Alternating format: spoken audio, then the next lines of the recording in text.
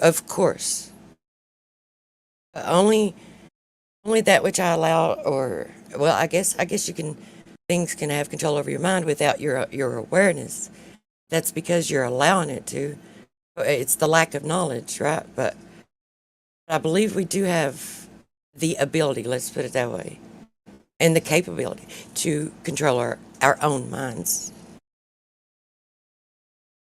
So do you think that we don't have control over our own minds, or that our mind is But essentially, governed and determined?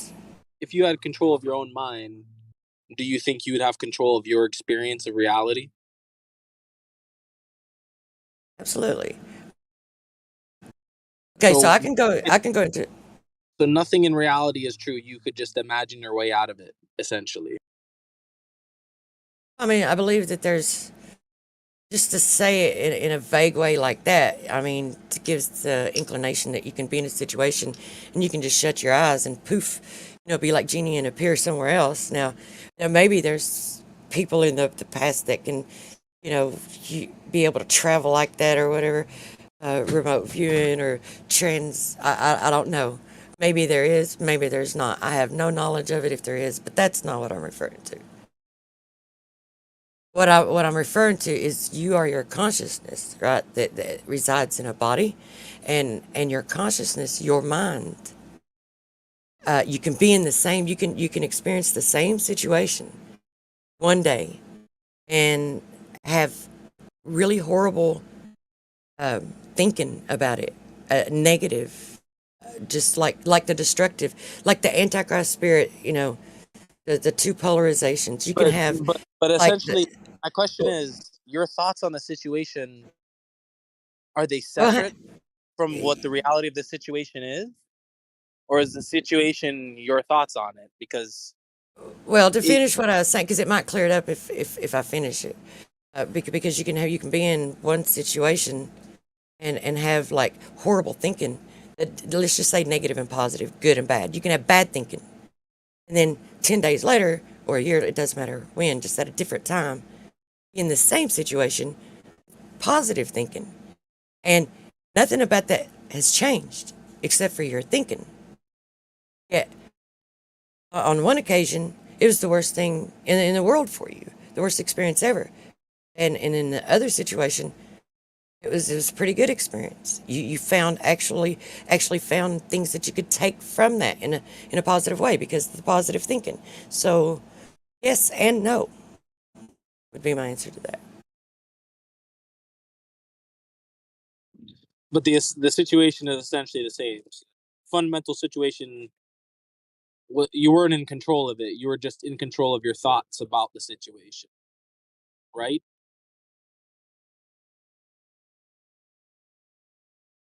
I don't know. It's like that is very subjective and very dependent on the situation, whether or not you have control over the situation. I had to probably be more like to answer that way is kind of too vague, and there is no like yes or no answer to that. It's dependent upon a lot of things. I think the thought world is connection with all, with the mass. So you can't have total control over it. You have to give to society. And if you are able to give to society in connection with yourself, then you can have some balance. But thought is not something you create on your own. You have to connect with others to think your way through it. Well, they nearly do have control over everyone's mind. I think it's a. I don't know. I don't see that. Maybe they direct it in a certain way, but I Through the don't. devices. Yeah, but Go ahead. control, I think, is impossible. Well, I think they do. We're much too powerful for it, but just only to see the power and not the weakness, and to see weakness as only weakness. Well, you're right. We are powerful if we're aware of it, right? And we don't just like yield it to them, let them control our minds. We are powerful, very powerful. That's why they work so hard and so long and put every effort is put to towards controlling the minds of people. But through the devices, through religious constructs, through political constructs, through um, everything is being a stage and a show. It's a means by which to control people's minds, and it's very effective. And it's a small minority Well, the of mind has to be controlled by something, right? yeah, It's not going and to be fucking crazy. So it just depends what it's controlled by. it's well, you're if okay, subconscious is powerful. It can be more powerful, which is why they do the subliminal messages. They want to reach the subconscious because, especially if the people aren't aware of their own subconscious, right, and they live with only what's in front of them, it is what they're consciously aware of. Um, if they can tap into that, then it's like that will control everything else that stems from it. The consciousness that you're aware of, your thoughts, and everything that stems from that. But if you have this awareness, the problem is people, the only way is for people to start looking within themselves and stop looking outward. It's like that. It goes so deep and there's so many aspects to it. But we do have the power. That's why they work so hard. Why do you think, why would they, like it's been hundreds of years studying the psychology of our mind and how to manipulate it. Everything that they put out is to manipulate our minds. They wouldn't do it if there wasn't power there. But that's what they want. I mean, I guess my question, I guess I'm curious and kind of confused. Like, I guess my question is, do you not think there's power in the mind? Or that you have control over your own mind?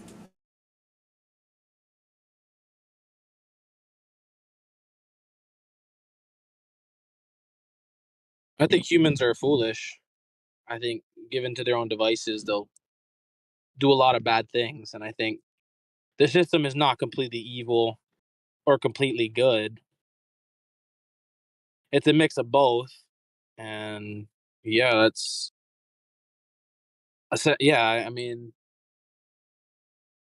essentially, uh, even though the system is like evil, it has good aspects to it. And I think if it was gotten rid of, the results would actually be like a net negative because the people would essentially eat each other and just devolve at an even faster rate.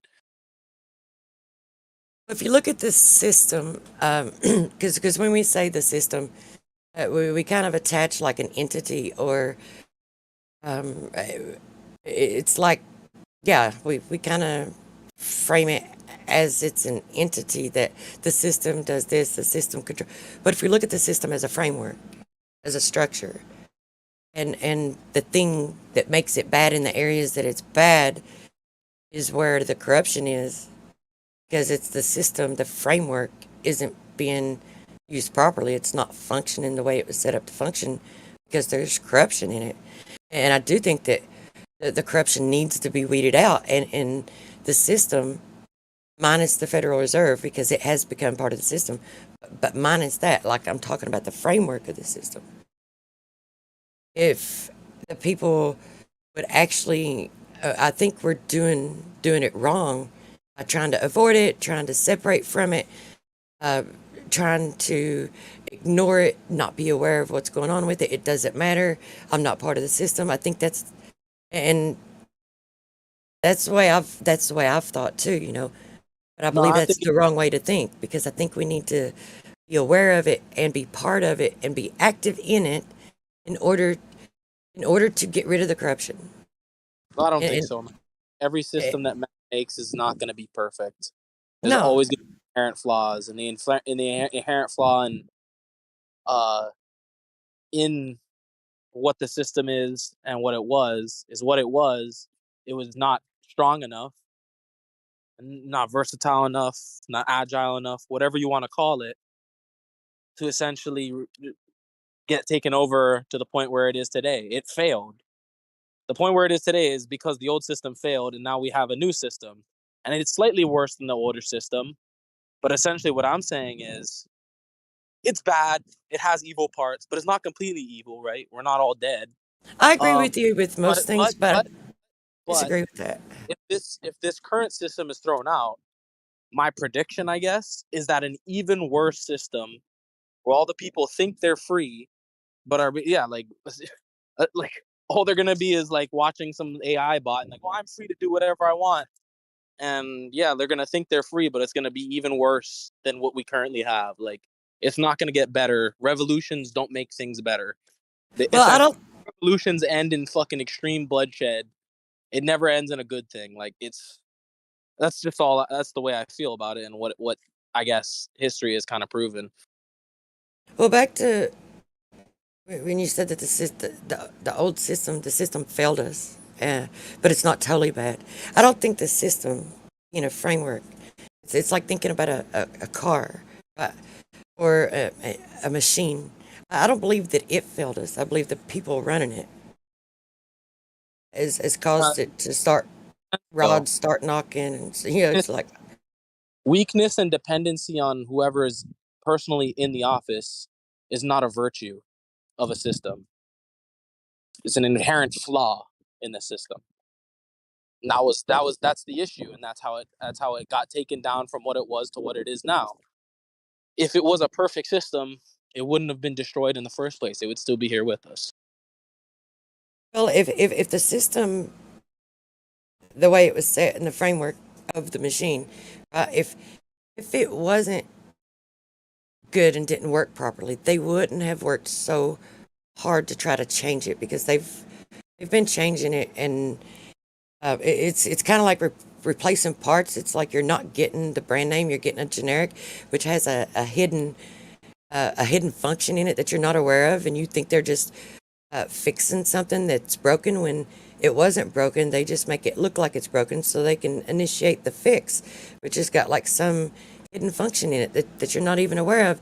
And the people is what's failed it, sitting back and allowing the system to be dismantled and rearranged to where it goes against the people, and it's for rulers, because the way the framework, the machine as it was initially built, was for the people, and it allowed the people to rule, and it allowed the people to keep those who try to become kings or rulers and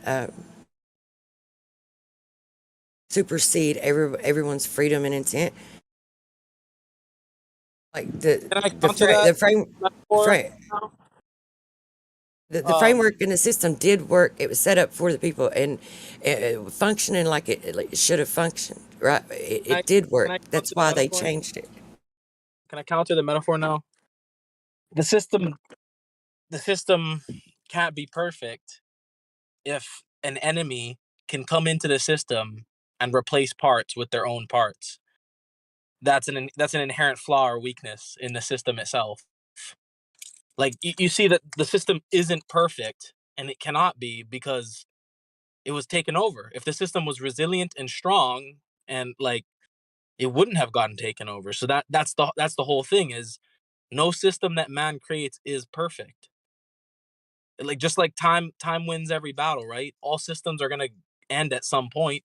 So it's not really like, at this point we're stuck with the thing that we have. And what I'm saying is, if we get rid of what we have in the way that people are thinking they're gonna get rid of it, what we're gonna replace it with is gonna be even worse. Like, even worse. That's what I'm saying. I don't think that it needs to be dismantled, destroyed, and replaced. I think it just needs to be restored, restored to its original framework. Yeah, that's a good word for it. Restored.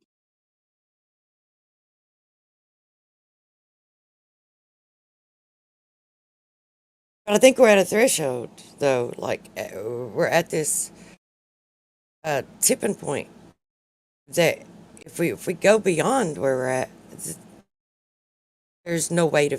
It's like right now, I believe that they're working really hard across the board, all across the earth, in every nation.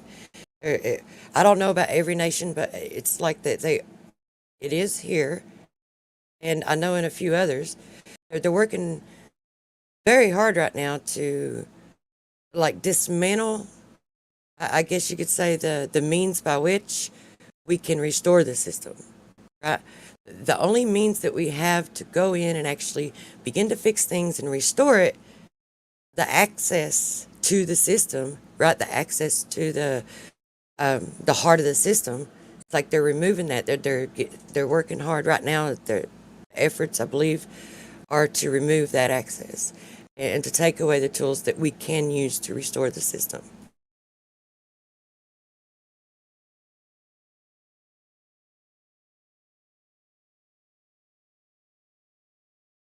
And I believe that they're going to,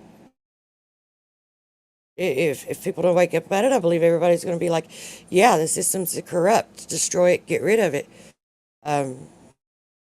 We don't need it. We need someone to rule and We need an AI fucking king robot god, man exactly. god, robot dude, And the cyborg man. people will ask for it.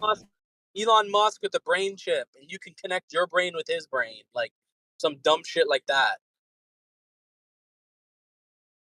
Yeah, and the people will ask for it because it's that propaganda, brainwashing, mind control of convincing the people that, like, hey, look at how. Since when does it's like Satan? You know the line, the verse where it says, "Satan cannot cast Satan out." Right? It's like the corrupt ones will not cast the corrupt ones out, but that's the appearance that they're given currently. Exactly. But I personally think, like, I had the idea that this Antichrist is essentially gonna be a male that's masquerading as a female.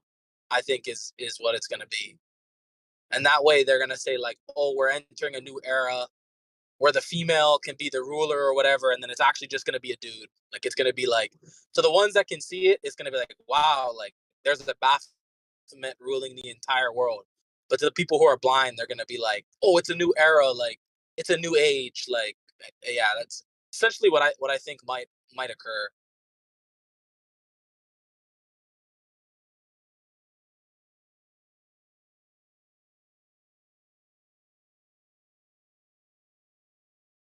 I don't know. I just think it's important that the people who are woke to the deception, the corruption, and the lies. I believe it's important because look, I envy the younger, and I say the younger ones. I'm talking like those who are in their 20s, you know, and early 30s. That I envy, especially in their teenagers. If they're a teenager and they're coming into the knowledge of all this stuff, it's like if I had known then what I know now, I would have definitely like taken a different path in life. I would have had something that I was very passionate about and was highly focused on as a goal to work toward, and that would be running for some kind of local office somewhere and trying to get other good, honest, like-minded individuals who are woke to the corruption to do the same thing in other towns locally. Like running for sheriff would be the first thing. That's the most important position in this nation currently, but I don't believe that's going to be for long.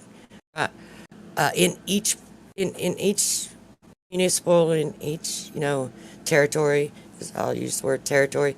The sheriff is the most important, and beyond that, like running for local, like if you can start changing things within locally, but the system needs people who are not compromised, who can't be bought, who can't be, but it's getting, I mean, I believe that's where we're at. If that's not what happens, if the system isn't restored, and this effort to destroy it and replace it isn't stopped, like, I believe this is the tipping point. This is where the line will be drawn. It's like the point of no return. if we allow it. Excuse Also me for think this interrupting. Sorry, Snack, do you remember Helen as name? Helen, that from like 2016 was her last name.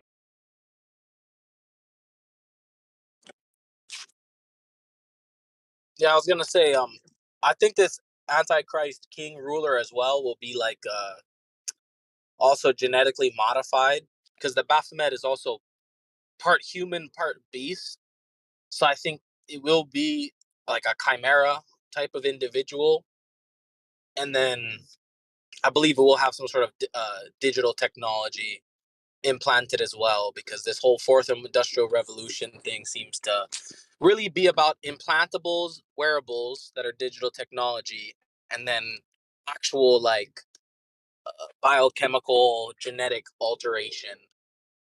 So yeah, that's what I feel. It'll be like a almost like a chimera cyborg man woman devil king of the entire world, because that's their idol, the Baphomet. You know what I mean? Like all the polarities mixed together or whatever, all opposites meeting or whatever.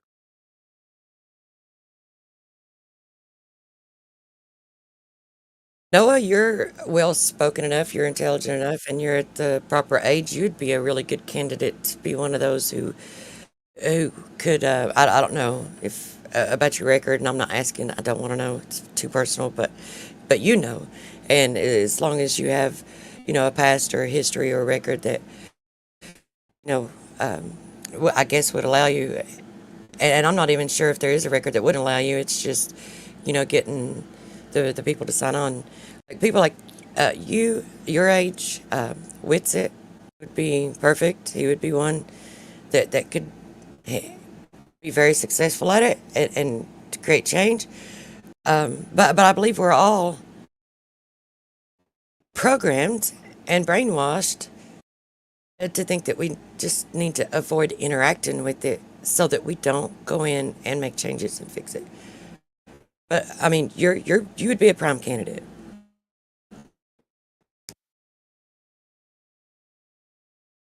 That's funny. Prime candidate for politics? Is that what you're saying? It is funny. Well, yeah, like either as a sheriff or running for an office somewhere in some position where you can affect change. Because just think about it. If there were five, we just had five individuals who could be successful and be effective as running for sheriff in five different counties, and they were elected and they became sheriff, and then someone else ran for city council or some kind of office locally, and then when say a group of parents were to gather and start meeting at the school to try to affect change in the education system, to make sure that what they're teaching is true and to make sure that the curriculum is not going to dumb them down and so forth. You take all the aspects that you see wrong with the current education system, the changes that would need to be made to make it a proper education system. Right when a group of parents started trying to push for that change to happen, and then you have the sheriff also on board, you also have another local politician that's on board, then I believe that would be enough, and then the other parents would be like, they wouldn't be frowning their nose at these parents. They wouldn't. They would be considering like, well, the sheriff is, and this person is, and it's like, maybe I should take a look at this. And then if they take an honest look and start questioning the current system, they'll see the flaws. They'll see where it's corrupt, and they will get on board with the changes. And if there's like, and if it happens in several different areas, like in several different counties or territories, if it happens in several, then it's kind of hard to isolate this one sheriff or this one politician or whatever who's trying to affect change and say, and isolate them and paint a bad narrative about them and say, and kind of defame them or paint this narrative to where they tarnish their name to get people to turn away from them. It's harder to do that when it's spread out. So if it's in different territories and they're all doing the same thing, it's a lot tougher for them to pull that off and to convince the people, hey, don't listen to these guys, you know? They're crazy, they're mentally ill, or whatever kind of narrative they'd want to paint about them. You know, But think something of it. Go ahead. something Witsit has said before is making a curriculum or something. I think that's a interesting idea. That would be something that, because like, to be honest, like, what the fuck, like there's so many people that just like don't know basic shit about like basic shit, you know what I mean? Like, and I'm not even just talking about Discord, I'm talking about like in real life, you know what I mean? Like, people don't understand basic shit about math. I don't, and it doesn't even have to be about that, like, or like even strictly on that, but I think like the, I guess the curriculum could be, because it's something that one person could do essentially. Because all a curriculum is essentially a library, I guess. At that point, a collection of documents that the student has to study, I guess. You know what I mean? So like, it is a very obtainable goal that you could, I guess, do. Although might be complex because you would have to kind of like fit certain guidelines of like wherever you live, right? But then that's only like the minimum, right? I don't think they limit what I don't think they limit it, but I think they have a minimum, like enforced by law or something like that. I don't know, like it's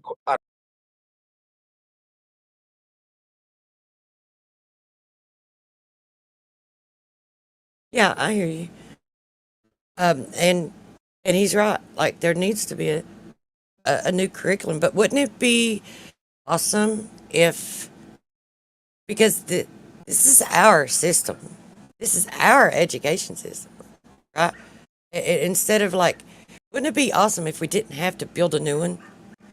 If the people didn't have to build a new one and separate from the current one, would it be awesome if they could just take back what's rightfully theirs to begin with and fix and just, repair that, restore that?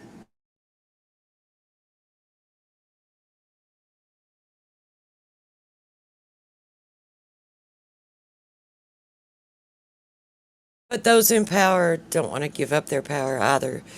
No one could go into anything, any endeavors like that without expecting there to be a battle or there to be a fight. That's why there needs to be some support. It needs to happen, and not just in one area or one individual or one small group trying to do it. It needs to be in many different areas at once that provides a certain amount of protection and security from many of the tactics that they use to hinder and dismantle any efforts like that, to repair it or restore anything away from the direction that they're taking it.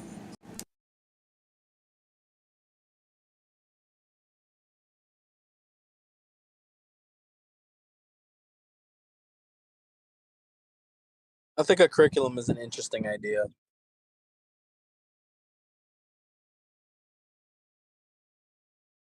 Yeah, when the parents and the people were silent, well, they weren't all silent, but the, there wasn't really anything.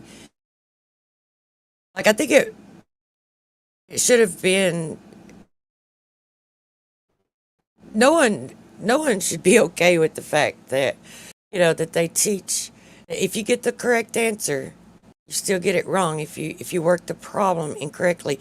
I understand that there's, certain accurate, but if you get the correct answer every time and you're not using the method that they teach, you can still, you're getting the correct answer. So what does it matter? It's because that's just one way of programming the thought processes. So if if they use the method that's laid out for them, this is just one tiny little speck. It's one tiny little aspect of the education system. But if they work it out that the way that the method by which they put forward even though they have a better method that they can come up with the correct answer, then that is causing, synapses in the brain. It's causing a firing of the neurons, and it's creating pathways for that type of thinking, so their brain will function in that way instead of, rather than using logic, or rather than whatever means they came up with the correct answer on their own. So it's just a way of another way of rerouting the neurons, rerouting the firing of the brain to manipulate and control the thought processes of the children. But that's just a small, that's neither here nor there. That really doesn't matter, but that's just one aspect of it. That's where it can be evident, right? It's where you can point it out and people can see the efforts easier. Like when you try to point out the flaws in education, like that's one way. It's kind of like flat earth is. It's like you can see it for yourself. You don't have to look for what's wrong with it. It's like you can open your eyes and see it. You don't have to do all this investigation. You don't have to, have access to a whole lot of knowledge. All you need is your five senses or your six senses, however many senses you got. I think there's more actually, but and your eyes. That's it. It's all you need. Right? And it's kind of like with the education system. Those things, even though they're not like, that's just one way. Like you can point out to, to the population and say, and they can see that is the case, because everybody scratches their head. Every parent was like scratching their head, but you got the right answer. Why were you marked incorrectly on it?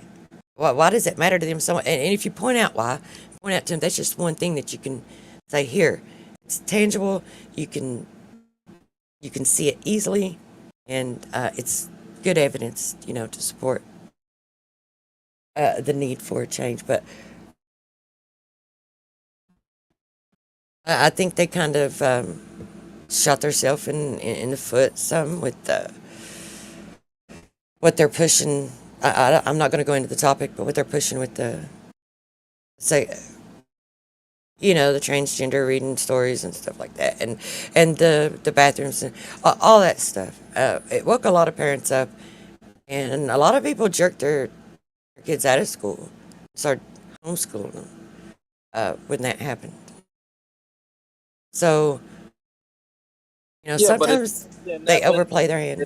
Wait, hold up. It's essentially a net win for them, because even though the smart parents jerked their kids out of school and said, yeah, we're not fucking participating in that bullshit, right? It's still a net win for them, because even though they might lose 10% of their students, they have now basically set the precedent for this. Oh my God, there's like a Tesla show just erupting around me. They've set the precedent that now they can do this to whoever basically sends their kids to public school and accepts this shit.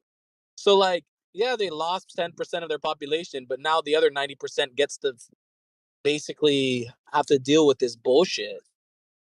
You know what I mean? Like they win.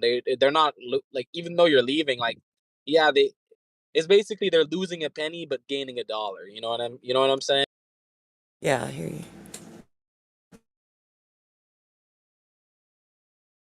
Yeah, you're right. So true.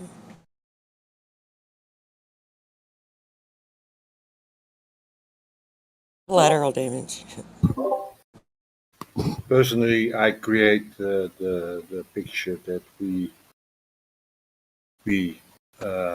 well, maybe not win, but we will overcome. I think that's the better word for it. Winning creates losers. I think this is all bullshit clown show while they prepare to essentially slaughter you. Like, say you were in, like, Do you hear the images that you create, man? say you were say okay, with all this fucking bullshit they're doing with the schools and stuff and like that. Essentially, they're parading some distraction on the battlefield, so you like lower your guard so that when they charge over the ridge, they can shoot all of you guys and slaughter you. So I think this is not even the main event or the main evil. And the war is the main evil, and it's coming. This is just essentially the distraction, the fugazi to like almost when you're boxing, you do a feint, and the guy think, and then like it's a distraction, deception. I guess. Oh yeah, I think it's even worse than that. I think like instead of them coming over the hill and taking them all out that are at the bottom of it, I think it's what they've done is they've co-opted the people to where they're just going to turn their guns on each other.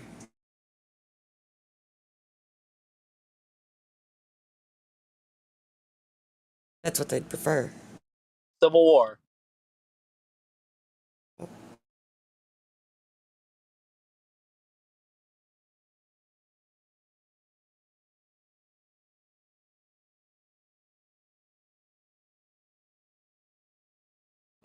And the music needs restored too. It's like that.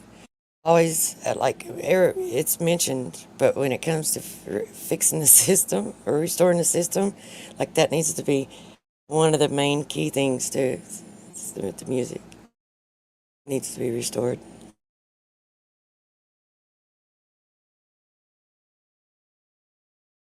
I mean, do we even have any music now?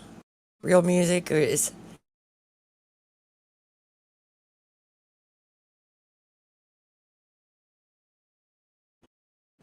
if you listen to music like say from the 80s and the 90s and the 70s, 80s, 90s, and then listen to today's music, it's like, is that really music, what we have today?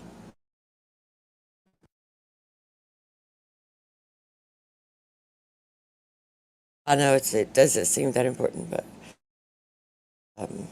Well, again, and the whole skew of things, it's not. Isn't that our fault though for listening to it? Like, I don't listen to it.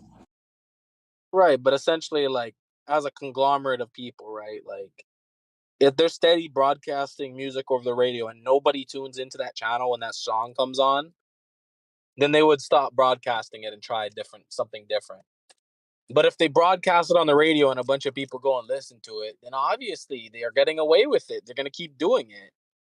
That's what I'm saying. Like, yeah, like, yes, there are evil people taking advantage, but it's only essentially caused by the people allowing it. It's funny how it works. Sometimes I wonder if if they even really truly, because if they even really truly like the music, or if they just like desensitize themselves to it and get used to it because it's what's trending, it's what's popular. Because think about it, when you are a child, from child to teenage years, you don't really have a preference. You don't really you're establishing your preferences.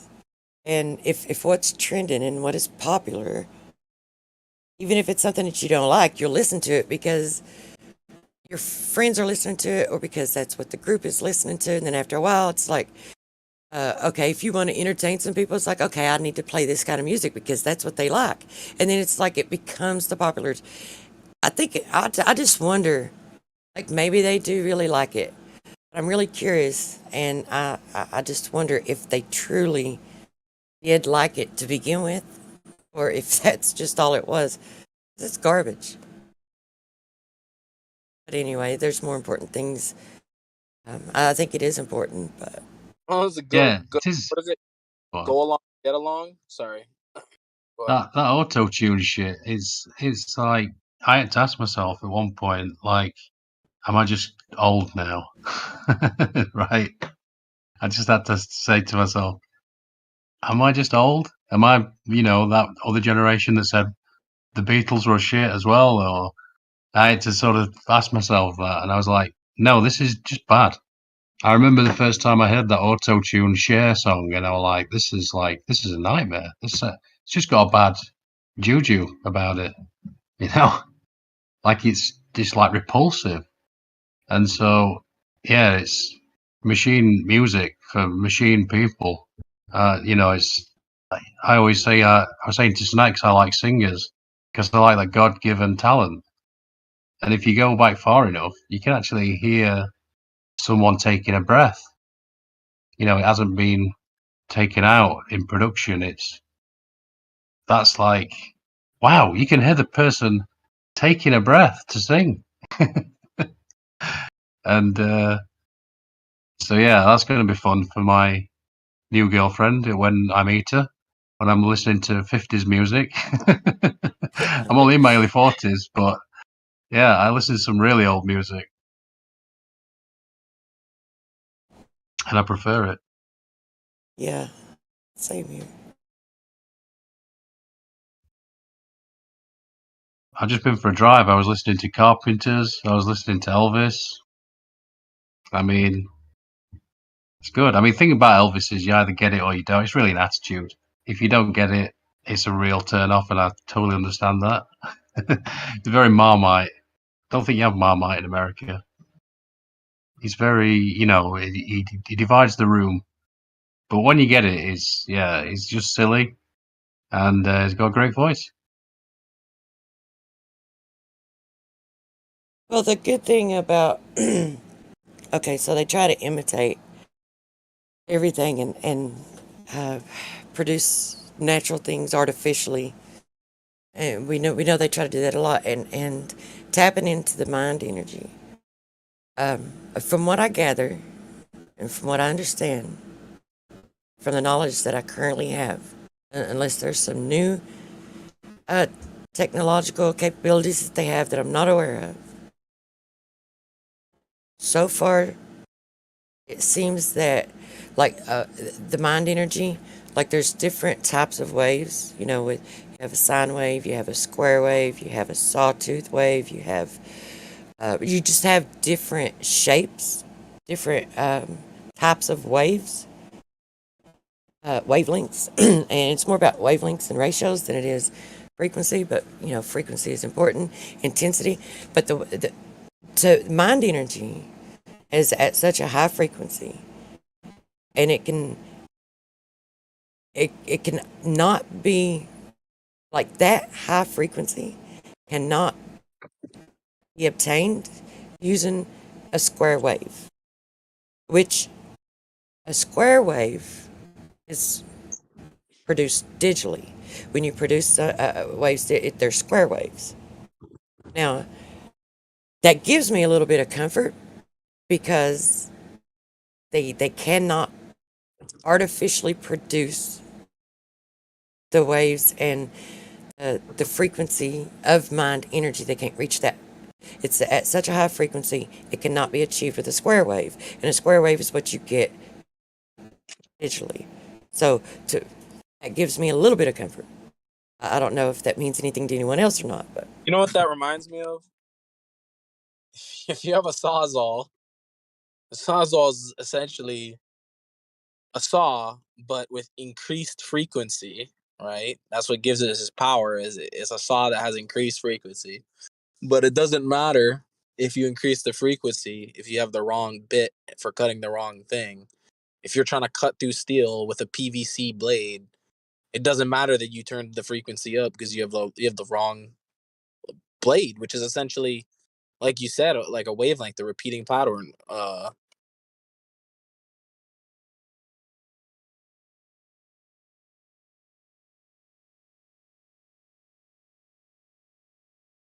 yeah. And I like the way that they put it. I like the term that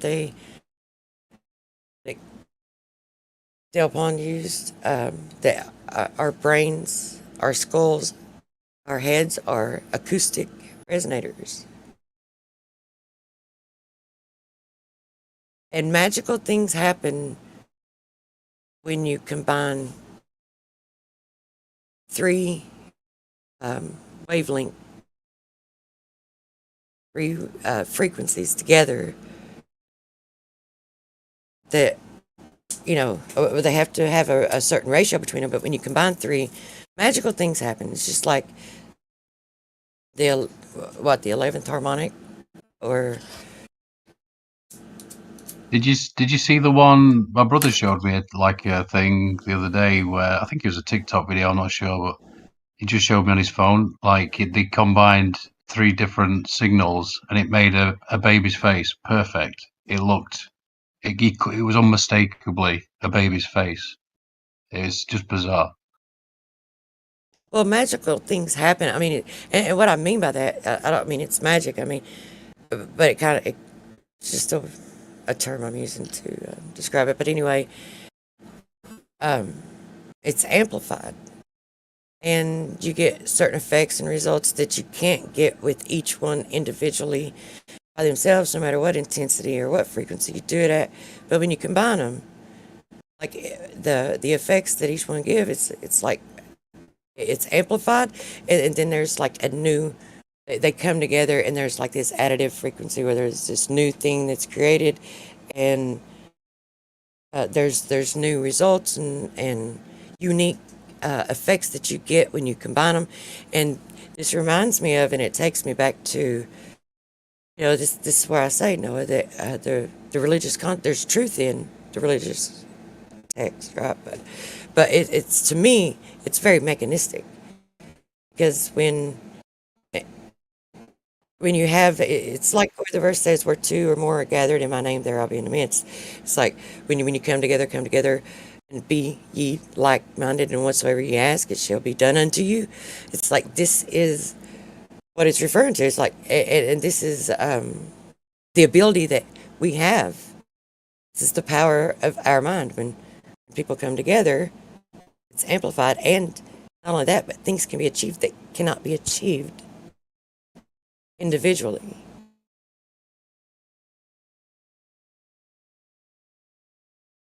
And I think it's just important for everybody to remember that, and to think about that when, considering making changes in the world, and when considering, what do you want to entertain your thoughts on? What kind of information do you want to allow into your head, into your mind, through your eyes? What sounds do you want to allow to come out of your mouth? Or And through your lungs, or through your veins.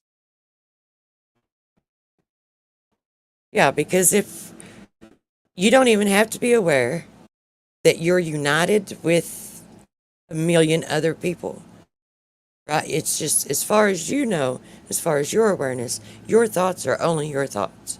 But if they're controlled by mainstream in these feeds, then your thoughts aren't just your thoughts. Your thoughts are shared with millions of other individuals. Think about the amplification of the power of the mind that they're utilizing without people even being aware of it.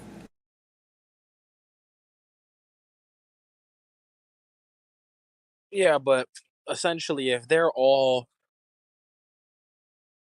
say there's a guy orchestrating them all to, you're saying vibration or whatever, right? So I don't know, vibration is sound, right? So then a bunch of people singing, right? So he's orchestrating them to sing in a certain way. If you just pull up and then just make any type of sound that, like, you could basically ruin the whole pitch of the entire sound in the room with just one voice, or I guess one separate different frequency, and I guess foil their whole plan. You know what I mean? Like,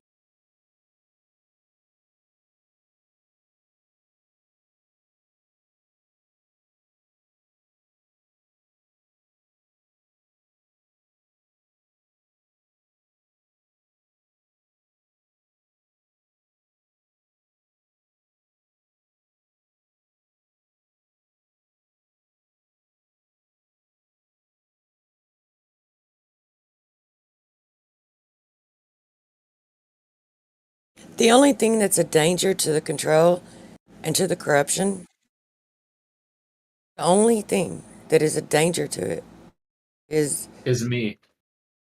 is united individuals, right, with the proper intent coming together. They don't have to come together like pile up in a room together or in a field together. They just need to come together with intent. Like where we're at right now, we could have a shared intent, and we could grow the number of people who have the same share. That is the only thing that threatens the corruption and the control. That's interesting because I was thinking about the. I always think about that, like the Bill of Rights and all that, and for America anyway. As an Englishman, it's a bit weird, but I do think about that, like the idea that, because I think about Freemasonry quite a lot, and I think how did they do this thing? Because they obviously the fingerprints are all over this moon landing, and that's like this, deceiving the whole world. So it's clearly a bad thing. It's clearly evil or whatever. But then they did this other great thing, with the Bill of Rights, and I'm thinking, are they bad? Are they good? I don't know. It's like, but then I don't know. There's another part of it that's thinking, well, it's still, because you think about it, right? I thought that the Romans were coming over, and they knew it, like Washington, all the rest of them. They knew it, and so they wanted to put the power in the lap of the individual. Right? That's what my thinking was. That makes a lot of sense to me. When you know what Rome and what they're all about. But then I started thinking, well, hang on a minute. Like you just said there, it's all about individuals. Then, not about groups. And one person can't. I mean, I'm sorry, but no, one person can't do a great deal. One person. This is the. I remember that realization when I was thinking about Batman. I wasn't thinking about Batman. It just popped into my head. I was just sat in the garden and I was sunbathing, and it suddenly occurred to me that little speech that I don't watch TV really, but I remember this speech he gives. He's talking to Michael Caine. He's on that private jet, and he's saying something like, "As a man, I can't do anything." Because he's vulnerable. He'll, take him out easy. But as a symbol, he can get some shit done, right? As an idea. And that just dawned on me. I'm like, oh shit. And it just got me to thinking about all these fellowships and secret groups and all that kind of stuff. Yo, Andy, Yeah. you're talking about the Bill of Rights, right? Mm-hmm. Who paid the bill? No, well, the point is that it does put it down to an individual, and that's what this system has done. It's got rid of the groups. Even they're trying to get rid of the colours. Have you noticed? They're just trying to make a one hodgepodge of grey. Just mix them all together. And so that's kind of interesting. Because obviously if you're a group, you think about the Goths, I mean, these people are legendary ass whoopers. I always try and tell Clay this because there is, that's his.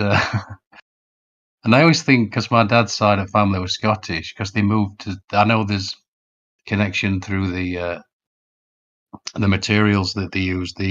What is it, Paisley? Is it? I can't think anyway. But the point is that they went all over actually. Went every continent. I mean, they were ass whoopers wherever they went. And they painted, of course, as backward farmers who's never picked up a weapon in their life. But the opposite is the truth. They were perhaps the wealthiest people as well in a per capita sort of way because nobody could beat them on battlefield. Nobody. Only the Romans used to take their children and use them for bodyguards and use them for to be generals, and they didn't even want the gold and the jewelry, the gems and the fancy shiny things. They just took them because they knew that the other people wanted them. They weren't. All they cared about was honor, and that's why I always say you got to look at this oral in the book because it's like the OLB. Go look into it because it makes your hair stand on end. What these people were like. I could post some of the things like it's just like it's inspiring. The people north of Rome, basically. Hmm? You're talking about the people north of Rome back in the ancient Roman days. Yeah, I'm talking about the Goths, the what we know today as Germany, but it's a fascinating. I always post that guy's content, Asher Logo, so I love that guy, and I always sort of go to sleep to it as well because he's got a lovely voice. I'll post one of his videos.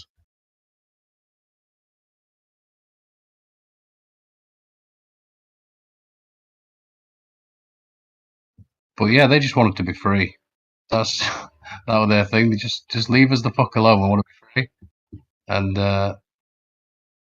obviously Rome wanted to control everything.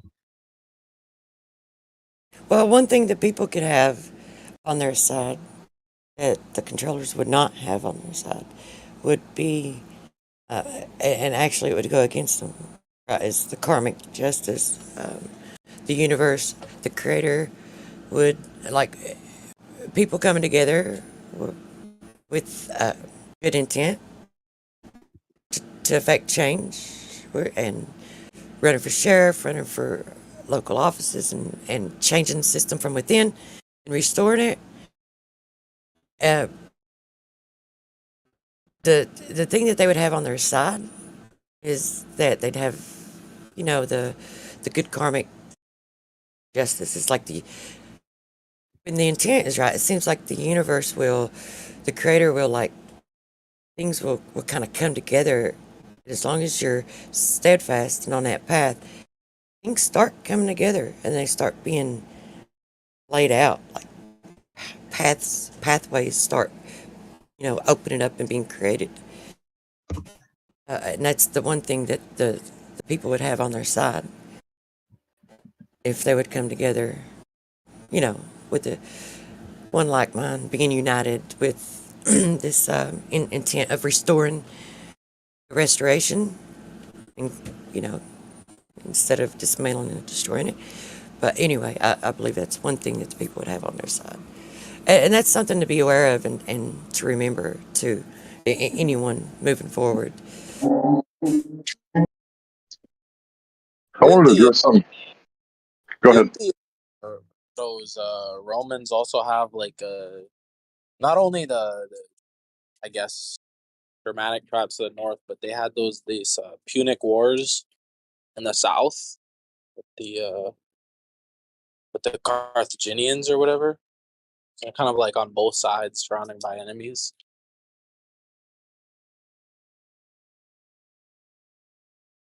Yeah, the Asiatic people. I can't remember what they're called now, though.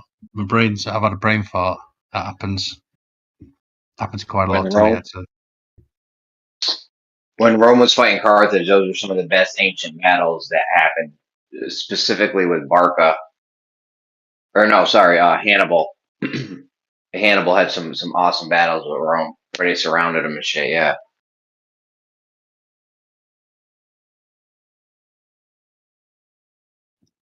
That's why I asked what's his name? Fuck, the other German. Can't think of his name. I always take piss out of him trying to say squirrel. Say squirrel. You know, kind of funny that I just thought of. There was like the Hoymar, that's his name. I'm like, Hoymar, what colour's your eyes? What colour's your hair? You know what I mean? And he's like, I'd rather not give you that information. What colour's your eyes? What colour's your hair, Clay? I sometimes think of that when I hear Hoymar. I think to myself, you're doing Rome's fucking business right now. You're doing Rome's business.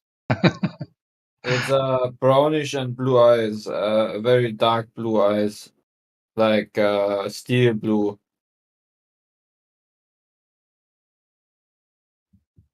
You know what I just thought of? There was like, fuck is that? There's like the Roman Empire. Or no, there was the Roman Republic, which became the Roman Empire, which became the Holy Roman Empire, which then became the Holy New Republic. And that's That's your America. lineage. That's your New lineage Republic. right there, dude, Clay. That's your lineage. Goes back to these guys called Scythians. Huh? And apparently these Scythians were absolute ass whoopers as well.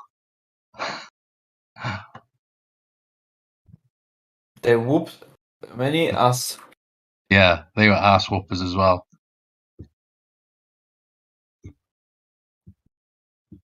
Interesting.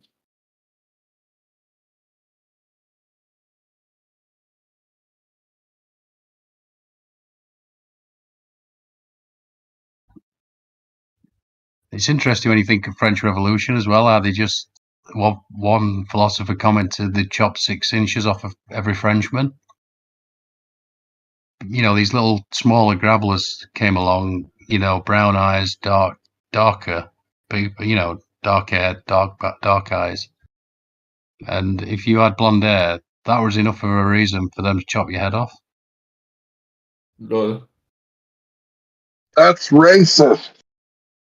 And the what's interesting is that the aristocracy may well be cognate with the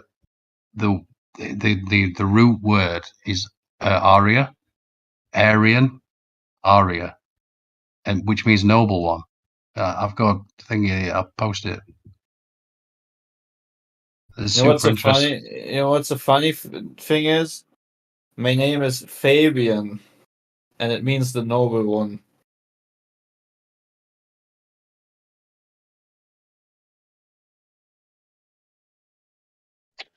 And I'm also the founder of the Fabian Society. Just want to say that. I'm just joking. But yeah, my name is Fabian. And I think it means the noble one. Fabian name meaning. Oh no, it means a bean grower. Nice. In Latin baby names, the meaning of the name Fabian is from the Roman clan name Fabius, meaning bean grower or bean seller. That's cool. Ain't nothing wrong with beans. Good for you, Fabian. I don't like beans. That's probably why I sold them, I guess. Yeah, that's unfortunate. Yeah. Well, yeah, that's why you sell them. That's right. Get rid of them. But I thought there's another name meaning. I've got so many good swastika ones as well that I'd love to post, but I just won't for obvious reasons. But this symbol is just. I mean, there's literally one here. It's got them all. It's got one from USA. You know, it's got one from Peru, one from Tibet, one from Poland, one from the Anglo-Saxon version, Japan. There must be 20 on there.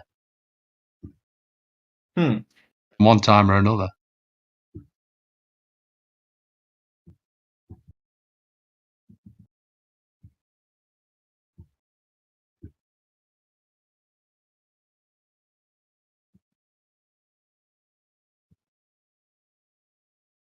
Yeah, I watched a good video earlier. Truth Prevails. Sorry, I don't know your name. Do you want to tell me your first name or not? You don't have to. I'll just call you Truth Prevails. Well, I will do, but it just trips you up when you're talking. But anyway. Yeah, there's after being in here in these communities for this many years, I don't think there's much anonymity. I can't even say the word. Someone say. Yeah, I hate that word Yeah. too. Anonymity remaining. So I don't even care anymore. It's like. It's fine. Just give us your first name, last name, date of birth, social security number, street address, blood type. I don't even know if I even know my blood type. I think I'm A positive. I'm not even for sure. I should know that probably. I don't know my blood type because I've never got to test it. It's reptilian. How do you know? It's a hunch. So my first name, I'll give my first name. My first name's Margarita. Margarita, that's interesting. That's my mum's middle name. I like pizza, Margarita. That's your mom's middle name? Middle name, yes. That's unique. Yeah. It's cool. Margarita. Senorita. This, It's I'll try and read this, but they're all like messed up, so I might mess it all up, but it's okay. They're talking about these people. See if I can find the first one. Probably not. It's an Italian name. It's Isn't.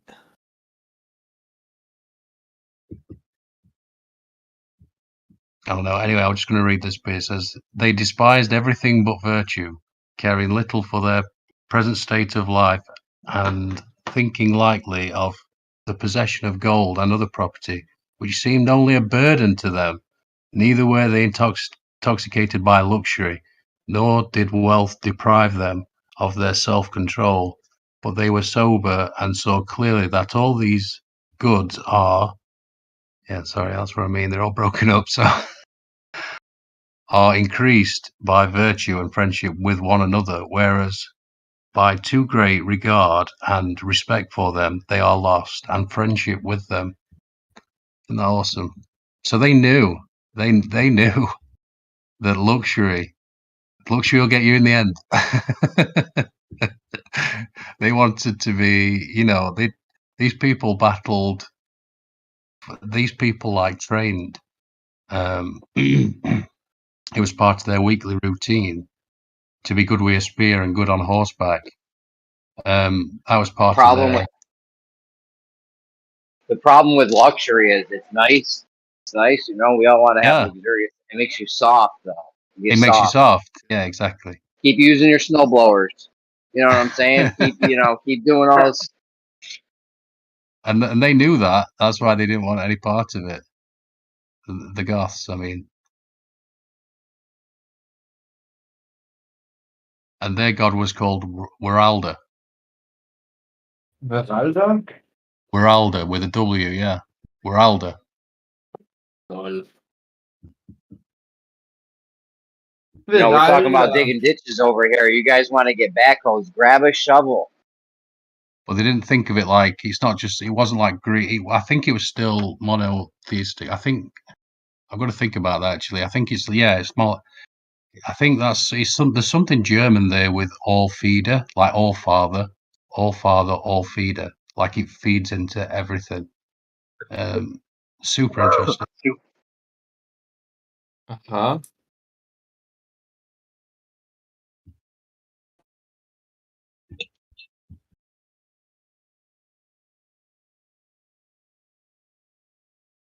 Yeah, that video I watched earlier, margaritas, even I need to call you like Maggie or something, because even that trips me up. It's too much. It's too much of a mouthful. Maggie. But I watched the Ewar's new one. I always want to call him Awar, but it's Ewar because it's spelled with an A. But he was talking about the Telluric fields again, because he was talking about them in the last few videos, and like the sort of knock these pagan, sort of stones. They'd sort of build their the cathedrals over these Telluric fields, currents, and they were likening them to dragons. This is where I don't know if it's right or what, but they were saying this is where the cultures, in all cultures, they have like dragons, and you've heard plenty of people. A guy I talk to always talks about, oh no, dragons were real. Dinosaurs weren't real, but dragons were. I'm like, okay, I don't know. I don't think dinosaurs. Well, either way, the point is that it's more of a. It's understanding of what a dragon is, right, and what a dinosaur is. Like, I think the claim is that it's just big lizards were around in human times, and I guess it's more of the connotation of the word, right? Because like dinosaur implies evolution and millions of years, whereas dragon implies not evolution and fairly recently, what's the word when it's like cultures tend to animalize a thing that's like a natural phenomena? Wherever the word is, that's the idea. That's the sort of theory behind the video. That these currents that are below our feet and obviously above, and they're everywhere, aren't they? And possibly ether currents. Who knows? You mean like anthropomorphized or the opposite of that? Like people anthropomorphize their pets, right? They treat their pets as humans, right? So maybe it's the opposite. Is that what you're saying? Well, I'm thinking more like like Egyptians and things like that. That's what the word of the day, though. Anthropomorphic. That's a really good word.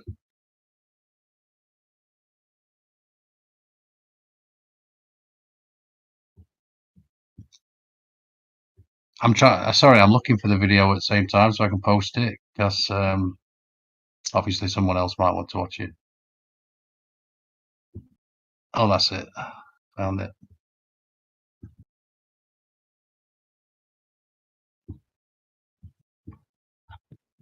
Telluric Currents, Dragons of the West, it's called.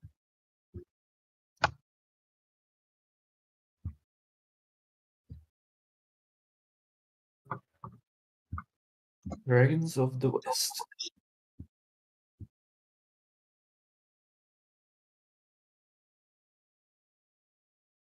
Ooh.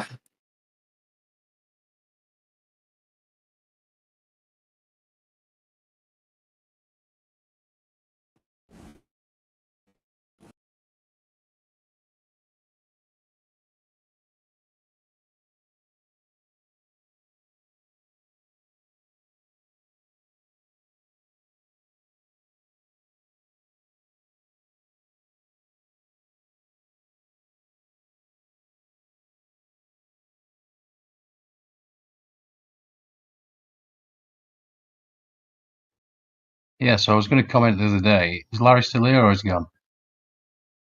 Oh, Larry's still here. Yeah, he shared this book called March of the Titans or something like that. Really good. History of the White Race, it's called. And yeah, it's just very detailed, very. I mean, a friend of mine always talks about our culture, our history, talking about this island, the UK, goes back 40,000 years. He says. Well, this book is saying 35,000 years, which is like, whoa. I don't really know. Oh, right. Salvia. Yeah, Salvia. All right, dude. What was I going to say now? Oh, yeah.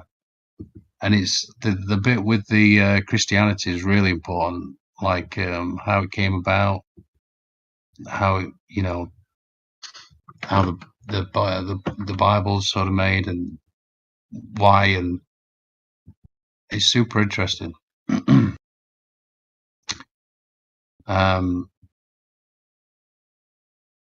gist of it is that there was a tribe, they're all tribes within tribes, but basically there was a tribe called the Essenes. Has anybody heard this word, Essenes? The name of this? Because I'm thinking Jesus must have been an Essene.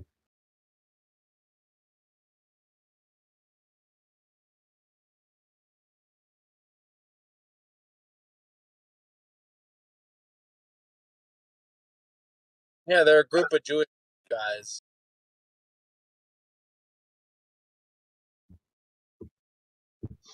I'll try and find it. It's quite a big book. Group of Judahites living in Palestine. Wasn't They that have in John Wick? They had like mystic beliefs or something. What's in John Wick? The Essene reference, because I think it comes from assassin. That's incorrect. Essene predates Islam in totality. I thought you were going to say Essene predates John Wick. The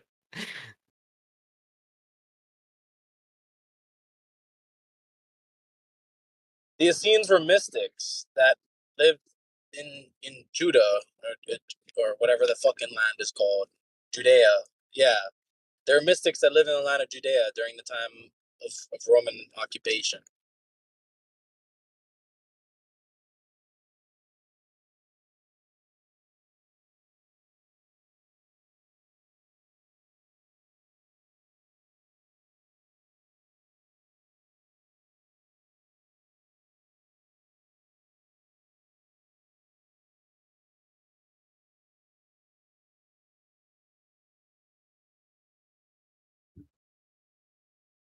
I was trying to find that little bit, but I don't know if I will. Oh, right, here we go.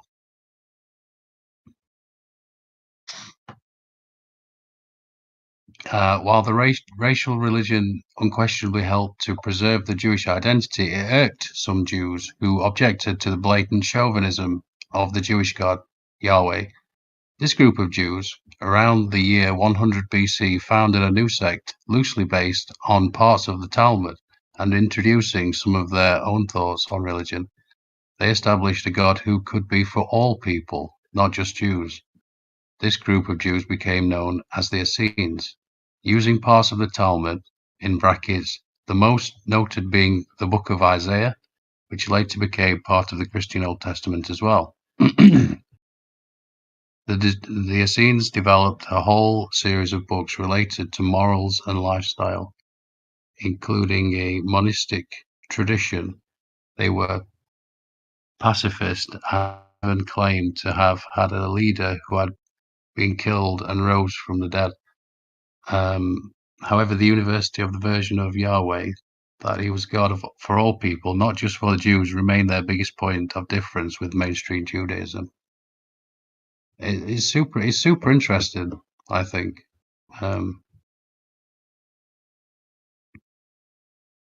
I was thinking about something else, and now I'm just thinking about I want a cup of tea. Sorry, everybody.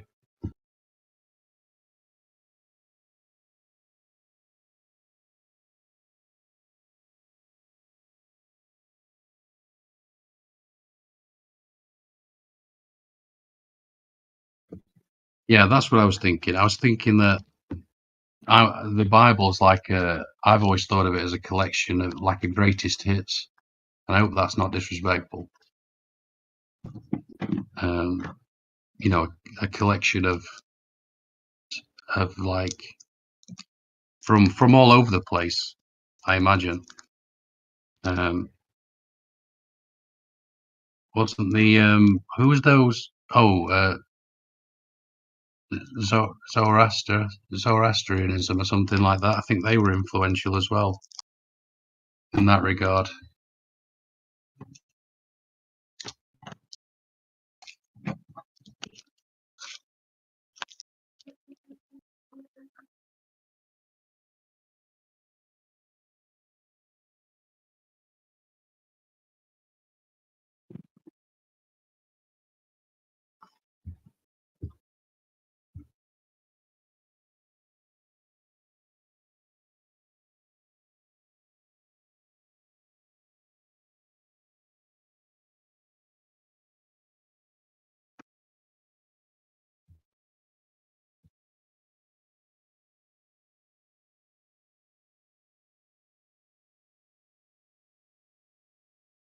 I could just keep reading this if nobody's in a talking mood.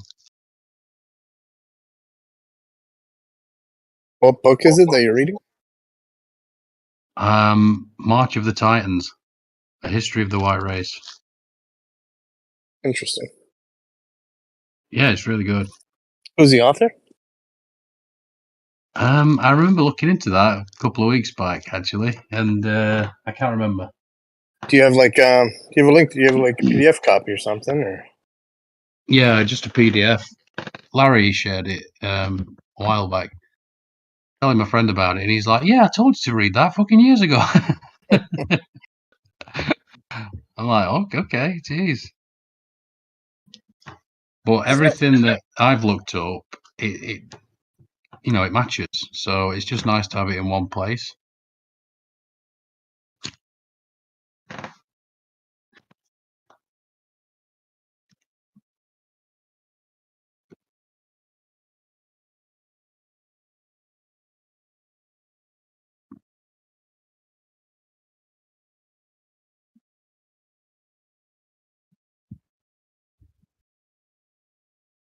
I mean, it's interesting to me. I always thought about that with Jesus. I always think like somebody who like, because you can imagine like today the way they are dogmatic or whatever you want to call, like the let's just say dead set in the ways. It's a nice way of putting it. Well, you can imagine what they were like back then. Holy crap, it must have been like. And so to go against it and say, wait, and from the inside out as well, and be like, look, I think you're doing this is all wrong. I mean, that's a big deal.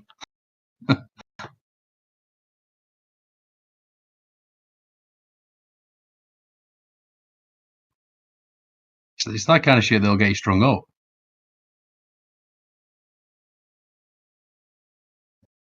Sorry, I feel a bit silly today.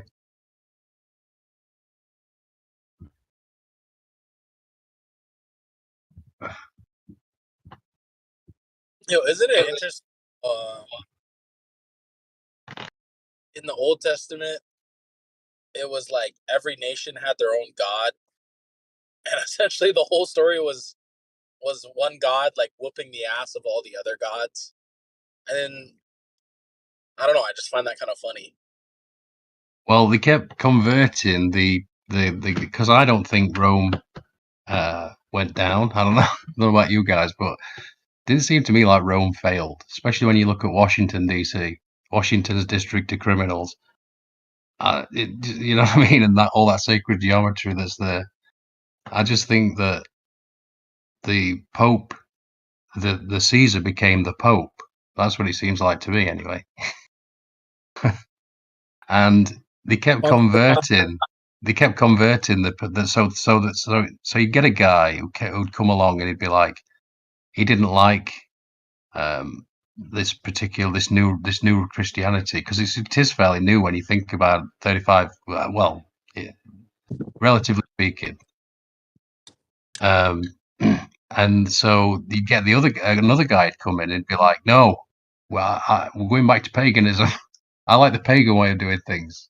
And then he'd start undoing all the shit the other did. Yeah. You ever Yeah, see John. that show where called? You ever see this show? It was called Rome. It was 2 seasons. Yeah, I saw of it. I don't think I actually watched it though. Well, I think I saw. Oh God, it was great, bro. You gotta check that out. I don't know if it was Showtime or I don't know. Remember who did it? Stars maybe, but it was good, bro. I wish they had kept it going. Yeah, I might give that a look actually. That was some good stuff right there. Yeah, the problem is I've looked into it so much. I imagine once I start seeing the gravel, it'll piss me off a little bit. I'll be like, it wasn't like that. And I like this as well.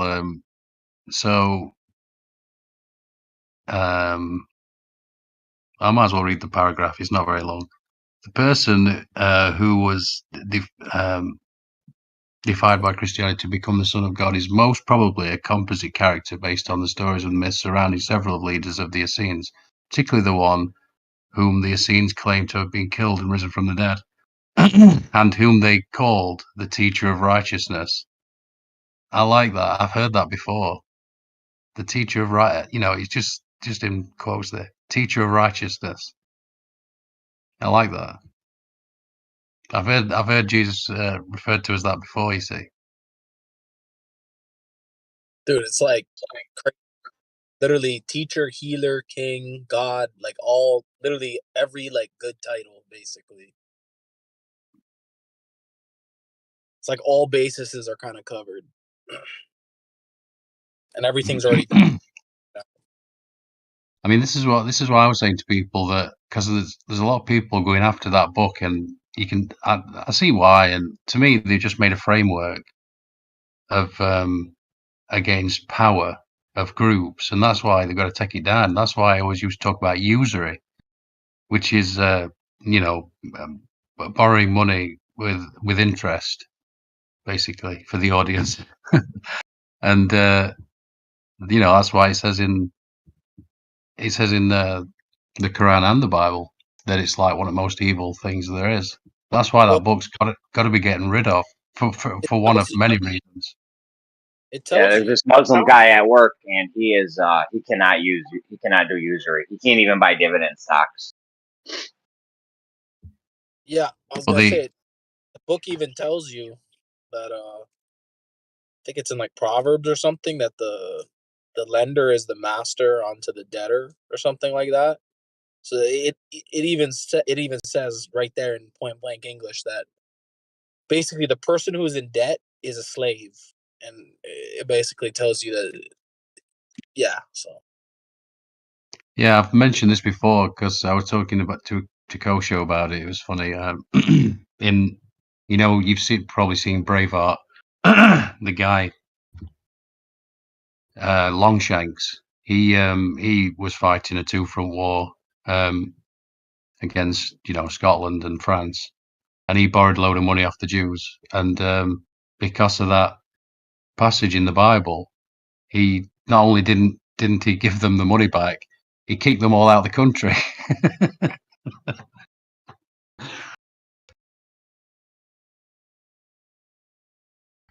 Sorry, that always makes me chuckle. but now Well, they're not. they But got now they're they got their own back. Yeah, of course. I mean, woohoo! They're kicking ass now. But it they just got the shows you island. they were playing the games even back Yeah. then. This is literally like 1292 or something like that, like 1300. That's how long ago that is.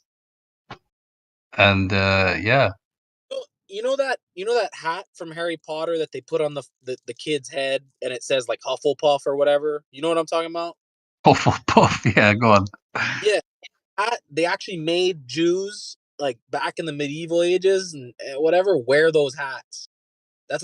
Those big fucking like wizard hats are like what they made them wear so people could distinguish because like apparently they would like sell people potions and like moonshine and shit and like basically like tell them to like not fall. Like it's so funny, dude. Like just look back in the medieval ages and it's like this is crazy. Like they'd be doing the same usury lending shit. Like it is so ridiculous. Like No, it's like well, you're it's not like, ridiculous. It's brilliant. Worked. God, did it work? Oh, I mean, it's amazing. I mean, I don't know. Sometimes you want to sit back in awe and just be like, "This is a level of cleverness," and like I can't even imagine. And it's generational because they only live a lifetime, but they've been passing this shit down a plan. That the people that lent Longshanks out that money you were talking about, they've been kicked out of. There's a long list and a short list. The long list is 300. The short list is still over 100 though on Wikipedia. Yeah. I mean, it's not Wikipedia. I don't know why I can't even talk about it, but they've been kicked out of 100 countries, bro. Obviously, something's fucked up if you get kicked out of everywhere you go. Imagine Yeah. having 100 bars in your city, and you've been kicked out of you've been kicked out of every bar. Obviously, you're doing something wrong. Yeah, but what's even better then is that they managed to turn it round on the people and be like, "You said what? You racist?" And then everybody's like, "Oh no, I don't want to be associated with that." It's such a mind fuck. It's brilliant. You know what I heard is that the term racism comes from some Native Americans who wanted to like preserve their rights independently of being part of the United States or whatever. So like it's kind of weird how the origin of the word started with with the people that I guess would be the enemies of the colonists, like, and then now it's like it's weird, dude, how they twist words and turn them upside down and shit. Like that was like originally like a Native American thing to be like racist, like I'm my race and I don't want to abide by your rules or some shit like that.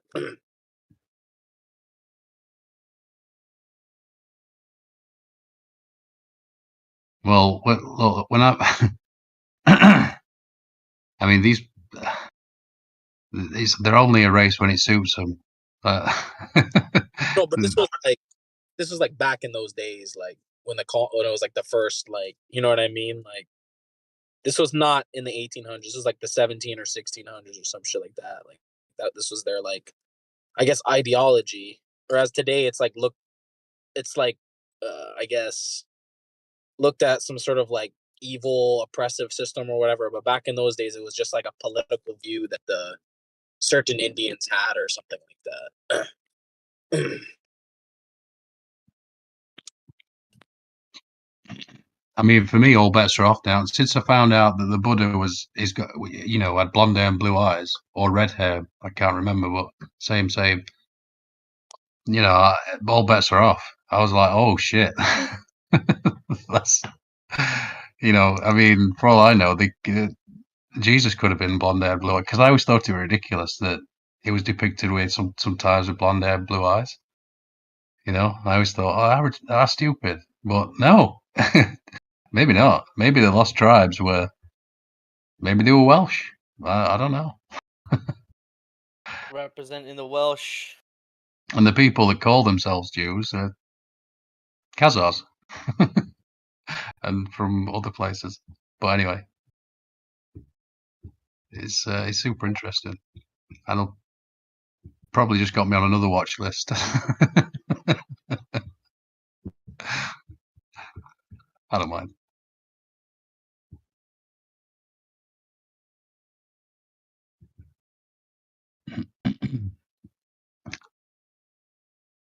How you doing, Salvia? Not too bad, Andy. How are you? Yeah, I'm good, mate. Representing the Welsh. Yeah. I watched the golf earlier. Anybody What's watch the that? Open? Nobody No. watched the Open. No, I didn't. What's that guy's name who won? Brian Hartman, is it? Or something like that, American? He played really well. I'm super happy for him. Brian Hartman, like Brainheart. I can't remember. Man. I can't actually remember his name. I'm such an idiot. I only watched it earlier. But all you can hear are all scousers shouting, "Go on, lad! Go on, Brian, lad!" Surprised they didn't pinch his golf clubs.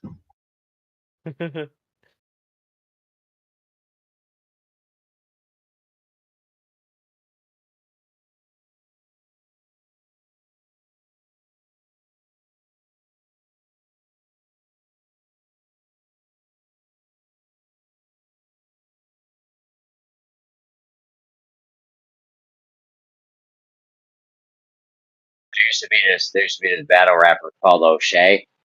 He was a Scouser, or however you say it.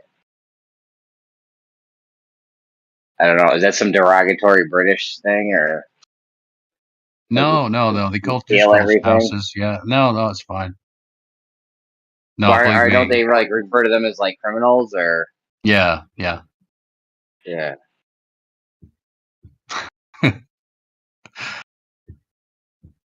I don't know. I don't want to be shitting on people, but it like grinds on your ears a little bit.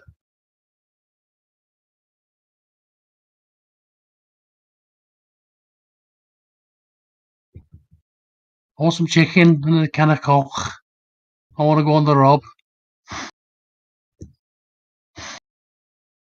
Sorry. Yo, that's what that dude sounded like. What you just did. That's what the O'Shea guy sounded like. Yeah. Yeah, they get about.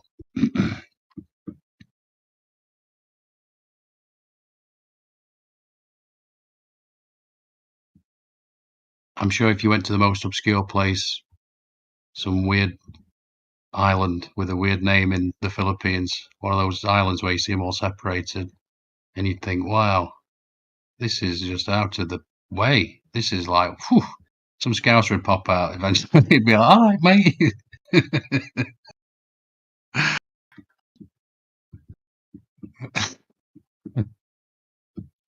I'm in a silly mood. Sorry. I'm just being silly.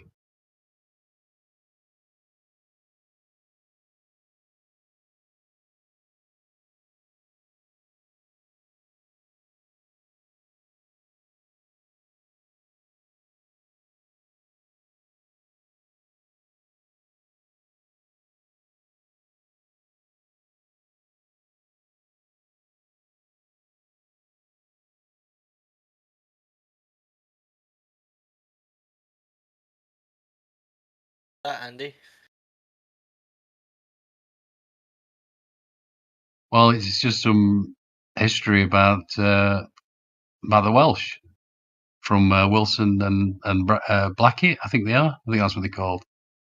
They sort of went and looked into the history instead of how you have like historians and they tell you how it is. Well, instead of doing that, they went and looked themselves in the archives and they came out with a very different story about most of history, to be honest, but particularly UK and well, it's weird to say Welsh because it's probably better to say early Britons.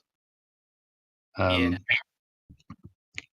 It goes back a ways, and like I said, he makes some outlandish claims as well, like the Ark of the Covenant is buried in Wales. So Isn't the Ark of the Covenant just a symbolism for the skull? for the skull, The oh early right, Brits. Yeah, because you've got Christ is oil, or Christos. oh, all right, you've looked into that, have you, a little bit? Yeah, the biocentric nature of the scriptures and stuff. Yeah, the oil going up to the claustrum sort of thing. Yeah. The Christmas Yeah. stuff. And the Yeah, 12 that stuff. pickles in the brain and all, yeah.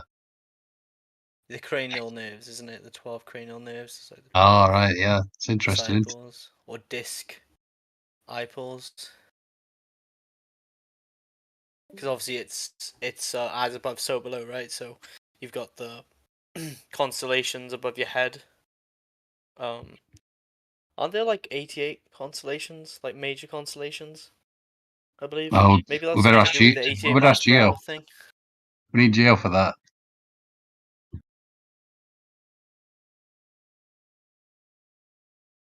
Is Geo around? I wish you were. Make the conversation a bit more interesting. Yeah.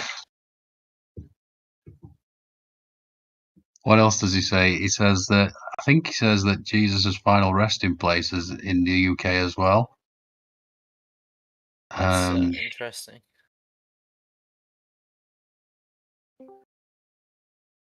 I can't remember because it's a couple of years ago since I was listening to him, but he's good.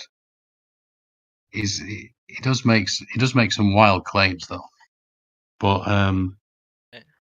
like he'll say things like which I like him for. He were going to check out these because apparently he went and translated a load of things because they found the Welsh language, this Colburn in America, like 800 BC or something. That's someone supposedly, and he went and translated loads of it for them. Like these Americans were like, "You got to come over and have a look at all this stuff." And so apparently there was like some priest there, and he was saying, "Well, this is this and this is that," and it were written on copper, and the priest was trying to say that this were like the poor people's thing, it wasn't just commoners, it wasn't, any nobility or what, no, It's a bit of a downgrade from the emerald tablets, like. yeah, and Alan Wilson's like, no, what are you talking about? They couldn't afford copper. It's written on copper. Copper a fortune, just like it is today. It's still expensive copper. That's why they're pinching it all the time. Have you heard about this? Where they take the like chopping the the electric cars, the fucking that coil that where you plug it in. They're literally chopping that off because apparently there's about £90 worth of copper in in that. Just So, £190. well, I have no idea, but apparently that's what I've heard. Well, the thing probably costs more than 90 pounds, but probably the copper in it is just as scrap metal worth 90 pounds. I'm guessing. Yeah. Thanks, Jeremy. I do get that where I need like I have a brain fart and like. Well, I mean, copper's the metal of antiquity for Venus, so morning Ooh, star. that's interesting. Yeah. And I believe Jesus refers to himself as a morning star somewhere in the Bible. I haven't read it. I'm not too good with history. That's interesting. So I was thinking about that guy, Manly P. Hall, and he was talking about like the celestial bodies or the wandering stuff. I can't exactly remember it though, unfortunately. Sorry, everybody, but it was something along the lines of like Venus was Lucifer or something like that, or we know Saturn's Satan, but he was talking about it like that, but like in an energetic sort of way when he was, and he was sort of saying that, yeah, it was interesting, and he was likening it to these things that we perceive as like because we sort of make them into people, right? And he was saying no, it's it's more of an energetic thing, like Yeah. like a hot and cold sort of thing, and that we can, Yeah, I get you. yeah, like we can't not have them. Basically, this place wouldn't work without them, and it was super interesting. I just wish I could remember it. Yeah. 'Cause obviously, Lucifer means the light bearer. Light bearer, So, yeah. yeah. And then I heard somewhere that Satan was like Sanskrit for something, but I don't think it is because I looked it up. I'm pretty sure I looked it up and it was kind of like debunked to me. But yeah, the different names are just kind of energies, like you were saying. Yeah.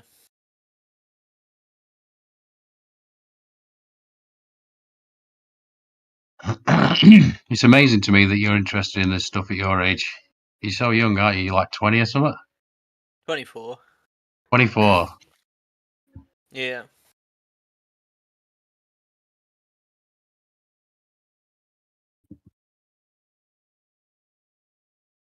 Yeah, I guess I was always quite inquisitive when I was younger. I would toy with metaphysical concepts and stuff. But That's amazing. I'm By the way. pretty specialized, to be honest. Like my knowledge is kind of lacking in the history part of things. It always like kind of turned me off history, to be honest. But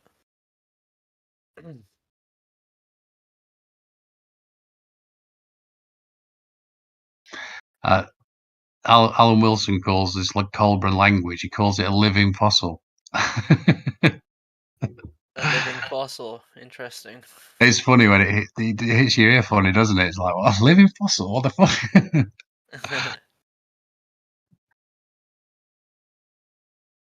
But yeah, I just wanted to get fucked up when I was your age. So I've had my fair share of fucked upness.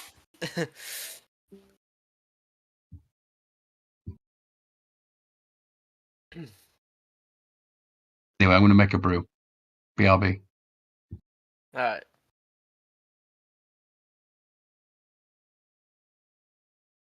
I don't get it, man. The Brits used to be so hardcore, such a hardcore people. They were one of the few places that Rome couldn't take over. Right? Germany was one, Britain was another one. Maybe the Parthians or whatever they were called. A couple places they couldn't take over, and the Brits were one of them. Now you guys are walking around with no guns. Sad day. Yeah, I know. It's crazy. You guys were like war, like you know, just some people of war, pretty much. Just some hardcore motherfuckers. You could have compared it to Russians or something. Well, there's a couple of things we're saying there. One, the mainstream says that the Rome occupied this place for 400 years plus. Alan Wilson Part of it. Alan Wilson says, yeah, part of it. Alan Wilson says it's 80 years, and that's a big difference, isn't it, between 80 and 400 and something. But it was interesting as well that the more I dig into history, and I keep seeing this referenced in different places, that because this was always like a mining. Well, I've heard it referenced as the like a spiritual center also of the West, which is interesting. But it was always a mining place, especially Wales and Cornwall, and they would send they would send thieves and vagabonds, as my granddad used to say. The shunned. I keep seeing that the shunned. They would send the shunned here. Ain't that interesting as well? Because every time I meet an Australian now, I want to tell them because they, they were supposed to be made of these, we send all the thieves over there, like this prison colony, and I want to tell them ours is no different. Anyway, If you're getting into history, I think there's. Go ahead. Yeah, go on, Jeremy. No, if you're getting into history, I think there's a good book. I think something. Fuck, I can't remember his name. I can't remember the guy's name.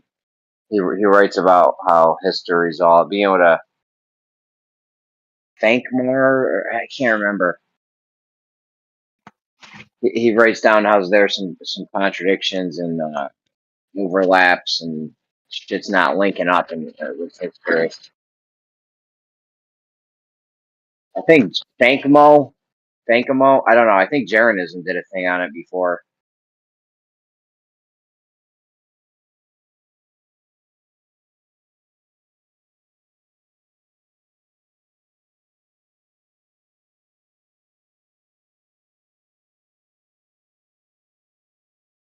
Flamenco. So about Anatoly Flamenco, is that who you're talking about, Jeremy? Flamenco snacks. You're the shit. Snacks.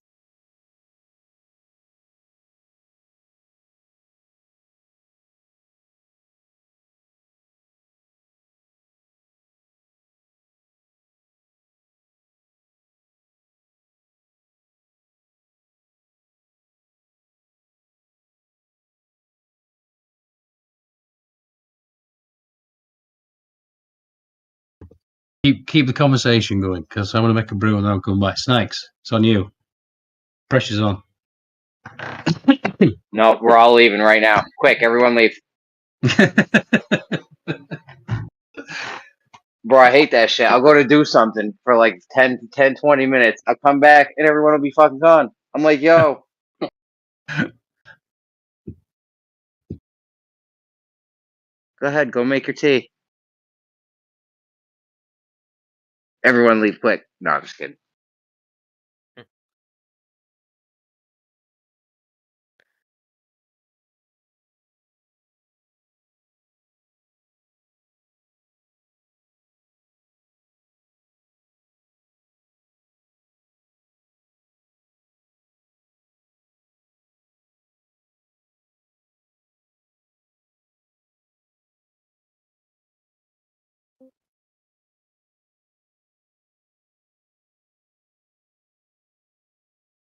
Wasn't the Flamenco guy the Russian mathematician that figured out that a lot of the astrological things didn't line up?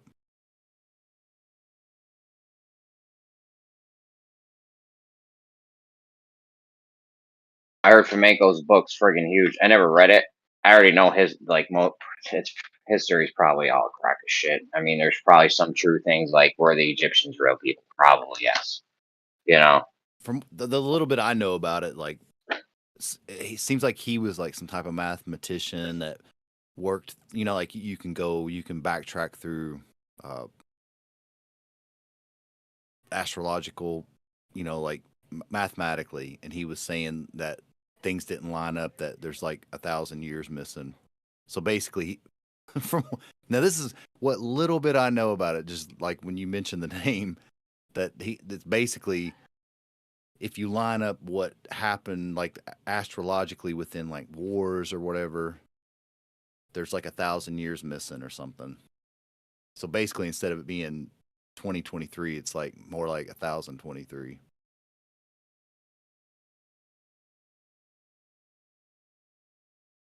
I could Well, I be thought wrong. his But book. this is I something thought I've his always books wondered were all. about. Because it's like, go ahead, Jeremy. No, just in his book, there's people that get used multiple times in different places throughout history in different regions, and sometimes there's missing parts, sometimes it's getting squished together. So, I mean, when they tell history, they tell you, oh, here's the Romans, they were at this time, and then here's the Greeks, and there's very little overlap and shit, and they're using like some of the same characters from the different, like it's just weird shit going on with history. And it never made sense to me is that we all know that the month of July was made up by Julius Caesar because he wanted a month, right? Same with Augustine. That's the story I was told in school. So if we know that our entire dating system, there's an entire month that's made up because of this one guy, did he add a month or did he just change the name of another month? Are we all, we just add a month to the entire thing? Or are we still operating by that calendar system that from a guy who was made up? How does that track if we know he just made it up, right? Does that make sense? I mean, just right off the base, the first thing is they have modern day humans. So people like me and you, Fuzzy, were walking around 100,000 years ago. And up until about 100 years ago or 200 years ago, we were basically barbaric. You know what I mean? Bows and arrows and shit, a few hundred years ago or whatever. So, I mean, to think that me and you would have sat around for generations and generations of basically doing nothing. Nothing even popped up until Sumer, which was like 6,000 BC or something. So, I mean, 94,000 years, 90,000 years of people just sitting around with their hand on their ass. That doesn't even make sense right there, right off the jump.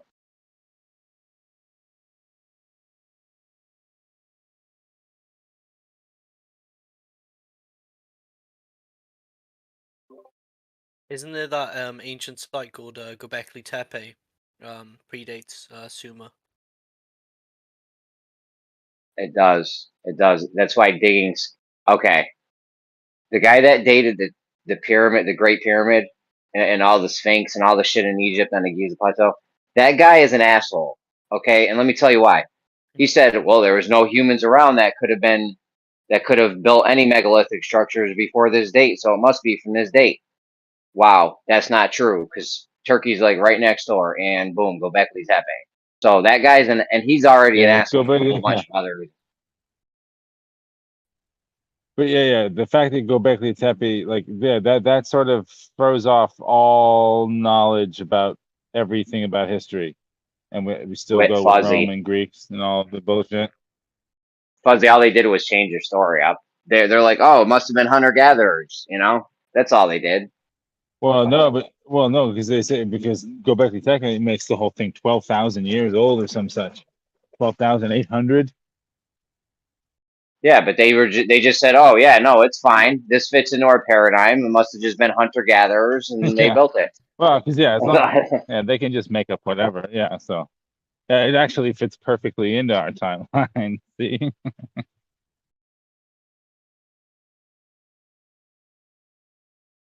It was purposefully buried.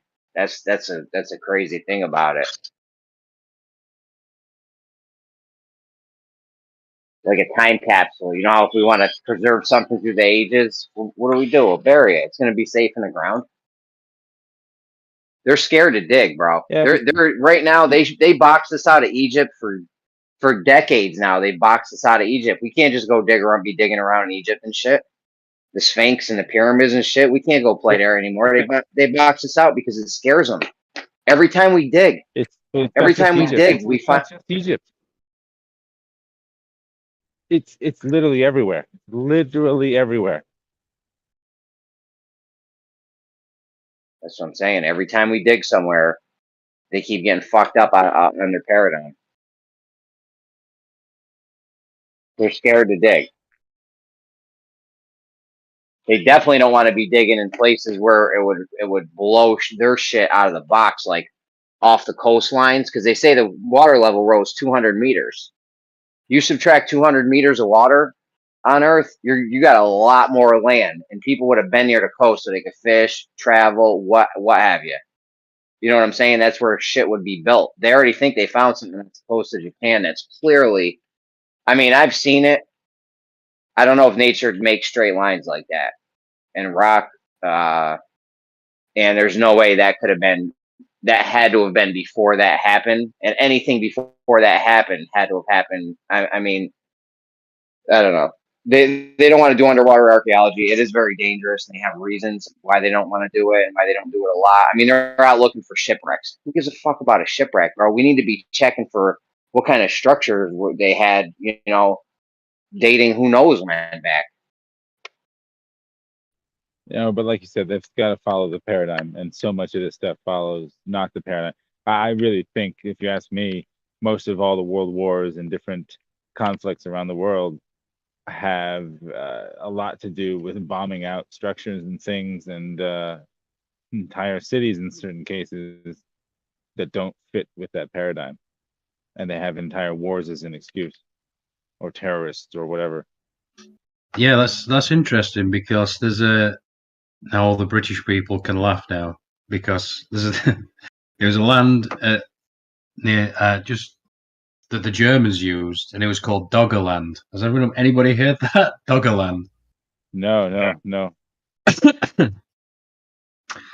Well, I've got. The point is that when, geez, I've got to say this a little bit. When, sorry everybody, there's a British phenomenon called dogging, when two people go in and have sex in a car. Okay, that's out of the way. But basically, this place seemed to be like, especially for these, like it seemed to be a place for these goths that I keep talking about, these gothic people, and I wish I could remember better about it. But if you look into it yourself, I've seen all kinds of things where when they finished with the war, they absolutely pepper bombed it for a decade. They just bombed the shit out of this place. I feel like, how do you spell it? What's the Doggerland, I think. Doggerland, I think. See, I was going to say, like, part of, like, with the war, like, I mean, what I was saying before, like, when you look at the bombing of Dresden, like, everyone asks about why Dresden was bombed. See, it's now submerged. It's super interesting. There's obviously something significant about that place. Yeah, that's interesting. Yeah, so much of all of it doesn't make a lot of sense, or it does make sense once you focus it the right way.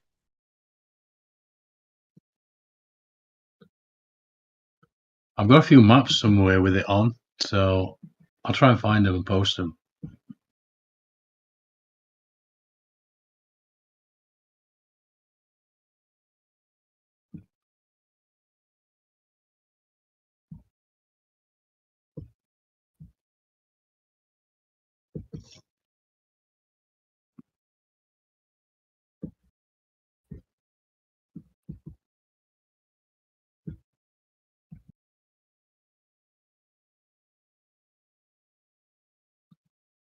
I just take that many screenshots from that Asher logo, so I just love that channel. He's so good. I'll tell you what's interesting is the Giza Plateau. That shit is fire when it comes to the sky, because you got the three pyramids that they claim sync up with Orion. It's flipped, but it's offset like Orion's belt. Then you got the Sphinx. That is that's an equinoctial marker, clearly. And there's something with that. I mean, that looks like it got rocked and then rebuilt or something. I don't know.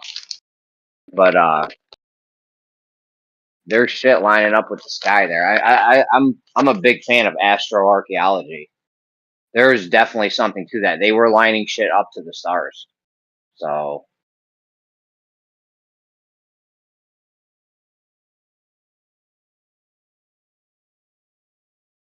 they were obsessed with the sky. These people. Almost all the shit lines up, like north, south, east, west.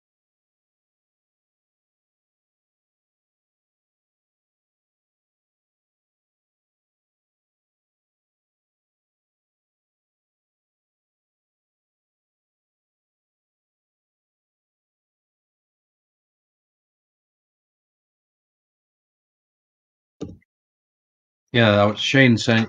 Pierre. He posted a brilliant like GIF of the sun going through the different on all these different monuments, and the GIF started with, "I'm going to show you something amazing," and then it showed you all the alignments in all the different buildings, and I thought I should save that, and I didn't.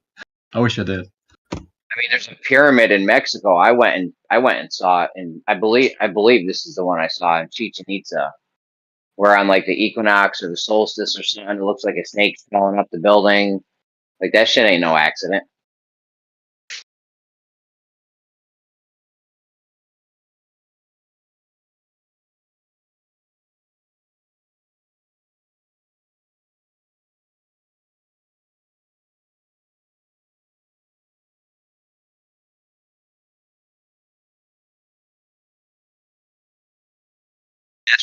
Astroarchaeology's gotten a bad rap though, because there's people that did try to bullshit their way through it in the past.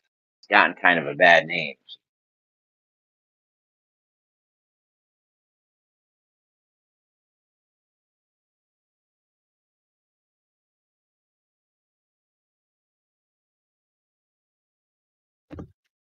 Yeah, I was just just going to say hi, Bambi. Noticed you. We're just talking about the Scottish people, how the Goths, awesome race of people by the sounds of it. They went to Scotland, and they still use they connected it with the well, for many reasons, but one of the things was the tartan pattern. They still use, they use it today, don't they? Yeah, of course. Yeah, it's super interesting. I just love it. It's still really relevant. I mean, like, everybody with a Scottish surname, you've got a clan, and your clan's got a tartan. So, like, my surname has got its own tartan, and, like, my cousins, their surnames got their own tartan. And you can buy, like, kilts, you can buy, like, scarves, you can buy anything, tablecloths with your tartan on it. Yeah, and I just sort of, well, in my head, I haven't quite formulated it into words yet, so I sound a bit like a spiv. Where I can sort of paint a picture back from Scotland. They went everywhere, the truth be told, but it's because my dad's side of the family's from Scotland. I'd like to think I've got some of that blood flowing through my veins, because they sound like awesome people, like legendary ass whoopers, and like Definitely. and it goes back to like I say, the ancient German people, and then the right back to this tribe called the Scythians. So yeah, I always post this guy's content, Asher Logo. So I might have sent you a video. In fact, I probably did. Maybe, but feel free. No, definitely. It's something that, like, I don't think you would struggle to find a Scot that's no happy to be Scottish, kind of thing. I think a lot of us are happy to be here and happy to just keep living in the country. It's not the kind of country you want to move away from either. Like, if anything, I want to move further into it, go up into the Highlands, kind of thing. Oh, except for the weather. No, to be honest, I would say that a lot of Scottish people don't mind the weather. Like, we do have a fair amount of rain, but we've got our fair sunshine too. And your summer's a nice weather. Like, we kind of, well, maybe no for the Americans and the folk from hot countries, but for us, I mean, we peak at maybe 27 degrees. So it's a nice, manageable, no like England's 35 or 30, whatever you guys are dealing with right now. No currently, but in the past kind of couple of weeks. But no, our summertime's really good. Our wintertime's nice and cold. We've got snow. It's just, I would say it's a reasonably decent country for weather to live in. Yeah, I remember saying to Scottish. Go on, Hmm? Jeremy. Is Dell Scottish? Yeah, that's what You I'm guys going to know Dell? mention. Oh, the weather gets Dell down. Yeah. So he The weather fucking what, hates sorry? Dell. You know Dell from Beyond the Imaginary Curve. Oh, yeah, aye. Yeah, Do he you not gets like him. it? Oh man, he gets him down so bad to the point where he's even took to having a bit of a sunbed. Oh my god, He did a whole no. stream once just complaining about the weather. Yeah. Fucking A. Nah, I don't mind it. Like, I think we probably a wee bit more rain, but I like that. Like, I love nothing more than sitting like in the living room with a rain patting down and just reading a book. Like, I fucking Yeah, love the sound of rain. yeah, I agree. It's romantic. I always Yeah. think I always like cold weather because there's so many options. You can put a jumper on. You can go Yeah, under this is the covers. thing. Like, you can always heat yourself up, but when it's boiling hot, you can't cool yourself down. There's only a certain amount of clothes you can take off. Yeah, you can go in shower for 5 minutes. That doesn't really do anything. You can Nah. put your undies in freezer. That doesn't really do anything either. That's from Scrubs. Yeah, I mean, you That can't doesn't do like anything. even like cooking a meal like in hot weather is fucking dog shit. Try to cook a meal, but like when it's freezing cold, you've got nothing more to urge you to make like a massive pot of soup, and it's amazing. Yeah, But also, like, I feel like Scotland is one of those only places that you can experience every single form of weather in one day. And I've had it happen to me. Like, I can count, maybe just on my hands, how many times it's happened. But you can go for being snowing, hail, rain, sun, thunder. Like, just get everything in one day. Yeah, one of my close friends has actually moved there. He's become a train driver. It's so weird. I don't talk to him that much now. Obviously, he's got a family and not whatnot. But yeah, Danny's become a train driver. It's so weird as well to think of him like that because we used to go clubbing all the time. You know, when we were younger, just taking loads Yeah. of pills and just being idiots. Now he's driving trains. Then he was a heroin addict for a while. Now he's a train driver. As you So, do. as you do. But I But would no, tell I him. would say overall, Scotland's a good country to move to. Yeah, I would tell him Uncle John I wanted to get the travel bug and go to Scotland because I did when I were a kid. Like my dad was still alive. We used to go all around the locks and visit my uncle Alistair, and we'd go fishing and I remember it really well when I was a kid. And when I was there for like 2 weeks, they had a dog called Tia. I remember that Tia, and I probably because I was so young, I'd have a Scottish accent after like 2 weeks. Yeah, of course. And of course, as soon as I come back, I just lost it in a few days. So, but I did that when I went to France as well. Like I could easily go into a shop and order bread and milk and stuff like that once we'd been there for like 17 days. And then as soon as I'd come back, I'd forget it all. But I was saying Yeah. to Uncle John, I hope I want to catch this travel bug because I need to get out. I need to start to explore this place a little bit, this country, the UK, Yeah. rather. Honestly, like Scotland is one of my favourite places, and we've got a thing called the North Coast 500, which is 500. It's a route that you take. It's a planned route, and it's 500 miles, but it takes you around the whole entirety of the Highlands of Scotland. You start in the west, and you kind of go up north, and you come back over into the east, and you come kind of curve around the whole of the top of Scotland. You go right up to the Highlands, Lairg, Inverness, and you come all the way back down Aberdeen way. It is fucking amazing. 500, I think it's like 540 miles total, but it is worth it. And camping along the way, there's B&Bs along the way that you can book into. Camping along the way, you can literally camp by a loch. And there's no trespassing in Scotland whatsoever. You cannot trespass. So you can sleep in the middle of a field with some Highland coos if you really wanted to. But you can just sleep in the car, do whatever. That's what my dad built a daft motorhome. It was basically a lorry, one of these, with a bed on it, and he just welded a caravan to it. Yeah, he were a mechanic.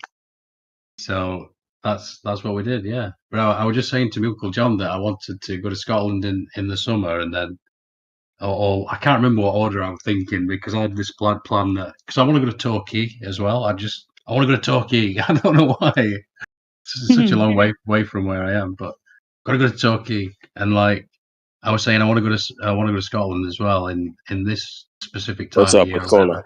And he just looked at me, and he just like, can't do it justice in audio, but he just shook his head like that. And then as soon as he did it, I went, midges. It's the midges, isn't it? And he went, yeah, because I always remember my mum saying to me, oh, they fucking ate your dad alive. No, okay, so midges is a massive thing, but you learn to deal with them because, like, especially if you're camping, you set a fire and the smoke will keep them away. But we also have this really popular thing in Scotland called smidge, and it's a spray that you spray all over your body and it keeps the wee fuckers away. It's cracking. You've got to keep reapplying it. So if you are going to go camping or you're going up to the Highlands, take a few bottles with you. And it's just a spray. It comes out as a kind of bluey sun cream kind of texture that you used to get, you know, that kind of bluey sunscreen that you would put on. It comes out like that and you just rub it into your whole body and it's fucking amazing. Or if you fancy a very cold dip, you can go into one of the lochs or into one of the lakes or the rivers and they'll leave you alone in the water. I think I'll just go when they're not there. I think that's the best. Nah, you've got to go. The whole point is you've got to fight the wee fuckers, get a campfire going. That doesn't sound fun. I mean, if you have like a lamp as well, they tend to like kind of gravitate towards lamps, so you can bring one of those wee ones that zap them. Yeah, I'm a bit funny about stuff, strays, and I'm sure it's great. I'm not saying it isn't. I'd rather have it than not in that situation. But yeah, I'm a bit funny about suntan creams and all that sort of stuff. I never use anything like that. Yeah, it's not sudden. I don't know. To be honest, I don't know what it is. I've used it since I was a bairn. Like it's just a cream that you rub on that the midges can't stand the smell of. You can smell it slightly on yourself, but it's no overpowering. It's no disgusting. They just don't like it. They'll not come near you. I'm not gonna lie, you got me wanting to watch Braveheart or something. Braveheart.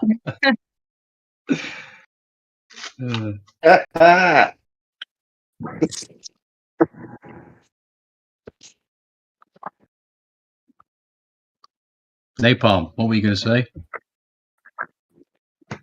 No, I just came in. I guess I didn't have everything turned up. I didn't hear Bambi speaking, so I apologize if I was interrupting. Sorry. No, you're all good. How you been, Bambi? It's been a long time. I know it's I been don't a know if you while. recall. I'm doing okay. Yeah. I know who you are. No, I'm doing good. How are you? Good. Yourself? Yeah, I'm getting there. I've not been about too much, but I'm about now. Good. Yeah.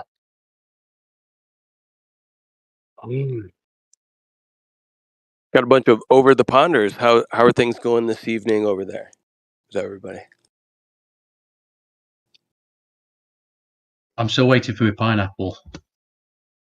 Bro, it's chilling right here. I'm actually in the pool right now. You're in the pool? I'm in the pool. Yep. Chilling. How hot is it where you are to be in a pool? I'm in Florida. Oh, that explains it. You're a Florida man. Always hot enough to be in the pool. Where are you from, Bambi? Are you in Ireland? Whoa. Back the fuck Sorry. up. No, I'm kidding. Well, Yeah, I I'm was just Scottish. asking because my Irish friend has people in town from Northern Ireland. So it's not that fucking far from you guys, okay? Just across the water. Just a small. Right? The accents are polar opposites. Yeah, it is a little bit different. It's actually way tougher to distinguish the Northern Ireland accent than it is the Scotland or Wales accent, for sure. I definitely, like, see for us, we can definitely tell the difference because we hear it too often. But I do feel like some kind of Scottish people, it's easy to tell the difference between North and Southern Irish. But I think when you go to English, Andy, you can defend yourself here if you feel. But I feel like a lot of the English can struggle to differentiate between North and Southern Irish, in my opinion. I've got a brilliant ear for accents. I love guessing people's accents. It's one of my little things I do. And I used to enjoy guessing people's age as well, which is it's a terrible thing to do for females. I learned slowly. Yeah, that's nobody can the ever guess my age. the last thing you want to do is try to guess a female's age. Come on. Yeah, but I would actually go spot on with it. I mean, like, because I'm pretty good at it, so I'd like, but I later learned that you should go a few years younger, whatever you think it Yeah. is.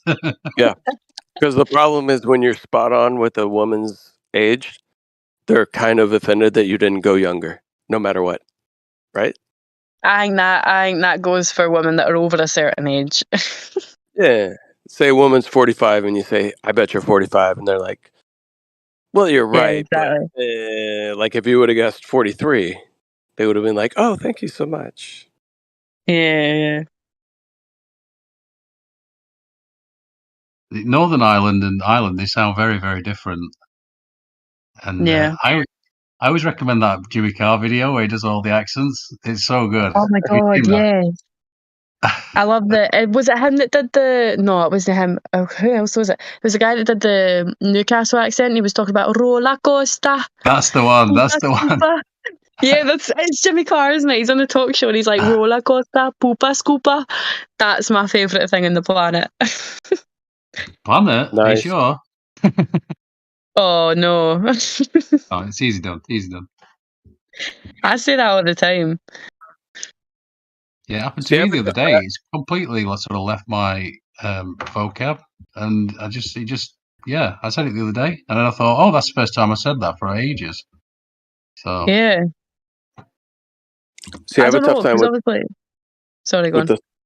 I was just going to say I have a tough time with the Scottish accent because there are some of you that have a really thick Scottish accent, which is like, okay, I can understand that that's Scottish, but like your accent, Bambi, it's not, at least to us Americans, it's not a super thick like Scottish accent. So you're See, probably this is the from thing. a big city, right? No, I'm not. No? So this Are is you the from thing. My southern accent gets Scotland a then? hell of a lot stronger. So see, when I'm talking to you guys, I don't use half the slang words that we would use in Scotland. And see if you ever catch me speaking to, I don't know, old dude over in 24, or like Panto, or Wolfgang, like any of the Scottish guys over there. If I'm in a conversation with them, it completely changes.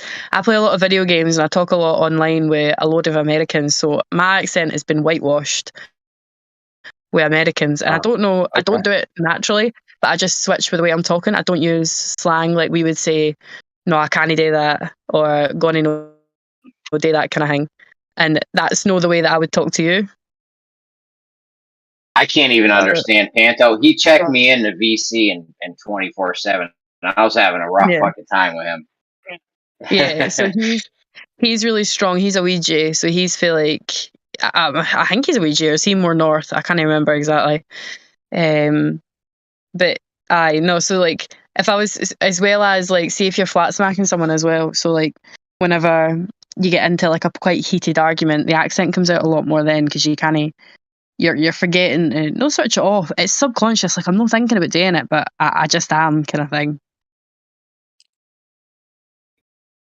yeah, I've said that before. I like trying to enunciate, so I just want people to understand me. But yeah, as soon as you get low on energy or maybe you lose your temper, that's it. Yeah, because it's really difficult trying to have a conversation when I'm saying words that they can't comprehend. So you do kind of slow yourself down, because we speak very, very fast in Scotland. So like if I'm debating one other Scottish person, it will be like gibberish. Or if I'm having a conversation with Panto, it's like gibberish. Because we do speak very fast and we do have a lot of slang words, and we make up words in Scotland. Like we say use a lot, like use plural, as in you are, or you guys, like use. So we make up a lot of words in Scotland, and when you make up words and you say them really quickly, it's really hard to comprehend. But again, subconsciously, I just don't do that when I'm around groups of people. But at my LEB, job, what's in real life, I sound normal. what's LEB? Because he says use guys a lot. Who? You know LEB? Use guys. No clue. Use guys. He's probably Scottish. Maybe, I don't know. I don't know Yeah, who I that think is. yeah, he is. I know who you mean. He's got what But we you need also to have know is all you need to know is if it's Glaswegian's a little bit more harsh, and the Edinburgh is much softer. It's much nicer on the ear, don't you think? I think it is anyway. Yeah, but Yeah. then if you go slightly higher, like you go for like folk for Kirkcaldy and stuff like that, well, they always talk like this, and they always sound like they're asking a question, and it's really stupid. That's how folk for Kirkcaldy talk, and I hate it. I've got cousins for Kirkcaldy, like up Fife way, and it's horrible. It's really, really quick. It's really high pitched, and everything they say, it sounds like they're asking a question. So they'll be like, "Oh, it sounds like we're asking a question all the time. We're answering it like this," and you're like hanging on a note, and it's Like they end so with everything like going up. The last syllable is a high one. Is that what yeah. you? But they also like elongate the words as well, like the last word. It sounds like what are they, Valley Girls from like that movie Clueless and shit. Mm-hmm. That would Yeah, be like the American version of it. So we have yeah, those pretty much. accents too here in the U.S., right? So if you're talking to Mm. like truth, right? Truth prevails. Still use the word yuns, meaning you guys, or instead of saying you all or you guys or you, right? The Y'all. plural of you. So she'll use yuns. Yeah, It's a very like specific dialect within American English, right? Not a lot of people say yuns. So what are yuns doing tonight? yeah. What- A lot of everywhere has things like that. Like obviously we have U's over here, YOUS, which is not a word at all, but we just created it. And then Goni, which is like how do you explain Goni? Like I would say gonna no do that. Like see if there's a Wayne that's like hitting a Wayne, there's a word, a kid. We say Wayne. See if there's a kid that's like hitting something with their hand or like smacking something, I would be like, oh, gonna no do that. Like just don't do that. Gonna no. So we wouldn't say, are you going to stop that? Or like, can you just not do that? We would say, gonna no. And that's just like, don't do it. It's weird. But yeah, that's something that if I was to say that to you, like if someone was interrupting me and I was like, gonna no do that, gonna no, you wouldn't really know what I'm asking you to do. That's awesome. It makes me want to watch Train Spotting. Yeah. Yeah.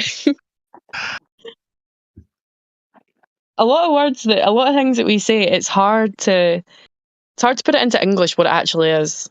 I feel like, again, gonna know is one of those ones that you've kind of got to like explain it in such a shit way for it to get put across. But anyone in Scotland you could say it to and they'll be like, oh, aye. I love how you say it's hard to put it into English, and then you guys claim that you're speaking English and that we have a problem with the language. Yeah, it's hard to convey. No, it's funny though that thing you described. I call it. Well, I think it's commonly called upspeak, and Yeah. I started people.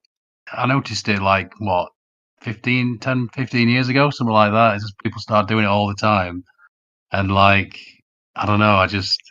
It's interesting to me how it just shows you that people are influenced in that, and they do that other thing they do with the croaky voice as well. If you don't like, that's a real California thing to do. I think these Yeah. Valley girls or whatever, and they do this real weird croaky thing as well. It's so weird. Like totally, like so interesting that you guys are totally like talking about this. It's the hanging on the words, man. That really annoys me, and that annoys me about folk like Fife as well. It's the hanging on the word. Like, what you doing? Like, where are we going? Like, see that hanging on a word. Just Oh say my the word. Move god, I on. know exactly what you mean. I can't believe Oh, you're that grinds my totally gears. like talking about this. Nah, I hate that with a passion. Yeah, I agree completely. It's just like I'm looking at them like, are you lagging? Like, just finish the sentence. It's like they got the loading bar above their head as they're trying to figure out the next word to say.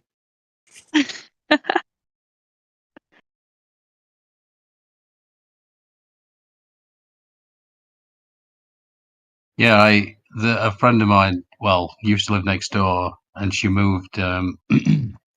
Like we used to walk to school together and all sorts, and Man, I can't even remember where she moved to. Jeez. Anyway, she came and seen me in like 2017 or something like that, and look at him flexing his pole, you bastard. Go on, yeah, that looks nice. Okay. It's cloudy as fuck though.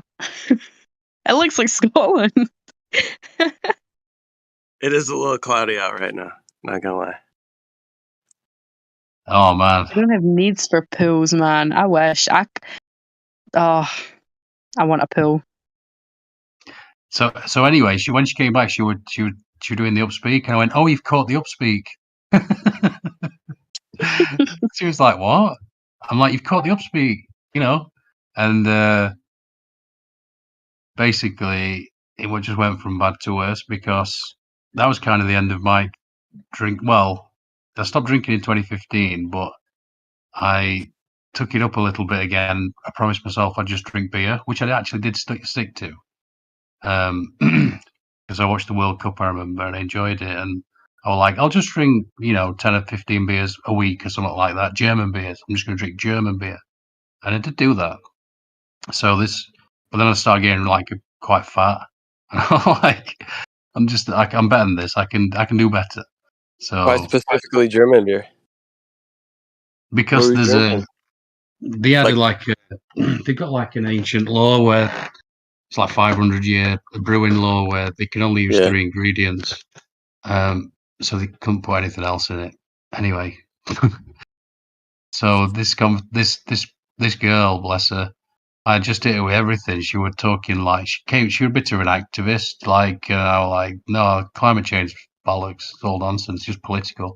She's going, no, it is a thing, and then eventually it led to me telling her the Earth's flat. And she never spoke to me again. So, well, I haven't spoken to her since. Let's put it that way. Yeah, probably shouldn't have done that. But when you're drinking and, I don't know. I just went through my whole shtick. How I don't like tattoos, and she's covered in tattoos apparently. Oh dear.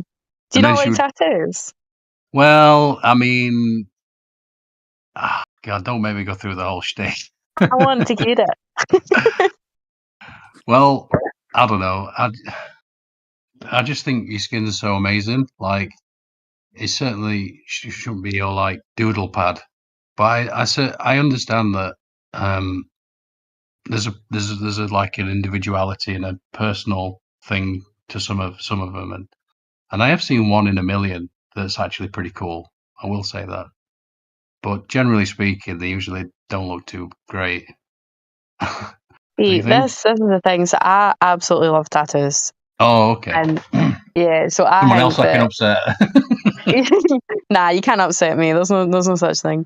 But no, I absolutely love them because there's many ways to express yourself. It can gain confidence in areas you're not so confident in. So if you don't like your legs and if you're a female and you struggle wearing dresses or shorts, you can get tattoos on your legs to help feel as if you paid 50 quid upwards of this art piece and you're going to want to show it off. So it can help gain confidence to areas that you're not so confident with. Again, they can have loads of meaning behind them as well. It can be, for some people, it can be carrying someone alongside you. So a dog paw print. A lot of people get paw prints tattooed on them to keep their furry friends with them when they pass away. Oh yeah. But yeah, there's loads of kind of memorial tattoos that you can get from people that they mean so much to be able to keep them with you forever. Yeah, that's a really nice way of looking at it. Yeah. And I mean, it can be a progression for some people as well. So a lot of people can use them to reflect emotion. So, hard times, the meaning that you can get across with a tattoo, and your words can't express how you're feeling and stuff like that. You can just get a piece of artwork on your body that does it for you. And it can do it for you without actually people looking at it saying, oh, that's what happened. She overcame that, or blah, blah, blah. You can just get a piece of artwork something stupid like I'm not gonna explain any of the ones I've got tattoos. You're gonna hate me, but something stupid like you can get like just a simple little daisy or some shit like that. I know a lot of tattoos I hate. I can't stand. Sorry if anyone in here's got it, but see a massive like lion tattoo or like a clock showing the time, that really grinds my gears. Tattoos that are so overused and overdone, I hate. See, if you get something original, like you go to an artist and you say, like, this is the idea that I've got, please can you make me something? That's what I do with all my tattoos. I can't stand using something that 400,000 people have already got. Well, I think there was a time when you remember a while, I don't know, 10 years ago, maybe a bit less, where people started getting these sleeves. Do you remember? You've seen that, right? And Yeah. I remember seeing like this footage of this a dude. It was, I don't know what, just a weird clip on, as you do, you're just flicking through it, and he was underwater. It was very much like napalm. He's in the swimming pool and up to his neck. And I remember, it like slowed down. It went to like real slow motion, and I just saw all the skin moving as one, and I just thought, wow, it just like knocked my socks off about how amazing his skin is.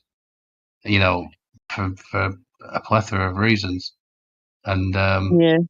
and so I sort of started people like to gain these sleeves, and just I remember I met the most tattooed person in the country actually. I'd just finished. I used to be a DJ for a while. I just finished work and I was walking home and he was in the pizza place, and he was covered head to toe obviously, and even his face. And typical me, I went I went up to him. The first thing I said to him is, "What are you hiding from?" Or something like that. I can't even remember. I was just like, "What made you do this?" Do you know what I mean? So yeah, I think it can get into a bit of an addictive thing as well. But to me, it's like a fundamental misunderstanding of who you are, meaning not in any religious sense. I don't affiliate with any whatever, but I always just prefer people how God intended, and you can take that as sounding weird, but I always Yeah. think that when girls do that with the nails as well, and they get these fake nails or fake anything, to be honest, fake anything is a real turn off, I think, and so that's kind of my line of reasoning, and it's weird because there's like, Flatty. I remember I was talking about it, and he's covered in tattoos, and I didn't realise. And I love Flatty. I love talking to him. He's awesome. And I was like, "Oh shit, sorry, mate. I didn't mean. I didn't mean it. I know you're a good person. Like, I know you're a good guy." And Yeah. See, that's another thing as well. Like, see the whole, not you particularly, but the few conversations, very few. I mean, like, this has only happened a couple times with people that loathe tattoos are always very judgmental on the person themselves. But you can talk to someone on the internet. Like, I don't really portray too often that I've got tattoos. I think I've showed a couple people, but like I have a fair few as well. But you can't really tell by talking to someone, and it doesn't define who they are by having them, kind of thing. Again, like for me, when I was younger, when I got my first kind of few, it was all about confidence because I didn't like showing a certain part of myself, or I didn't feel like I had a scar that I wanted covered as well. That I just felt like I couldn't wear short sleeves because of it. Like it was this one kind of thicker scar that no bio oil, no nothing was kind of dulling it, and it's completely gone. Actually, like you cannot see it at all under the tattoo. I just feel like they're confident for a lot of people, but you can't really hear it in someone's voice if they've got tattoos. Yeah, so I'm kind of with you, Andy. Like, I don't have any tattoos, but kind of an enigma in that, like, I grew up skateboarding, listened to punk rock, like anarchist, blah, blah, blah, whatever, DIY fuck authority kind of shit, right? But I'm somebody that has zero tattoos, but I'm very indifferent when it comes to tattoos. Like, I appreciate the artwork. I enjoy the, people that have them. I was just talking with a friend this evening that received a new one. I was commenting on how like good the artwork was or whatever, but yeah, I have no desire to actually like get any on myself, but I don't give a shit what anybody else does. You know what I'm saying? It's something that's difficult because when you get tattoos, they're going to be with you forever. You can get them laser removed. That hurts like fuck. And if you get black tattoos, like shaded black, it might not disappear. I've got someone in my work who had hand tattoos, the big, thick, bold letters, and it cost him a lot of money and it cost him a lot of time and pain, but he eventually got them taken away and his hands look completely normal. But they are pretty much permanent unless you have that willpower to sit through laser treatment and the money to pay for it. It's a big decision. I feel like too many people just get tattoos and end up regretting them. I think this is where having a purpose for the tattoo and having a meaning for the tattoo means a lot, because you're not going to look at it in 5 years' time and think, the meaning, I'd hope that the meaning hasn't gone. But yeah, being careful what the meaning is as well. I hate tattoos for someone. I loathe that. I loathe being in a relationship and having someone get a tattoo for someone else. Like a Yeah, name. like they just got a Cannot name, stand a that. name on. Oh yeah, that's so bad. Like a That's partner or whatever, like getting them tattooed on you. No matter how yeah. close you are to that person, you do not know what's going to happen. Whether it's with the relationship or whether it's something they do, you don't know. And then at some point, Earl is no longer the person that's partaking in the enjoyment of that part in which you got tattooed with their name. Hmm. You know what I'm saying? Mm-hmm. Yeah. So I'm not a name gal. I don't have any. I don't. As a personal opinion, again, we all have our own opinions on this shit, but I don't. I see Jeremy's got a name on his arm. It's something I don't like words on my tattoos. Like none of mine have words or anything like that, like letters. That's another thing I can't stand, especially with small. Like his is okay because it's bold and it's big, but see very fine line letters. It's like calligraphy written. Tattoos fade. My very first one that I got, the lines do bleed slightly. So anything that's fine line and very small is not going to look like that in 5-6 years' time. It's going to bleed and it's going to blend into what looks like just a black smudge because of how fine and how small it is. So I think name Yeah, tattoos ain't my favorite. mine's like 5 years old, but I got this one guy I know. He's got so many. It's all letters. It's all words. We call him the refrigerator because you know how you got those little magnets with the letters that you put on. That's what he looks like. It's funny. That Yeah. does actually look pretty cool. Is that your arm then, Jeremy? Yeah, it's my son. Oh, that's pretty cool. Yeah, just like you were saying there, my granddad came to live with us for a little while before he died. And he was in the war and he'd got like a war tattoo on his arm. And I imagine they just did it with like the crudest things. But that's what it looked like. It just looked like you couldn't actually tell what it was at all. And that could be something to do with it as well. Like he just had these green smudges on his arm, which were totally Yeah. indistinct. I have no idea what they were, what they said. Even you couldn't make them out to be anything, just green smudges. So Yeah, so fine line when it's written, I don't think words, unless they're obviously, see how Jeremy's is bolder, so bleeding's not going to change what that word looks like. It's always going to look like that. Just slightly thicker lines, it's always going to look like that. When it comes to something small and dainty, it's not going to look like that. And I can't stand small dainty flowers as well, because they're never going to look like that. Again, Yeah, it's not. I wouldn't have had regular letters done. Mine, I forget what the name of mine is called. It's like reverse, where you tattoo where the letters aren't. There's a name for it. I forgot, but yeah, I wouldn't have gotten just straight letters either. Yeah. I don't like that. They don't age well, and I don't think they look good. And the tattoos that I've got are going to stay the way that they look. And if they do bleed, it's only going to make them look a bit better.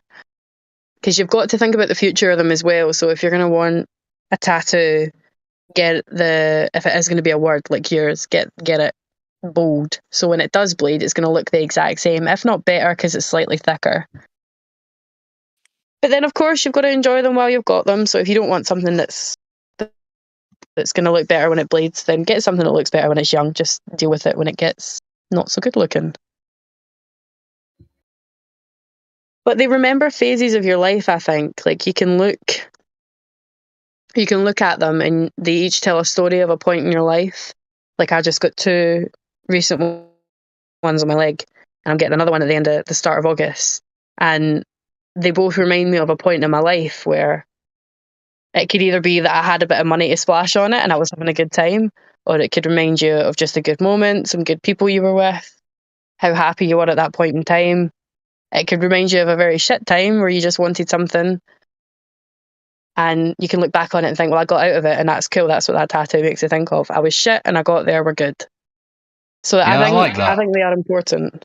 Yeah, I like that. That's that's very different to just like you said, like we talked about with the name. You just have somebody's name or something. Yeah, or they just have a big, I don't know, eagle or something on the back or whatever it is. If it's something Yeah. that's little like a cool thing where you had an experience, or it should maybe a shared experience where you both got something that I kind of like. I like that aspect of it. Yeah, it's like a little map. Like for Mm. me, obviously I won't go into too much detail, but the ones that I just got on my leg, I was really sick for about 3 months there, really unwell.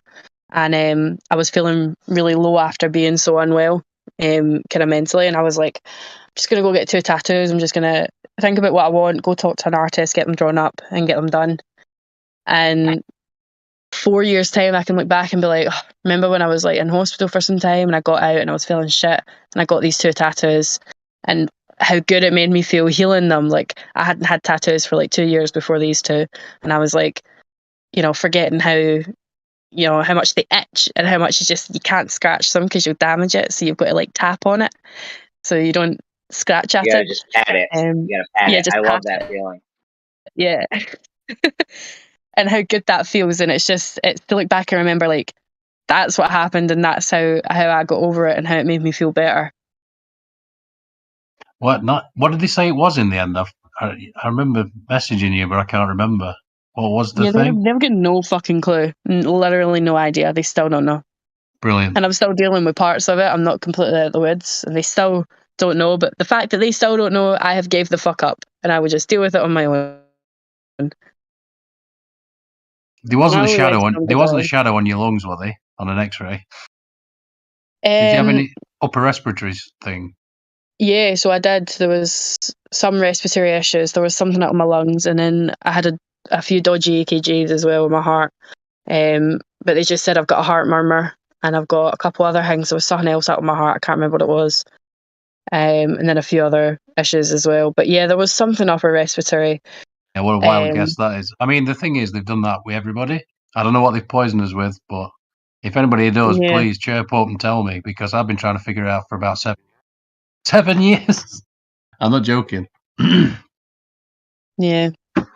Because No, I mean, that's when I I noticed. didn't feel. I mean, the only kind of it wasn't so much respiratory. I was getting I was coughing a lot. There were times back in December I had respiratory issues back then. I was wheezing, and I had shortness of breath. I'm still kind of struggling with shortness of breath, but not as much as I was before.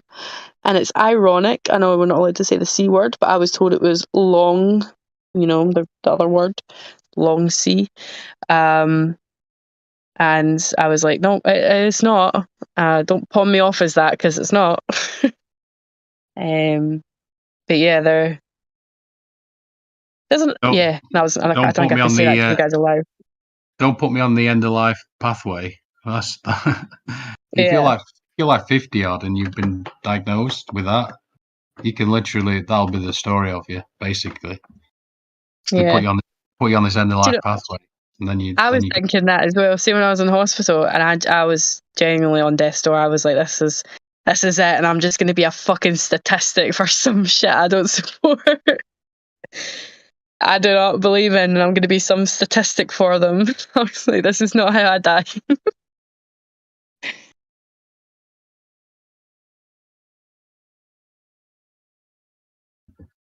Yeah, you need to get the vitamin C. I told you, get some vitamin C. You'd Yeah, be, I mean, amazed. Be amazed. they told me I needed more vitamin C and vitamin D. You'd be amazed how much it opens up your pathways. Yeah, I've got stuff for it now, so. Yeah, my brother was even worse because, like I said, I observed it in many people around me, but my brother seemed to have it worse, and he's currently taking like antihistamines every day, and he says they're really helping him. But I think vitamin C is like an antihistamine anyway. So, but Mhm. some people don't like to take a lot of it. I don't know. That's fair enough. I mean, I was taking at the time, like, I remember I took 20,000 a day, 20,000 milligrams a day, easy, for about 2 years. But I was an Yeah. alcoholic. I was an alcoholic for like 10 years, so it was justified because it's one's a toxin and one's an antitoxin. So don't Mhm. get me started on this subject because I'll just bore you to death. But that's how I knew the whole thing, because I was sort of I was doing a lot of research in that area anyway. So when all that stuff started happening, yeah, I was on Facebook like a madman, like, this is bullshit. This is, people are dropping in Italy, and I'm like, no, no, no, no, no. And everybody were like, God, you're so insensitive. Mm. And I'm like, no, that's just not how it works. But anyway.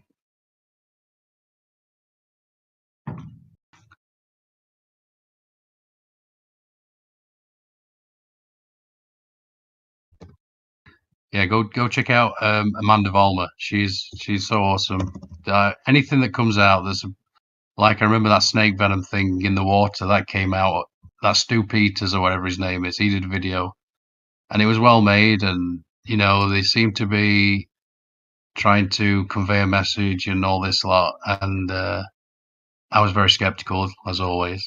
And as soon as I went to Amanda Vollmer's channel, because she'd obviously got a lot of messages from people saying, "What's this snake venom in the water?" and all this lot, and she just like dismantled it in about 2 minutes. It was impressive. It was less. He just like went, "This is nonsense." They've been using venom in in all kinds of big pharma products for decades, and yeah, she just broke it down like that. She's so awesome. I think I sent you a video with Amanda Vollmer. She did get kicked off Yeah. YouTube though, so.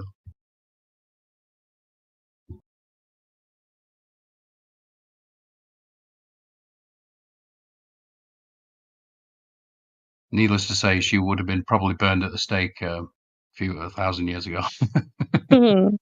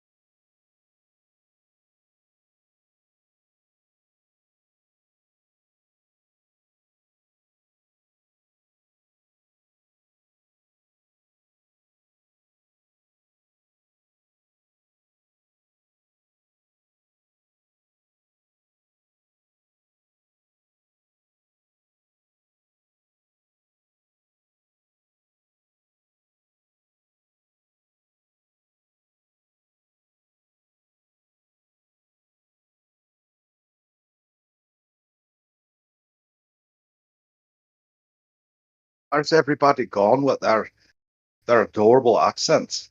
They're all fucking gone. Fuck. I guess so. I don't know. Hi, Matthew Learns. How are you? What the fuck was that I'm doing accent? well. I don't know. I have potato salad in my mouth, I think. What I call that.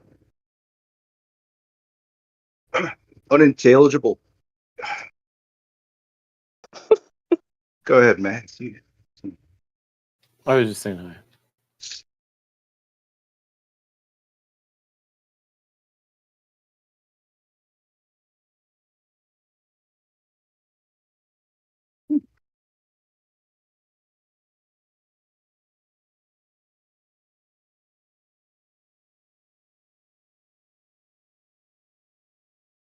What time you got over in Scotland?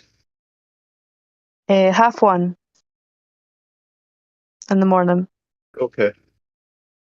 I never heard that said that way, but I use context clues and my clock to figure it out. You've I was never going to heard it say being that. said like 1:30? No. Does that mean half an hour until 1 or half an hour after 1? That means it's 1:30. Okay. It's Oh. 1:30. I thought it meant it was 1:30, which would put it all the way back to like, I don't know. Do you know See if what? it Come back means. to it. I don't care why we say it like that, because we would say like 1:15. But I suppose it's a shortened way of saying 1:30. We just say it's 1:30 or it's quarter. Oh, you wouldn't say it's 15:1. 1:15. Yeah, I don't know, but yeah, we just say 1:30 or 1:30.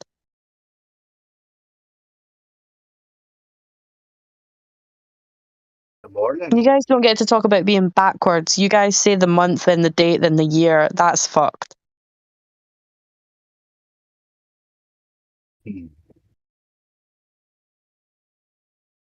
Yeah. Month, day, year. That's how we do it. What do you do? Year? No. Years. Day, month, year. Okay. It goes in the order that you change. Okay, I've tried to explain this before and I've always fucked it up. It goes in the order that it changes quickest in. So the days change quicker, and then the months, and then the year's the last one to change. So you're always editing the first number, and then you would move to the second, and then you would move to the third kind of thing. The third is the last one you change. Do you get what I mean? I always explain it shit. Makes sense. Yeah, okay, thanks. I never really kind of understood why we formatted it that way either. Yeah, it's dumb. I never understood it. And it's you guys are one of the only places in the world that do it like that. It confuses.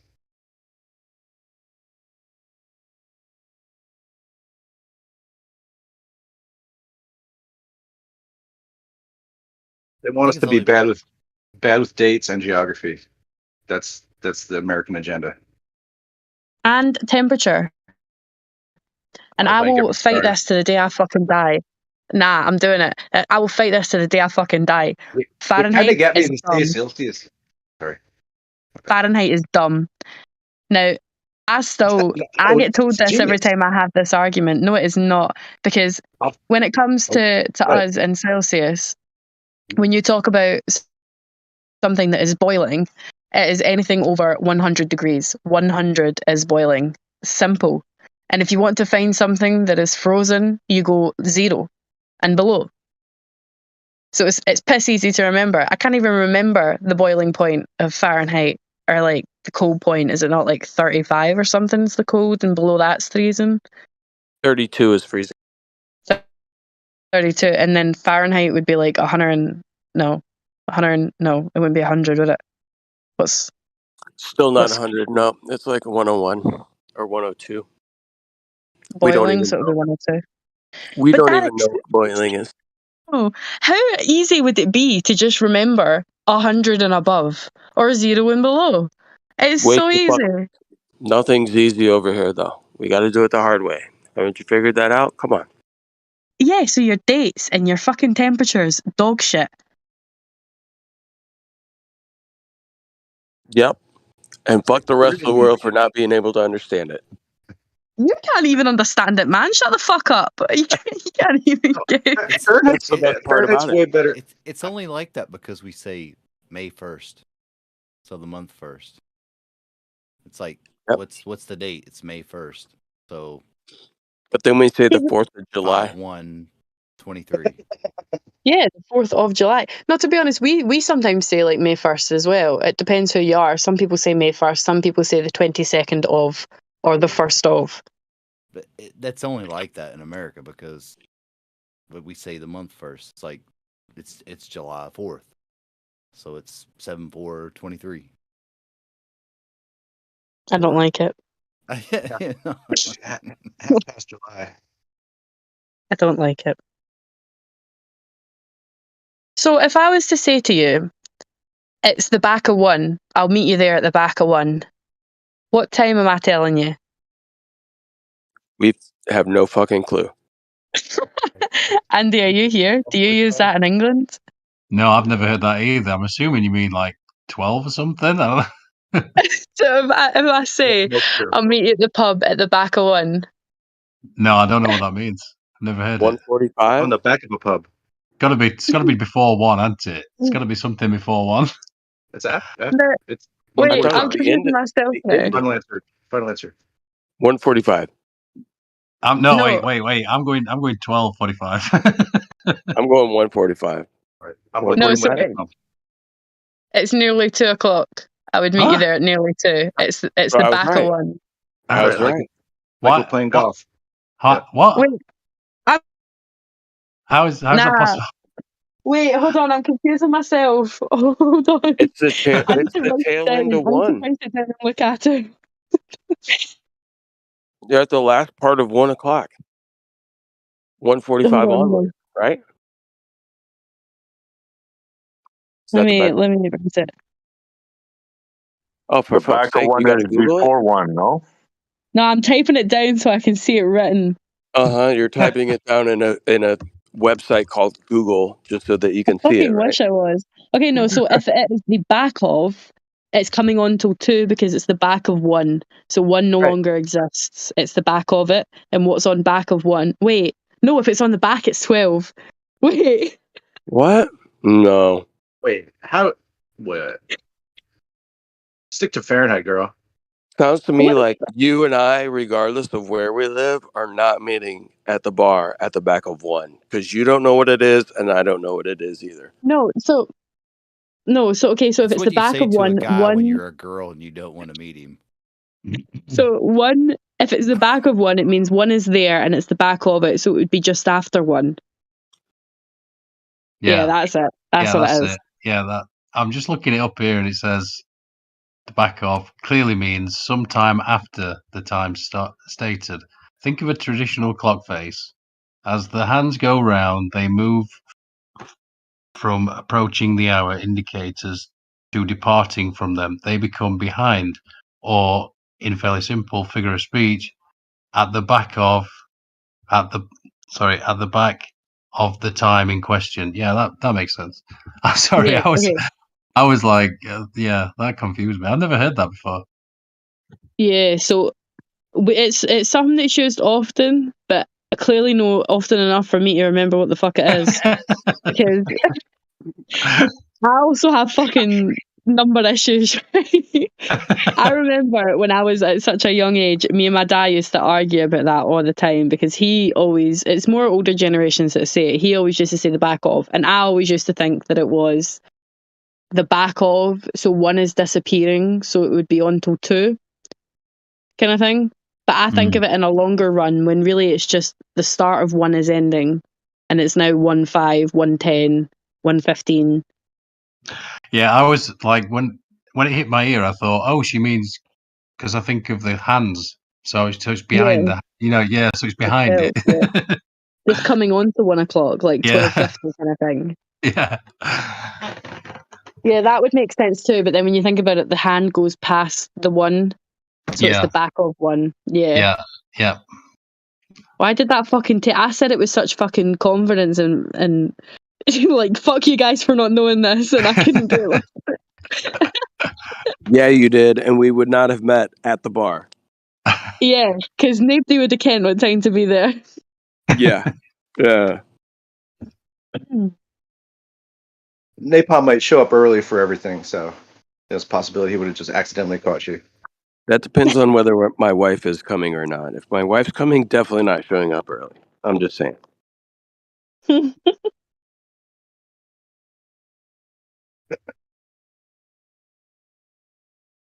but I think Fahrenheit's better for like just talking about like how hot it is. How so? For is there's more numbers.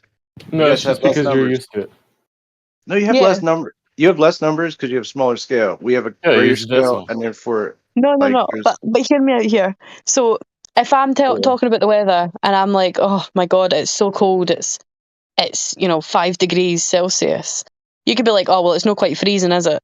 Because freezing 0 and below, so it's not absolutely freezing. It's not enough to make water freeze, so it's not that cold. It's just a wee bit chilly.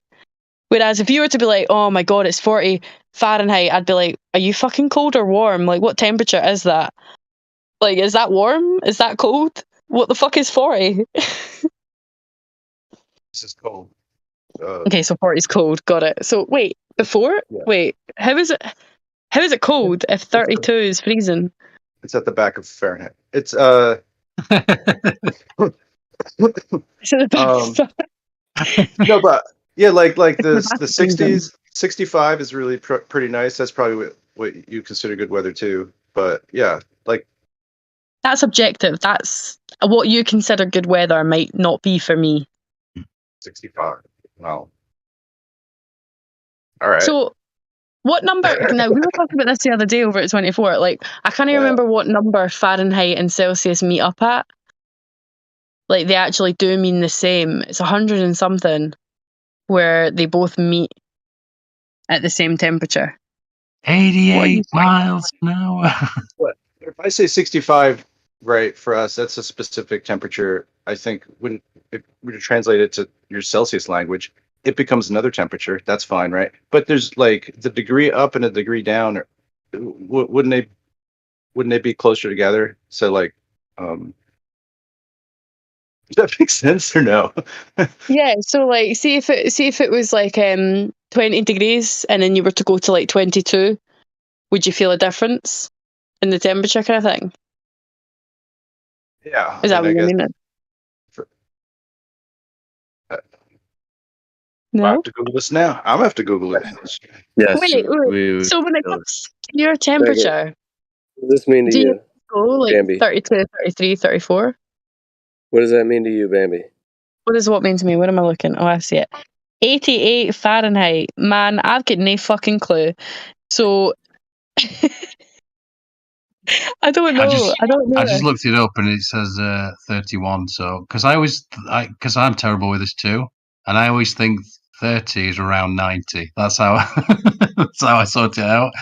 So yeah, it's about So 31. does that mean That's warm. really warm? Okay, so he's got a heated pool. Cool.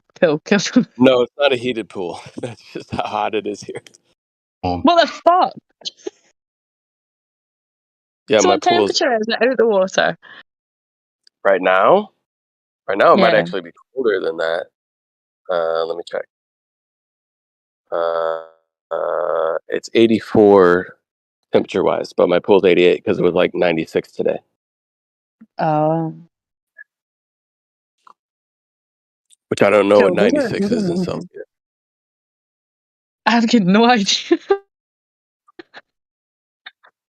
Like you should see my mum's trying to sort like like whenever there's anything with feet, anything in fact, pounds, kilograms. But so I'll ask her something and she'll just like slightly look up and she'll be like, oh, so there's 3 in this and 4 in that, and she can even do the furlongs. She can do that, and it's amazing. It's an amazing thing to behold. But it skipped a generation with me. Because I was terrible with all that stuff, and I'm lucky I can just type it in. But yeah, she can just do it all in her head. It's amazing. That's mental. Yeah.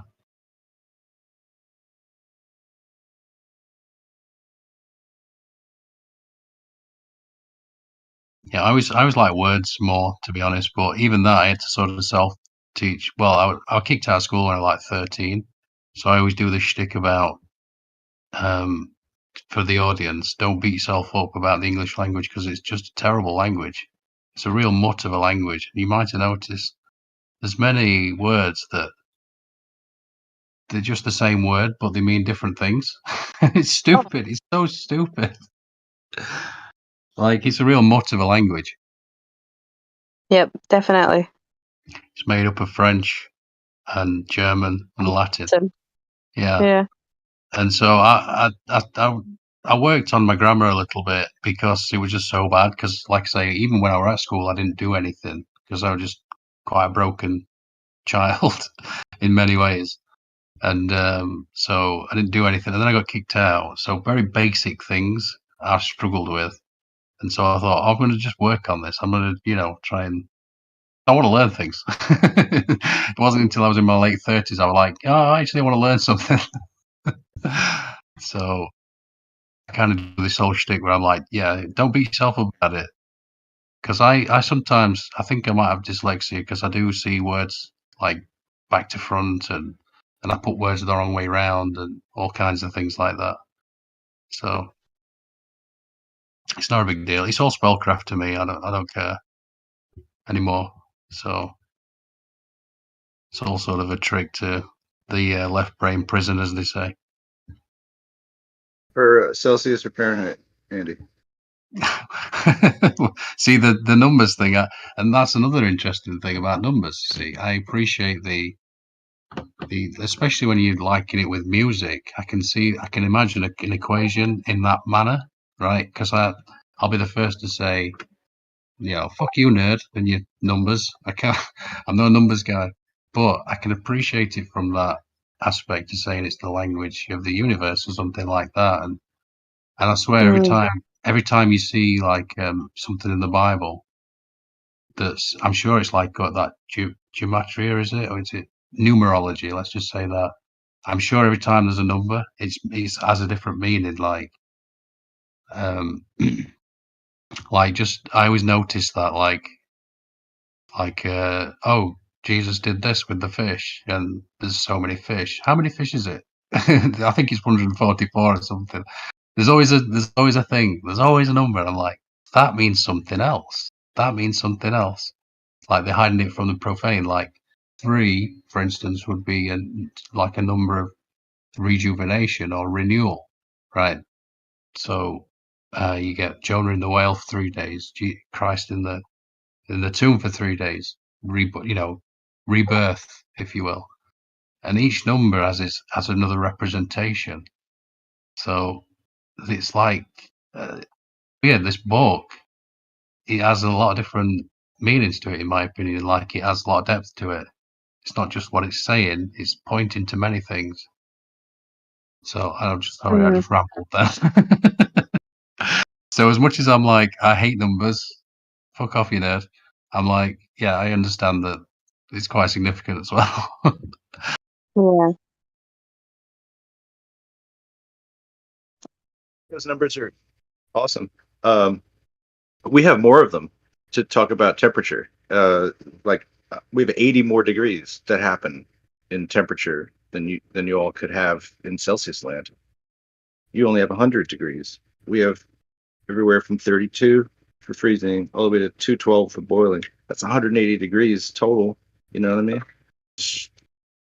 No, we have you're- from 0 to 100, and temperature ain't that fragile. Like, Fragile. yeah, it's not that fragile. So if you really need more numbers to describe just exactly how hot it is, then you're obsessing over the weather, my guy. Just fucking pick a number between 1 and 100. Can you say fragile Like again? you're like, oh, it's 80 or whatever. You'd be like, it's like 50 and a half degrees. Do you do half No, it degrees? is not 50. That is insane. That is halfway to boiling a kettle, man. No. Okay. In Britain, we don't really. London can hit like 32, 33, but that's like unbearable weather for us. That's Mason territory. Yeah. Yeah. It's Scottish, right? So I forgot. You what, sorry? No, it's does combo Mason joke. I said Scottish Rite, but it's Oh, also Freemasonry. hilarious. It's not important. Yeah, we do Old the Fight Club. Max and I play these word games. I don't know. It's funny. When you play word games, I thought I was just doing it for myself. Well, whatever, Snacks. We just do this. Oh. We're trying to do bits. It's good for the audience. We need to do bits. I need to do some Jerry Lee, Jerry Lewis. Damn, I wish I could do that impression. You could do Jerry Lewis doing Jerry Lee Lewis. Goodness gracious, great! Oh, boy, great balls of fire. I don't know. You take it. I'm gonna have to review some Jerry Lewis to see if I can get there. If I can Jerry Lewis for you for a minute. I don't know. It's probably not. Maybe. Are you Europeans just mad that we have way more precise and accurate temperatures than you guys do? Because we We're not can that have it. fragile. You can live in a place where in the wintertime it's negative 10 degrees, and in the summertime it's 100 degrees. Here in the States. Does Nah. that just frustrate you that our temperatures are like so accurate that I know that I don't want to get into my pool until it's at least 85, and then 88 is about the max, and then once it gets over that, it's bathwater. So I have this like temperature range where where you guys, there's no fine tuning. It would just be like a 1 degree change between me wanting to enter the pool and being overwhelmed with how warm it is. I actually saw a TikTok today where some guy bought 300 pounds of ice in Florida and put it in his pool because the pools get so friggin' hot. Yeah, mine's not too bad. I mean, we've been getting up to 90, but yeah, when it's 90, when it's 97 and sunny, 90 feels good, kind of. That's what you need to say next time. They're freedom temperatures. Freedom temperature. Yes. Yes. I don't know. I think if we had been using Celsius this whole time, you would be just as used to that. I would be. But would I appreciate a more accurate system? The thing is I definitely think if America had Celsius and never had Fahrenheit, they would be protesting how easy it is to remember what boiling is and what freezing is, and you would be able to grasp things easier. I feel We don't like that shit. We don't like that shit. It's like we almost were the first country to use it. Yeah, it's like when I go into my toolbox and I realize I have a 7/16 and I need to get this socket that's just below that I have no fucking clue what number that is, and I just try to size it up by eyeball. Whereas when we use the metric The next system, one in line. What? You just grab the socket before that one. Right, if they were all perfectly organized, right? But if they were maybe jumbled keep up. them organized. Keep your shit tidy. No, my shit is tidy. I'm not saying it's Doesn't not. sound like But it's tidy. You're struggling to find a socket that's one below what you need. if I take the say like I take a 11/16 and I'm working on my car and my wife's like, I'm like, this doesn't fit. My wife's like, grab you the next one. I'll be like, if I had to call out the number, I wouldn't be able to do it that quickly. But if I had a 10 millimeter and it was too big, I'd be like, honey, grab me the 9 millimeter because I know that that's the number directly below it. Or you just say, grab the one to the left of the missing spot. You're missing the fucking point, all of you. You guys didn't have to deal bandit with trolling fractions. Americans. It's fun. You guys didn't have to deal with fractions. Just saying. Bambi, I was near the beach yesterday and it was 21 degrees Celsius. But in Phoenix, That's a nice Arizona, one. it's 47.7 in Phoenix yesterday. Wait, so you talking Celsius here? Yes. 47? Yep, it was breaking records. What the actual fuck? Yeah, that made me And uncomfortable. then parts hearing of California got up to 50 Celsius. That's dangerous. We had what was the temperatures that were down in England and London, Andy? They were like 30. I think it was like 35. We were peaking there, and No, everybody it's was been really mild, hasn't it? But this summer, you mean like last year or something? Yeah, no, so there was a little bit of weather this year, but then I think it was either last year or a year prior. It was definitely back in, I think, 2018. We had a horrendous summer. I Oh, it was was a over in nightmare. Belgium at that point, and it was like 34, and that was Oh, bad. it was a nightmare. I especially for me because I like just coming out of that phase of I'd fucked all my body's temperature regulation and stuff, and I was always like in a because when you do that, Yeah. I'm guessing she I'm going to say she fat fingered it. Fat Yeah, when I was in Cali, 46 degree, 46 and a half Celsius. That was hot. It was hot. It was 115 for 3 days. That made me want to just about die. But I'll tell you Yeah, I what, can't it was a stand it. big All weather. 110. That's a fucking cakewalk. 5 degrees more. Fuck yeah. It's like I Translate. can't. Someone I'm translate. all, What is that? that's 46 degrees 46. Celsius for 3 days without air conditioning. I'd slit my Or- throat. Nah. I Right. live in California where we have Death Valley, and it got up to 130 Fahrenheit, which is 54 Celsius. No, Egg on 130 that, man. Fahrenheit. You would need like a fucking respirator. You wouldn't. It's the air would just be so dry. You'd be like, Yeah, it's been making Yeah. the news. You haven't seen it? the air gets so dry. It's You're- like it just makes it weird to breathe. It's so That's another thing. strange. You guys fucking, the heat is different. So our air, when it's warm, it's humid, it's wet, it's horrible, it's muggy. It's no the same as what you guys have as heat. One of my family members was over in, I can't even remember what it was, Come Spain or visit Florida. Lanzarote or something, and they had the same temperature. I think it was like maybe about 5 Celsius, 6 Celsius hotter. And she was like, it's great. I can sit outside in the pool in this. But you do that in Britain when it's fucking 29 degrees, you're fucked because the air's humid. It's different. If you've ever been abroad and then been over here when it's hot, it's no the same kind of thing. Yeah, it's like it's like standing in a like a tumble dryer. Yeah, Yeah, or a you're sauna. not gonna win the humidity battle with somebody that lives in Florida. Trust me. Yeah, then no, definitely not. No, I don't. It's maybe no humidity, but it's definitely a different type of heat. It's no. Yeah, you're right. I'm familiar. She's right because It's I like remember. opening the door to a sauna every time I open my door to go outside. It's literally like somebody's pouring water over hot coals Yeah, outside. That's what it's like. I And also, remember our talking. houses are. Sorry, go on. No, I was just going to say that back in that when I had my delusional dream of being a professional poker player, I used to. You can have a good laugh at that if you like. The guy that hates numbers as well. numbers only ruins your game. You don't need the numbers. Trust me. Anyway, I wanted to because I like reading people. But anyway, so I got talking to some people, and I like because I went and played in Las Vegas and all over the place, right? And I was a bit worried about the heat and getting shot, but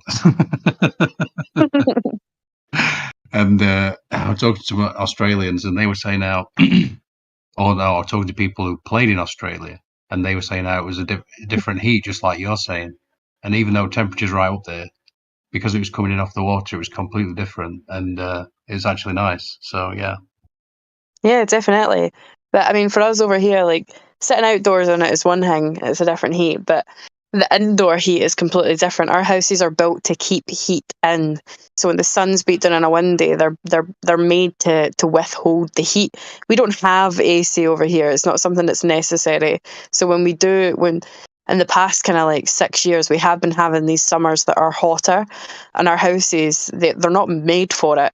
You have a fan that blows, but all it's doing is like circling the warm air, and there's no cooling you down from it. Whereas you guys can go inside your house, put your AC on, and chill. We don't have that luxury here because that's not what our houses are built for. We're not supposed to be having this heat that we've been having over the past like 8 years. I've been enjoying this mild summer. Absolutely love it. Yeah, it's been. We had like maybe when it was 26 as a bit very good.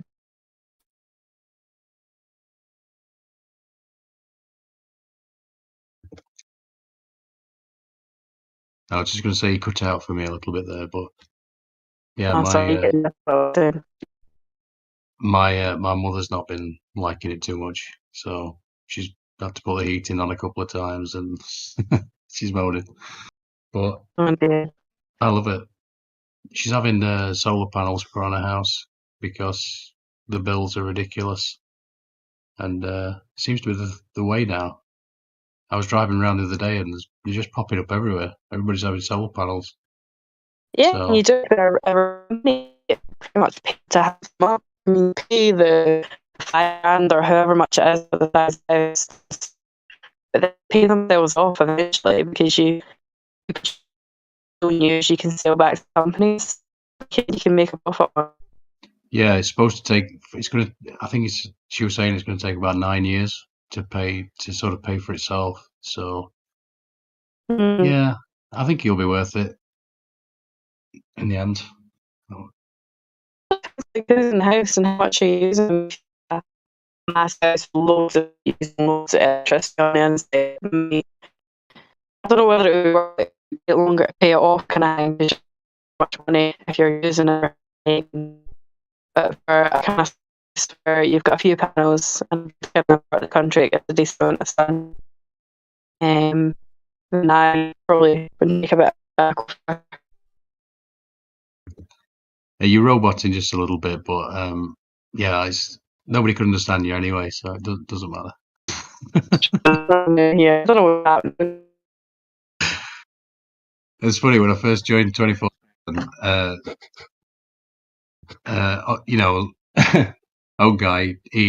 old dude, he chirped up and said something, and I was like, "Would you like me to translate that for everyone?" just taking the piss. Yeah, I'm gonna make a cup of tea. But yeah, I would just say when I first heard him speak, I was like, "Would you like me to translate that for everyone?" Just as a joke, and he took it in the right spirit. So.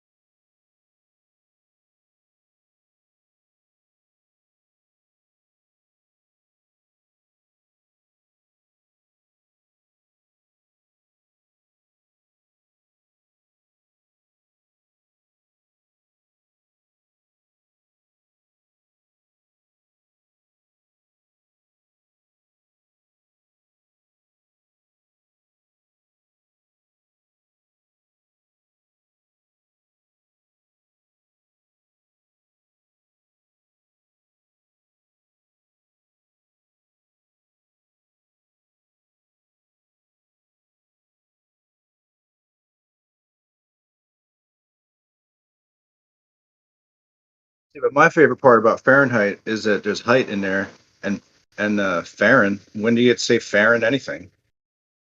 Farron, all's fair in love and war. That's about it. So I'm into Fahrenheit. I like saying it. I'm not gonna get a tattoo about it, but you know, it's just how I feel. Yeah, I think she kind of changed my mind on the tattoo thing. She made some good points. I mean, Yeah, I don't I'm have. not, Do you I'm have not going to get tattoos? one or anything. I'm just saying Your sleeve. that You got like neck tattoos and you're sleeved out. And no, I'm not. I'm not going to get anything. But the point is, I do my whole shtick about I don't like them, and this is why I don't like them. But I don't know. She's like, she made some good points. yeah, I think those are the. Yeah. Good points for sure.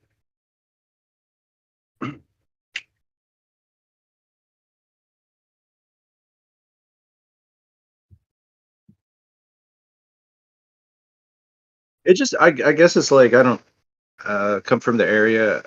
I guess I knew a bunch of people with tattoos, and you know when my when my friends started turning 18, they were like, oh yeah, I want to go get this like a tribal tattoo or an armband or something like that, and I'm like, oh, that's cool, But I I feel like during the '90s we were doing a bunch of just whatever with like ear spacers. You know what I mean? I guess people still Oh do that, man, but the bloody that shit was plates all the in rage. the ear. That's the worst. That just looks ridiculous. I'm sorry, but I don't know why these people do that to their ears. And this is what I'm talking about. When I say you're missing. It's like a fundamental misunderstanding of who you are, and you know, I could. That's a lot to unpack, so I don't really want to. But yeah, let's just say your body's a temple or something. I don't know. Who the fuck cares? Nobody cares. Like, look at that fucking guy, the Ken, Wheeler guy. Have you seen this Those are guy? classy though. But he only I think he got those after his wife died or something like that. Well, don't make me feel bad about it. Jeez. Sorry. But yeah, so you like his tattoos? No, you hate them.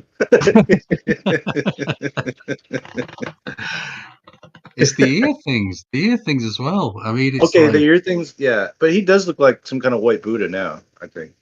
Unless Buddha was always white. But beside that, like yeah, I don't do yeah. The spacings, the spacers people do and the and just like too many people get too many piercings, or I don't know, used to. when they take them out, they look awful. I mean, they don't look too bad when they're in, I guess. But when they take them out, it's just that hole. Oh my god, it's so bad.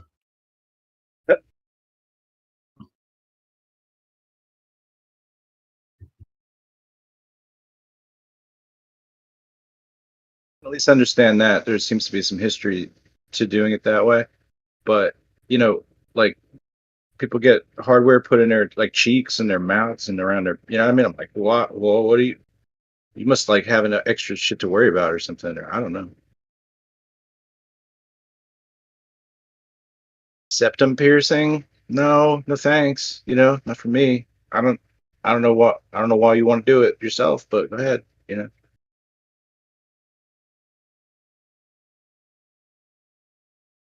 Just wear a t-shirt that says I ain't scared of shit or something like that. Like how like what it's supposed to really say to other people. Like, but who cares? It's a fucking mystery, right?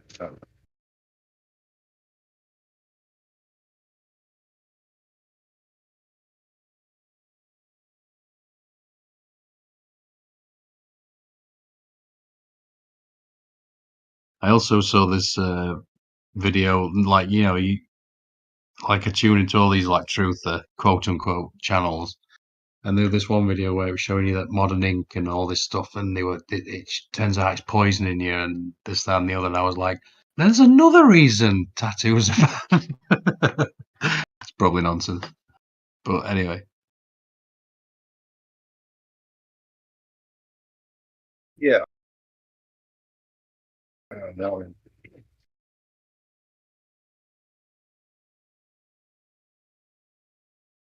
I think I forget which time. Maybe it was my most recent time I went out to Cali, and yeah, I got to talking to this like way too attractive for me woman, and she had like tattoos like all over the joint, but they were like awesome art, and I was like just talking.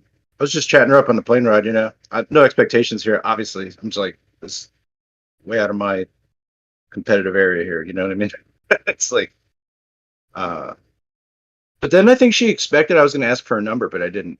And I kind of like leaving it like that. It just feels all right to me. Like, what?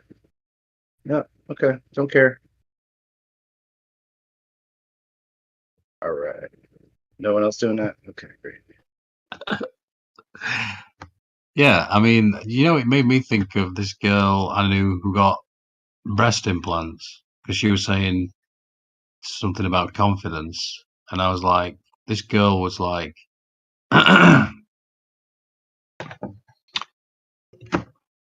completely flat chested, and she justified it by saying she did it for her confidence. And I mean, it's not really the same, I guess. Well, let's face it, it's not the same at all. But that's what it reminded me of when she said it. And there's a part of me that's like, fuck me or whatever. It's like that's this girl. She wanted that, and it helped her a lot with the confidence, this, that, and the other. But I don't know. To me, again, it's like I don't know. Going under the I know this is different. This is a separate thing. So I just want to separate that because it's not. Getting a tattoo and having implants is a very different thing because you're going under the fucking surgeon's knife. And I just don't. To me, it's like, hello. It's just such a bad thing. And the idea that you probably have to go back every 10 years or something, I don't know, and go under the knife again. It's just such a bad idea. I just think that, and there's also, it's, and I hate this because she was a really nice person, but it is a bit shallow, isn't it? And I guess we're all kind of vain, though, to a certain extent, to a greater or lesser degree. So, I don't know. I just think that you need to sort of go venture inside, look inside. That's what I'd advocate for, and get in touch with that being, whatever it is. I'm not trying to define it, but that will give you the depth, and that will be that's like the timeless reality of who we are. Yeah, Mr. Spiritual. Listen, if I was a woman and I had no tits, I'd be like, oh, I want tits. I'm missing out. I'm missing out on being a woman right here. That's what's happening. Yeah, I get it. I totally get it. That's why I feel like such an asshole right now. So thank you. You're right. Completely right. No, but it's weird. Yeah, like the whole that dynamic, because they're women got it up front. That's guys don't have some sort of situation where it's like so obvious, to like everybody, So I don't know. Maybe people like treat you. I don't know. Maybe other women like would treat them weird or something. I don't know, but that's why I support the Itty Bitty Titty Committee as much as possible through donations, charitable donations. Well, any more than a handful's a waste, I always say. So that's not true. It certainly is. I wouldn't have said it if it were. I'm a truther, do you know? Wait, you got two hands though. Yeah, but there's two of them, so you switch off. I don't know, man. You figure it out.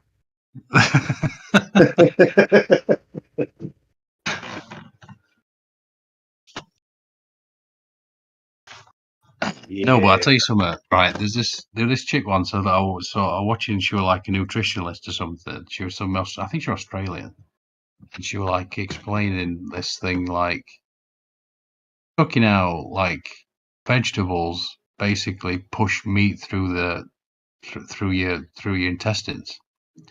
But that aside, which is interesting, she was really hot, but she was like clearly 60-odd-year-old, right? But she was like thin as a rake, and she just looked good, But beyond that, she had a spirit about her.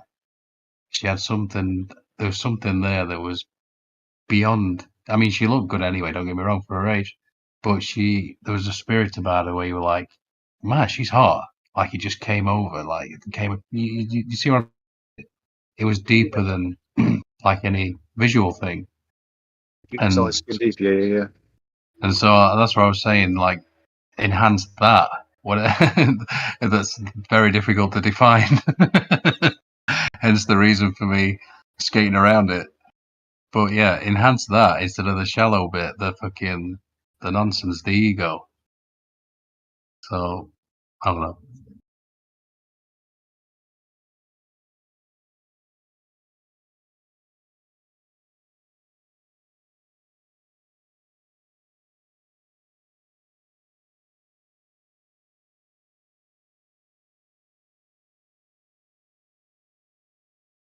Just get back into a flat Earth conversation where we talk about like curvature and stuff like that, and that we prefer round things somehow. Is that gonna happen? No. Okay, fine. We could just move to a completely different topic then. If anybody else wants to ever talk here, what's going on, Andy? We need to have an argument. Let's come up with some arguments we could have. We'll schedule them beforehand. So it'll be really no. Okay. All right.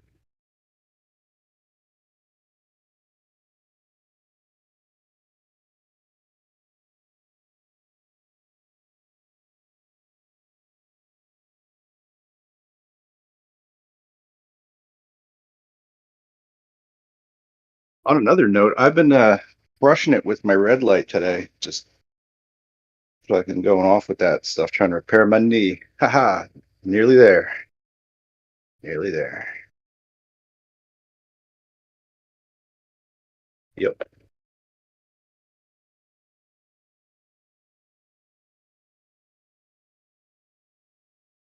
These fucking suck. Not a good design. Did you mute? Did you deafen Andy? Like trying to talk to you. Gee whiz.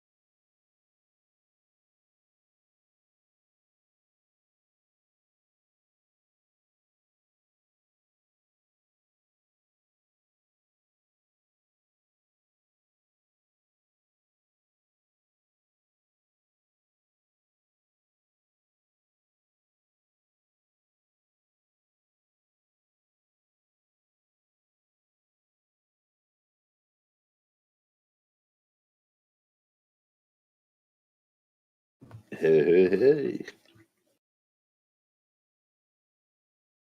Yo, I'm sorry, was that SE? think so? Yeah, I thought I recognized your voice. You have a very distinct voice. So I've been told.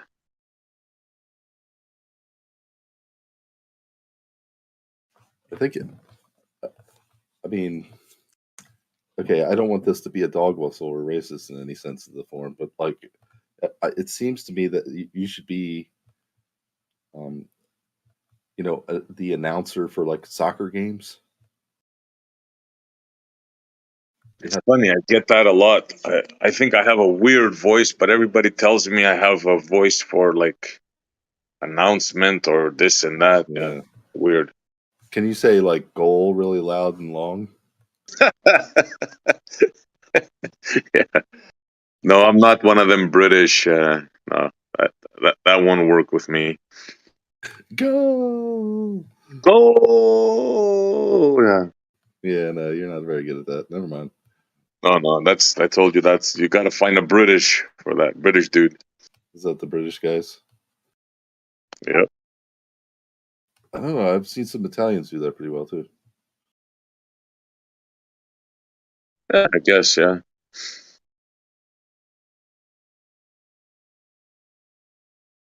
Anywho, how's the Sunday going?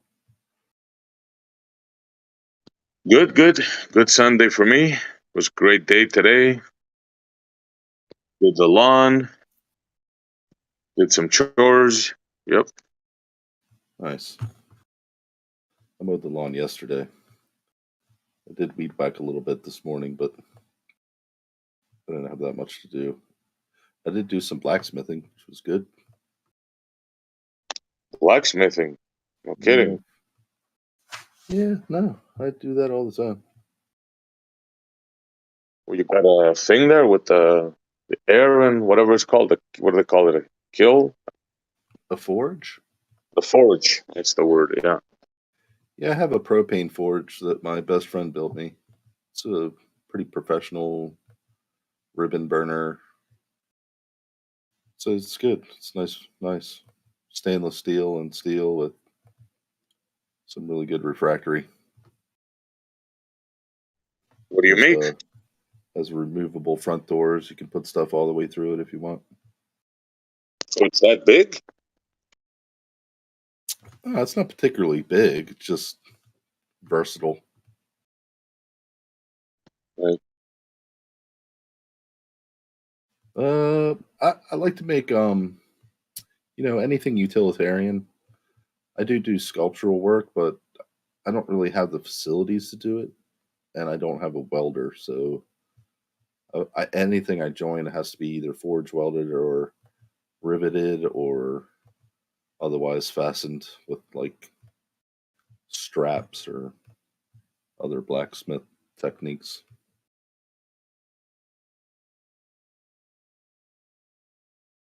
Yeah, well, that's a talent. So yeah, good on you. I like old world arts. There's a lot of dying craft out there. Very few people still do it or know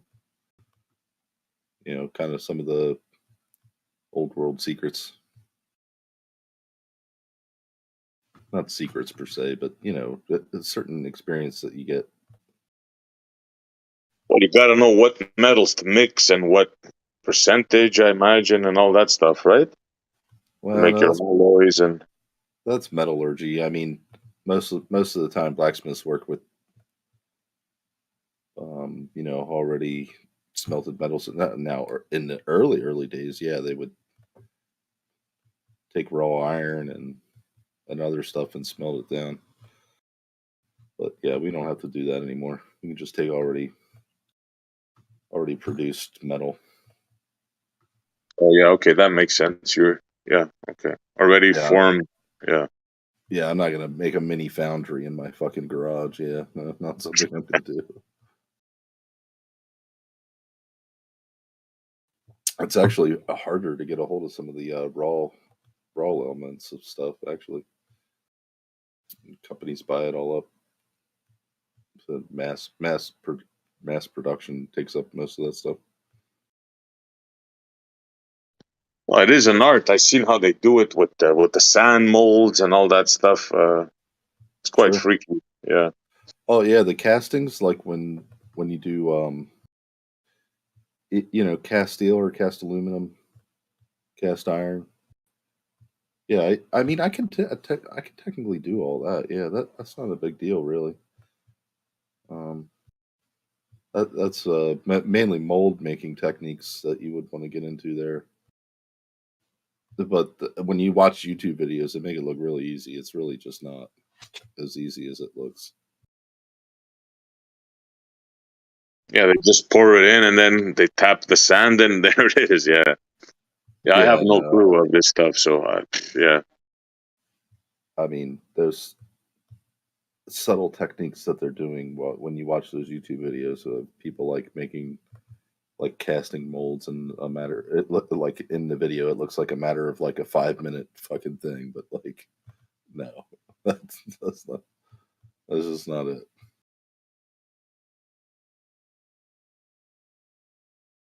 Well, there's this dude that you reminded me. This dude has one of those lenses from old TVs. Yeah. And he builds a frame with the sun there, and apparently you can get that thing up to like 800 degrees. That wouldn't be enough for what you're doing, right? That's what temperature do you get in your forge? Well, it depends on Over what I'm 1,000, doing, right? but I generally like if I'm just working steel, like I'm not forge welding or anything, probably about 2,000. 2,000, huh? Yeah. 1950 to 2,100. And that's because of the air, right? The forcing of the air. Without that, it wouldn't. That wouldn't Yeah, work. I mean, Yeah. you're basically it's just forced air and propane. So Right. yeah, I mean that generally can get up to about 22 to 23 at the hottest. But through loss, yeah, I mean it ends up being like a forge is somewhere around 21. You can get it. Yeah, I can make it hotter. You know what I mean? But like it just burns a lot of gas. But to use fuel efficiently for just heating metal, I don't usually have it like as hot as I can get it. Definitely a cool thing to know. Yeah. I would prefer to use a coal forge for a lot of things, to be honest with you. Not only does it get hotter, you can make a more localized heat, so you can heat very narrow portions of the steel at once. You know what I mean? So you don't have to like a propane forge. Generally, you have to heat a larger area, and it's less accurate on where you're putting the heat. What are you heating with the propane? Like, what's getting heated? Well, Is like there today, stones there? What is it? no, I mean it's refractory, so it's basically either a alumina or silicate.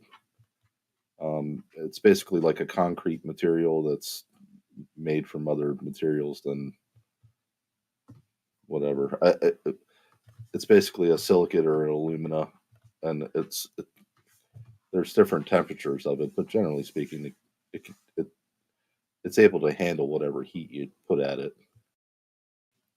It's insulated with some.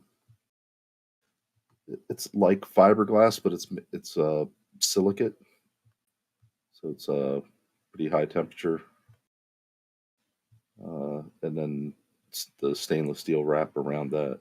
So the stainless steel box and you kind of like put the refractory in it when after you cast it, and then in between there you have this wool stuff, this fiberglass wool kind of type looking stuff.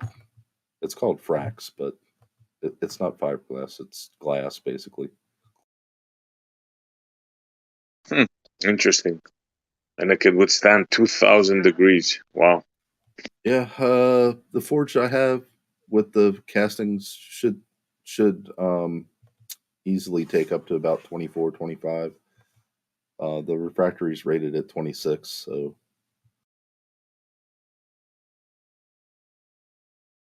yeah, so the 21, 22 is well under.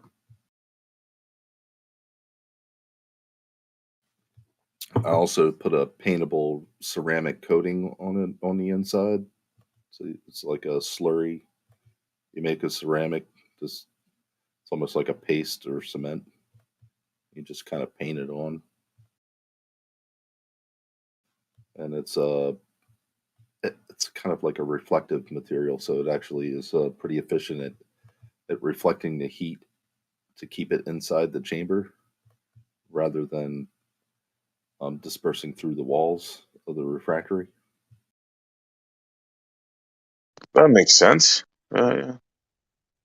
A lot of technology in that.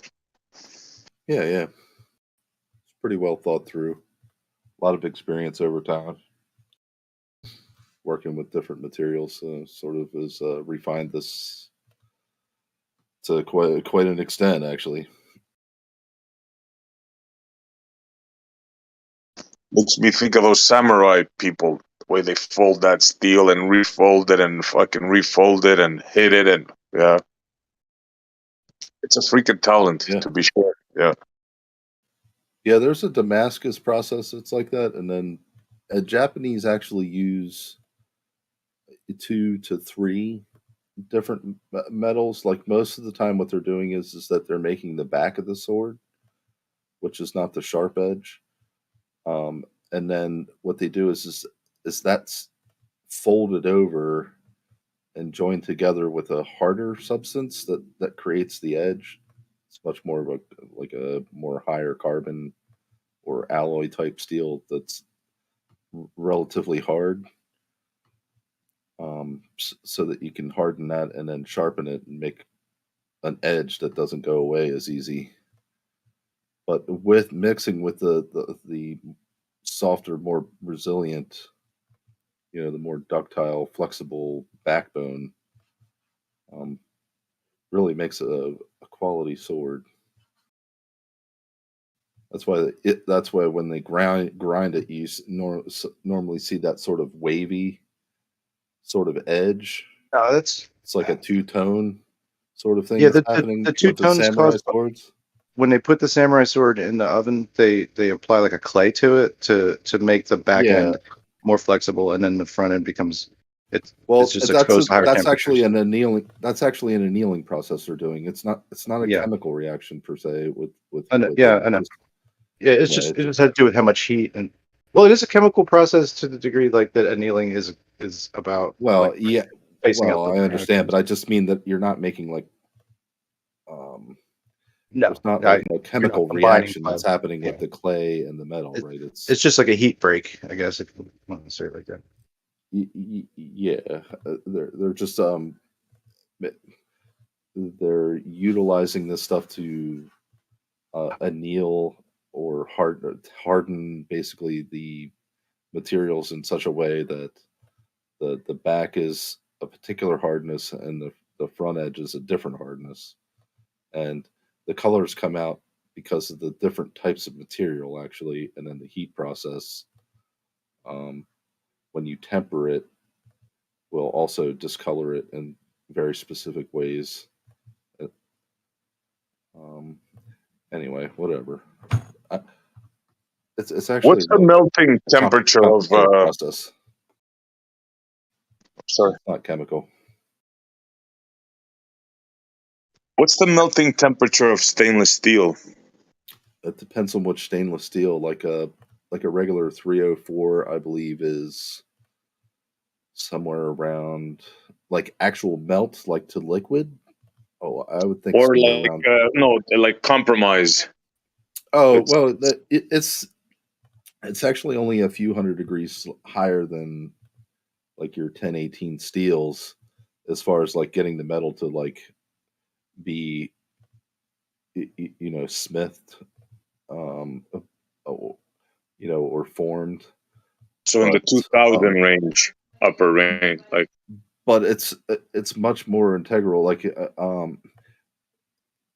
it's not going to carburize or anything like that. So scaling and other deformations in the metal is not going to happen until a much higher degree, and then to get it to melt, it could be 304 or 303. Is not particularly high, but like say your 309s, they're going to be really like they have a lot of chromium and all that stuff in them, so they're going to be really high. Like your high heat stuff is 309, 310. Like people use that in blowpipes for glass blowing because it's resilience to heat. So I don't know. You'd have So to would look. you say around I have a book in here that would tell me what the different temperatures are for the different stainless, but I don't have it memorized. Yeah, fair to say a little bit higher than steel. Oh yeah, quite a bit higher than steel. Yeah, I mean, normal your normal cold rolled or hot rolled steels, 1018s and stuff are going to be relatively low, like 26 maybe is what I'm thinking. I don't know what the melting temperatures are, to be honest with you. When you say 26, you mean 2600, right? Yeah, 2600 Fahrenheit. Yeah, Is when it's gonna, I think regular, standard steels are going to melt.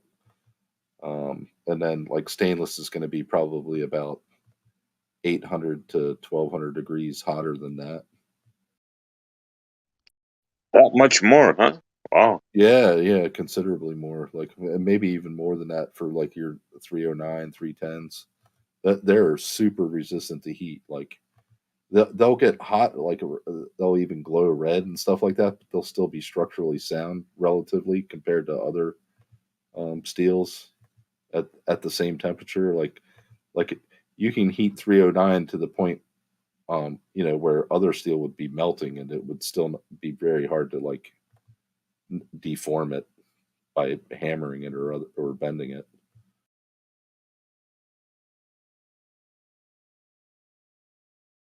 Interesting. But that's like nickel, chromium, things like that, and it is very high comparatively.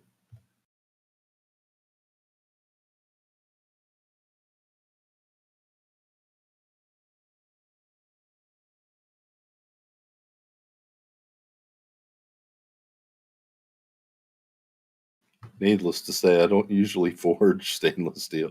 Like I do have some 304 and 316 here that I use on occasion for special items, but to be honest, I hate working with it because I can get it hot enough and easy enough to forge it and stuff like that, but like the temperature range for the working temperature is really small, and so it goes from like workable to not workable in a very short amount of time. So whatever work you got to do to it, you got to do immediately right out of that forge, and you got to get right on it and do your thing, and then stick it right back in the heat again. Because not only does it not want to work when it gets cold, it's when you keep working it when it's cold, it just all it does is it puts splits in it and fucking breaks, and you put cold shuts in it really easy. It's just terrible to work with cold.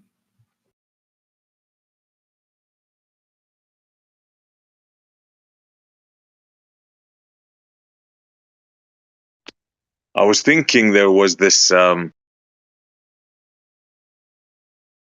astronaut, and he was saying that they couldn't connect one of the connections on the I think it was some sort of was it the solar things or something, anyways, a cable, and the male and the female, they weren't fitting in. And he says, well, I just thought of, I looked at the clock, and he goes, well, in about 10 minutes the sun's going to come up, so what I did was I exposed it to the sun, and did he say contract, or I think he said expand? And he said there was a 600-degree difference. So I found that quite interesting. What do you think? Well, that's quite possible. I mean, 600 seems like a lot, but to be quite a difference in heat, yeah, from the sun and no sun at all, yeah, absolutely. So do you think that then stuff would expand and contract in such an Yeah, environment? yeah, absolutely. It would, right? Okay. Yeah, you have to design stuff that way that the joints of stuff can't be like hard meeting hard, right? It's gotta be expandable material meeting hard on the other side, right? You always have to have some sort of like almost like an O-ring, if you will, on hard meeting parts when you're going to be in such environments. We do that like all kinds of different shit. Like even here on Earth, like there are a lot of machinery. Like I sell air compressors and stuff like that, and on the a lot of the meeting parts from the hot to the cold sides, and then also since the machine shuts down and starts, you can get 500 degrees sometimes to like regular room temperature in a short amount of time. So yeah, you can't just have hard joint meaning hard joint all the time. Yeah, I have agree some with sort of you. gasket and stuff like that in between. Yeah.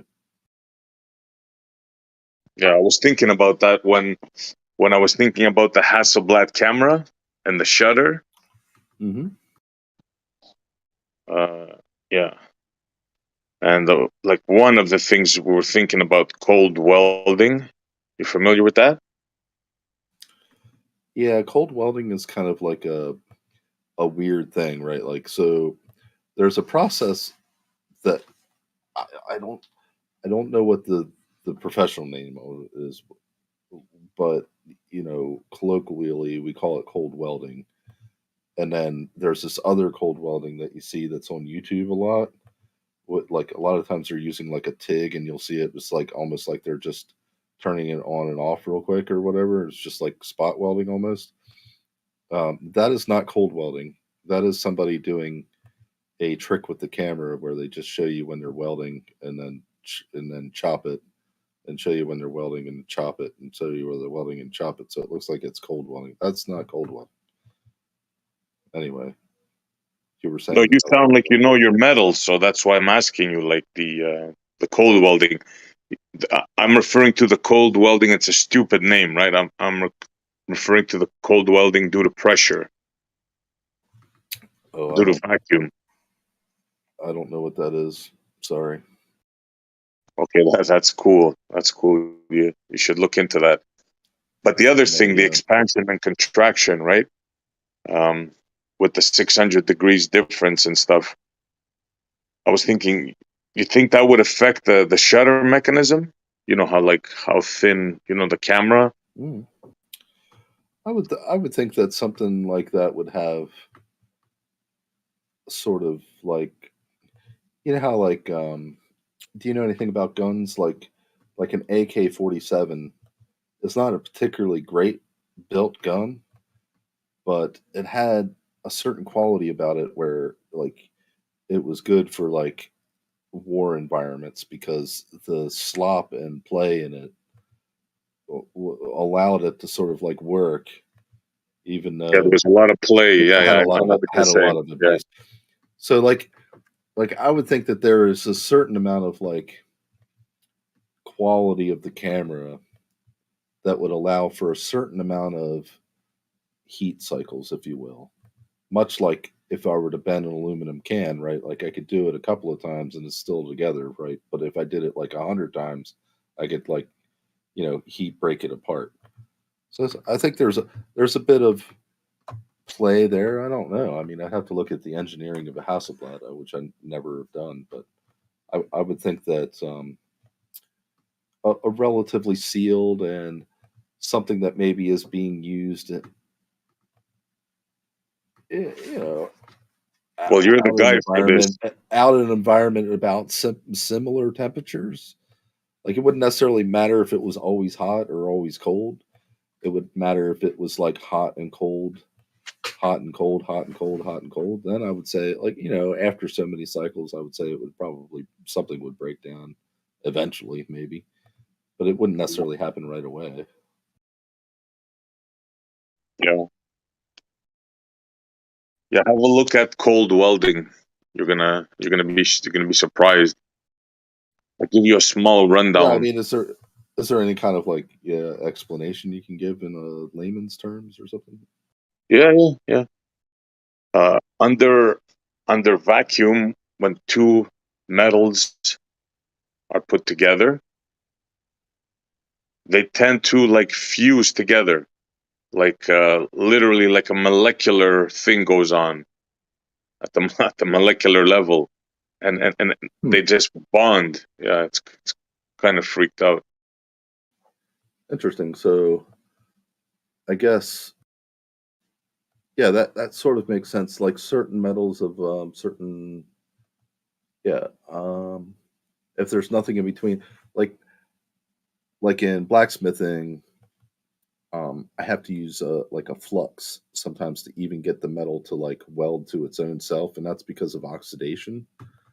So like if there's nothing Right. there to oxidize, so like if I use like an inert gas like nitrogen or something or a vacuum, there's not this like oxygen or whatever to like make this coating on this.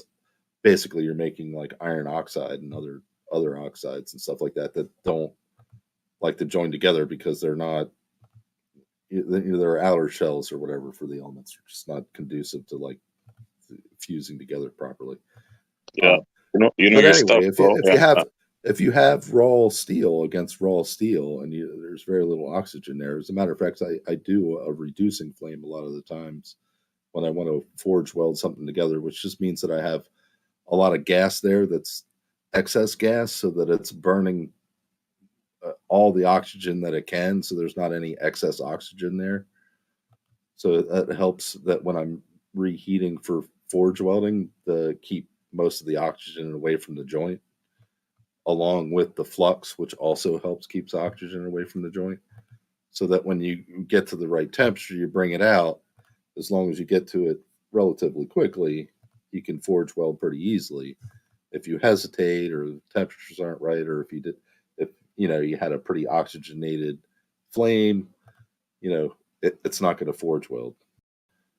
But I would think that in a vacuum, it would be easier to like, with pressure even, or like even just a little bit of heat to help bond them in such a way, like maybe not like weld them together like a fucking heat weld would be of any sort, but like weld them together that they're stuck together pretty well.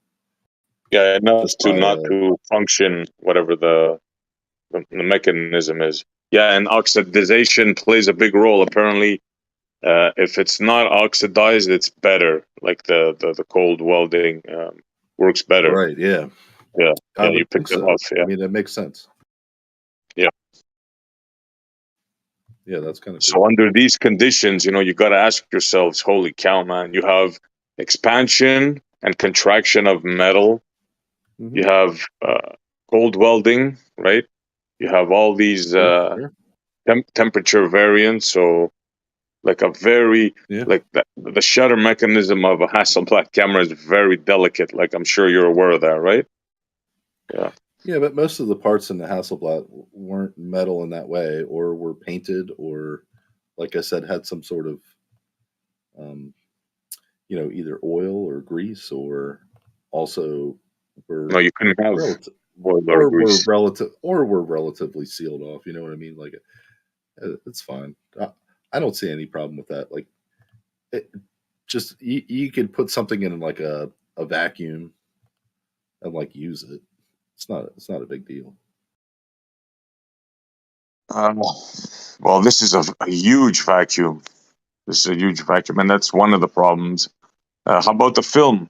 How do you think the film would? Do you know anything about film? I think film wouldn't necessarily be affected by temperature in that sense, because of the way the temperature would work that way is in a vacuum. There's very little atoms to transfer heat, so that wouldn't help it that much. I mean, hurt it that much. And in a vacuum, like that's not going to hurt it any, right? The thing that would hurt it would be like certain radiations from the sun or whatever, maybe.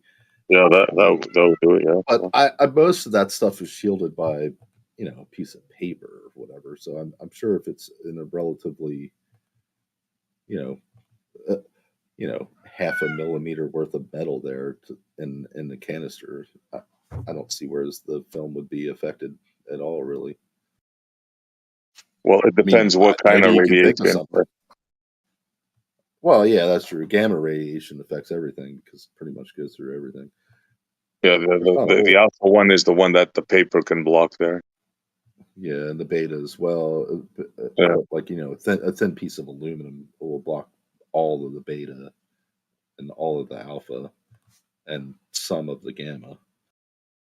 Yeah, for me, I would say the biggest problem on the film would be the pressure, the vacuum. That would render the chemicals on the film. It would damage them quite a bit. Why is that, do you think? Because they had film back then, right? Let's keep that in mind. Sure, I understand. And the film had like a chemical coating on the film, and sure, and under a vacuum that would outgas, would damage. Yeah, I don't know. Maybe, possibly. I don't think it would be enough to really make any difference. It's relatively sealed in the canister there. It's fine. Relatively sealed, but not vacuum sealed. So yeah, but 10 to the minus 12 torr. So what if it's in a vacuum? I don't understand. Like a film, but we store a lot of things in a vacuum to keep it fresh, right? Like the same with film. Like I don't understand. As a matter of fact, I got some film canisters upstairs where it has like a vacuum sealed, like wrapper around the film. Are you saying that film's damaged now because it's in a vacuum? What kind of a vacuum is it under? Well, I mean, is it 10 to the minus 12 torr in the canister? No, of course not. I'm sure it's just like. Okay, so that's the conditions I'm talking about. Sandwich sealer. You know what I mean? No, we're talking about the reason why I'm saying this. I'm not just saying willy-nilly. It would just happen at different rates, like depending on the type of vacuum. So if you're saying there's some sort of off-gassing, you're saying it's that the vacuum's so great that it would have off-gassed in such a way that they would never have been able to use the film or get it back before it would have been damaged by the vacuum. And I'm saying absolutely, there would be no way to. Maybe that's true, but like I don't know. Let me tell you what I'm saying, bro, before you continue. What I'm saying is, we have 5,000 or so pictures, and they're all not damaged. There's not one of them that's damaged due to vacuum. 10 to the minus 12 torr. I'm saying that's impossible. Because I've seen film here done, like they've done tests. I think it was 10 to the minus 6. And yeah, there was pretty clear evidence of damage, like graying of the film, fuzzy, like off coloring. Yeah. Well, then there's certainly some, there's either some, cognitive issues and reasoning here going on, or, maybe there's some information that you have that's incorrect, or maybe there's information that we don't know about, or, I guess there's also the possibility it could not have happened that way. There's all kinds of different explanations for this, right? Well, yeah. Well, I'm just going purely with the physics, right? I know how the film was made. The film had gelatin. There's no way around that. It was made from pig hide, and that would have outgassed in a vacuum. That's a fact, guaranteed. There's no way that the film would not have been damaged in that manner. When somebody's It's when somebody impossible. is so certain, when somebody is so certain about something, that brings up red flags to me, right? Because I would never be that certain about something I don't really know that much about, right? But I do know stuff about it. It's not that I don't know stuff. I've been Okay, looking I at this know, for a I long time. know Yeah. some things about similar things, right? But I don't know all the facts about the exact situation, right? So you may know more than me, but are there things that you might not know about? Yeah, I'm not saying I'm an expert, but just for the record, I've used old cameras. I've taken picture. I've been in a dark room. I've developed the film. Then I've put it in an enlarger. I exposed the paper. I put the paper through all the chemicals. I've done all that. So it's not like I'm an expert, but I know there's chemical processes involved, and I know how a vacuum works, and I know that liquids boil in a vacuum. So that's the But they're extent not of my. it's not a liquid. The film's not a liquid, right? It's not a liquid, but it's made from a gelatin, and the gelatin is made of animal hides. Believe it or not. Mm-hmm. Yeah, and you can coat that, and light can still get through the coating, correct? Yeah, there's nothing that you can coat that will not be affected by the vacuum. Yeah, correct. Well, sure, there could be a solid coating that doesn't off gas, right? But then the chemicals that are affected by Then they light wouldn't work. Yeah, would yeah. still work. Yes, it would still work because No, it's only no. affected by light, not by environmental gases. Unless you're saying that's how film is put down as a picture by taking some sort of gases from the environment and showing us a tree that we just took a picture of. No, let me repeat myself. The coating that's on the film is made from gelatin. The gelatin is made from pig skin. That would off gas in a vacuum. There's no way around that. It would get damaged. Why would a solid off gas in a vacuum? It's not a solid. And I repeat, I've seen people do it in a vacuum, 10 to the minus 6 torr, and shown that the film gets damaged. It's physics. There's no way around it. It's like saying if you go out in the cold, From you're the not going to physics, I get cold. understand it's not what you're saying is incorrect from what I know. Then you don't understand it correctly. Well, okay, maybe I don't. But I mean, I feel like that I know it pretty well enough. Like I know it well enough that I just disagree with you, right? Like I don't think that you're correct. That's your prerogative. Yeah, but no problem. If you think that film gelatin could work 10 to the minus 12 torr after I told you tests have been done in a vacuum, half of that, and each torr is like 10, one order of magnitude higher. If you think that that's okay, then it's up to you, bro. No problem. I'm just telling you what I found out. I think either maybe you misunderstood something, or it was maybe different type of film or something. I just think no, you're absolutely you're misunderstanding what I'm telling you. Oh, I'm an expert on it. I think maybe you were just incorrect at what you were seeing or hearing, or whatever. It happens. No, I think the opposite. I think you're misunderstanding what I'm telling you. It's possible. I'm not ruling it out. I'm just saying that's what I believe, right? Like you believe. And I'm saying that's what I believe. No worries. But I mean, right now we don't really have any evidence in front of us, right? So like all I have is your word, and all you have is my word, right? So like exactly. I get that you disagree with me, and so that obviously you feel like you have good evidence, and so you're going to believe yours, right? Not mine, because I don't have anything. But you don't have any evidence. I'm the one that has. You're just assuming, but I'm the one that has. That I told you that I've seen people do it, and you're just saying, you're saying that I don't believe it. Okay, well, you're just saying that you saw people, right? But like, you're not actually bringing forth the evidence. So, like, yes, No, the I evidence never may be said I there. was going to bring forth anything. I'm just saying Okay, that I've let's not seen say that something. you have evidence.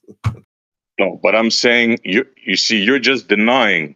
But I've I am seen not. actual I tests, said and I could be wrong. You're the you're one saying, well, denying. maybe I think it's not possible, right? Yeah, which is No, I'm cool. saying from the information that I have, right, which I consider to be evidence that I can't show you at the moment because it's just knowledge I've gained through experience and time and life. That I believe that you're wrong about that. Like, I could be wrong. I could be under a misapprehension or misinformation, or I'm misunderstanding the information I have, or maybe I'm making it up. I don't know. Maybe I'm lying. But the point is that you're in the same boat as far as I'm concerned is what you believe right now that I have. I believe you have. I believe that we're both in the same exact situation, even if Yeah, you of believe course, none of differently. us has brought forth anything. Yeah, fair enough. Sure. Right. I'm just saying we've reached an impasse at that point, unless there's actual physical evidence that we can show each other. We're just Yeah, well, kind of I know stuck. I can show you stuff, but I'm not going to waste my time because I know whatever I show you, you're going to say, oh, this and oh, that. And I know how this goes, right? Well, I mean, So, one no should worry. scrutinize the evidence that's given to them, correct? Sure, correct. They shouldn't just believe it offhand, like on faith. Agreed. But Yeah. isn't it about like weighing the Right. evidence So, against something else too? Like, sure. like, and in this case, it's like, I guess trying to prove a falsehood, No, but I have proof. Let's say I was to show you a video of a man that builds a vacuum chambers from scratch, and he put film in it, and he tested it, and it outgassed, and he'll show you even the residue on the vacuum chamber. If I show you a video like that and show you the evidence, what would you say? I would say what the evidence shows. I would agree with what the evidence shows. Really? You would? Well, I mean, if it's actual evidence, then yeah, why wouldn't I agree with what the evidence shows? I mean, are you saying you're showing me something that's not real? No, I've showed this to many people, and they just they do what ballers do. They just bypass it. Well, I mean, look, I'm willing to show it to you. if I'm somebody can curious. stick some film in a vacuum and show that the film is damaged, I would believe that that film put in that vacuum was damaged. Would I necessarily believe that all film can be damaged by a vacuum? No, I wouldn't necessarily believe that. I would have to know the specs of the film, the environment of the vacuum, and it would be scientific, right? Like, I would need that data recorded, and then if you could get the exact film used in the Hasselblad um, during the time of the moon landings and put that in a vacuum and show it to be damaged by a vacuum, then I would have to believe that that film could be damaged by a vacuum. See, I knew it. That's why I didn't waste my time. I knew. That's why further questioning you, I knew you would say that. You would want me to get the exact same film that was used on the Apollo mission. I Well, knew. are I there knew you would different give types me. of film I knew you made would in give me an different ways, right? impossible task. I knew it, bro. I know It's how not you an guys operate. impossible task. Look. Okay, well, if you wish me to be unscientific, literally is an impossible task. it's not going to happen. It's not going to It happen. existed in the past. They don't make it now. It's not the same formula. Yeah, so we can't Okay, tell either way then. Well, can we get the specs of the exact film that was made then by? I'm sure it's already by been whatever done company? by SE. So And then make it in make a modern version of the same thing using the same specs and materials. Could we not do that? Yeah, the people that did the test, they used similar film. Okay, similar. And Great. listen to me. Film emulsion is film emulsion. It's chemically based, right? There's no magical formula that's possible to be made that cannot. Film is 'Cause light sensitive. That's it. It's just a light sensitive chemical on a substrate. That's it. You can put a coating over it, and that's the chemicals are still affected by the light. So if you put a coating over the film that's not affected by the fucking vacuum or certain types of heat or fucking other things, then the film could last through a fucking vacuum. I don't understand why you think that that's not possible. just making statements, just getting triggered. Your voice is getting up. I can tell. You have no idea what you're talking about. No, your voice got up first. You've been frantic the past few sentences. Not at all. Not at all. I'm I'm- very calm, very giving you what I'm collective. I'm getting. sure of what I'm saying. I've giving you what seen I'm the getting. evidence, and I can assure you You're there is being no film. confrontational, and I'm And you're confronting you back. interrupting me while I'm speaking. See, this is what happened. You're being confrontational, and I'm confronting you back. Not at all. I'm Giving very calm, you what I'm very getting. collective. Well, you might seem that way to you, but it doesn't seem that way to me. You tell me when you're Okay, ready. well, regardless of how it seems to you, let's continue with the conversation. Yeah, it seems to me like the central question here is it possible for human beings to engineer a film that would last in a vacuum? Yes or no? And it seems like say Montreal says no, and Damon says yes. Impossible. That's right. So, okay, there's the central disagreement. It's impossible for humans to make that kind of film, and Damon says it is possible. But I would agree with me more because I'm not saying things like a possible, never, always, right? I'm saying that the evidence shows that we are able to create a film that could survive in a vacuum. What's the evidence? Pictures from the moon? That's a good evidence. Please tell me that's By right. being Please able tell to me that's create, evidence.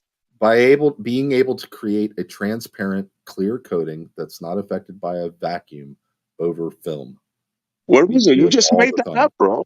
You just made that up. We Where do it all what the is- time. We do it with all film, like the film I have upstairs is. I don't know what Remember you're talking this. Remember this moment, It's guys. not He's going to affected by deny he ever environmental- said that. It's not Remember this affected by moment. environment. As a matter of That's fact, why he's there's talking film. over me. He's not going to let me get this out. Show me this coating that's not it that they invented. That's not affected by the vacuum. Please go on. There's That they even used film on that the I can film in the use in the Hasselblad. ocean. Go ahead, which is show me. saltwater. Okay. You just made it up, bro. You just made that up. Okay. Well, you're right. I made it up. You're safe. Okay. Everything I is know I'm fine. right. Your worldview is good. The earth is still flat. Okay. Calm down. Yeah. Don't try to play this reverse psychology on me, bro. This is like too good, man. I love it when this happens. Come on, that was working. I swear it was. Bro, I've been looking at this Hasselblad thing for years now and asking for like proof. you asking. And not one of you, bro, not one of you has produced anything. Like it's one of my favorite topics. Like, What exactly show are me you the looking for? special coating. Show me the special coating. Is that what you're looking for? A special coating on a film that can survive a vacuum? Would that be satisfactory to you? No, I want you to show me the special coating they used on the Hasselblad film I don't know if they did during or not. to make those I have no idea if pristine- I would be able to find that pristine information. pictures. Actually. Yeah, I just don't know made if it I up. could find that That's fine. information. I don't know. I don't know how to look that up exactly. You just made it up. No, there are protective films on like actual film. That's not affected by many things, including like ocean water, which at a certain point in time before there was digital cameras, we had waterproof film that could be used underwater. Yeah, that's fine. That's too bad we're not talking about that, right? We're talking about the moon, not underwater. Yeah, but So, I don't yeah, understand it's why like you've developed film and stuff like that. There are certain chemicals or whatever that bring this about, but it's one of the chemicals actually eats this film away, right? So that it could get to the film underneath. Because if you leave it in there too long, you've ruined your picture. So Bro, I don't mean, fight if this, bro. Don't you've fight this. All if you've- chemicals, they outgas in a vacuum, bro. Just don't fight it. Research it, and that's it, man. That's just not true. It's absolutely true. Okay, so okay, Show me chrome vanadium, right, is a chemical. Sorry. It does not off gas in a vacuum.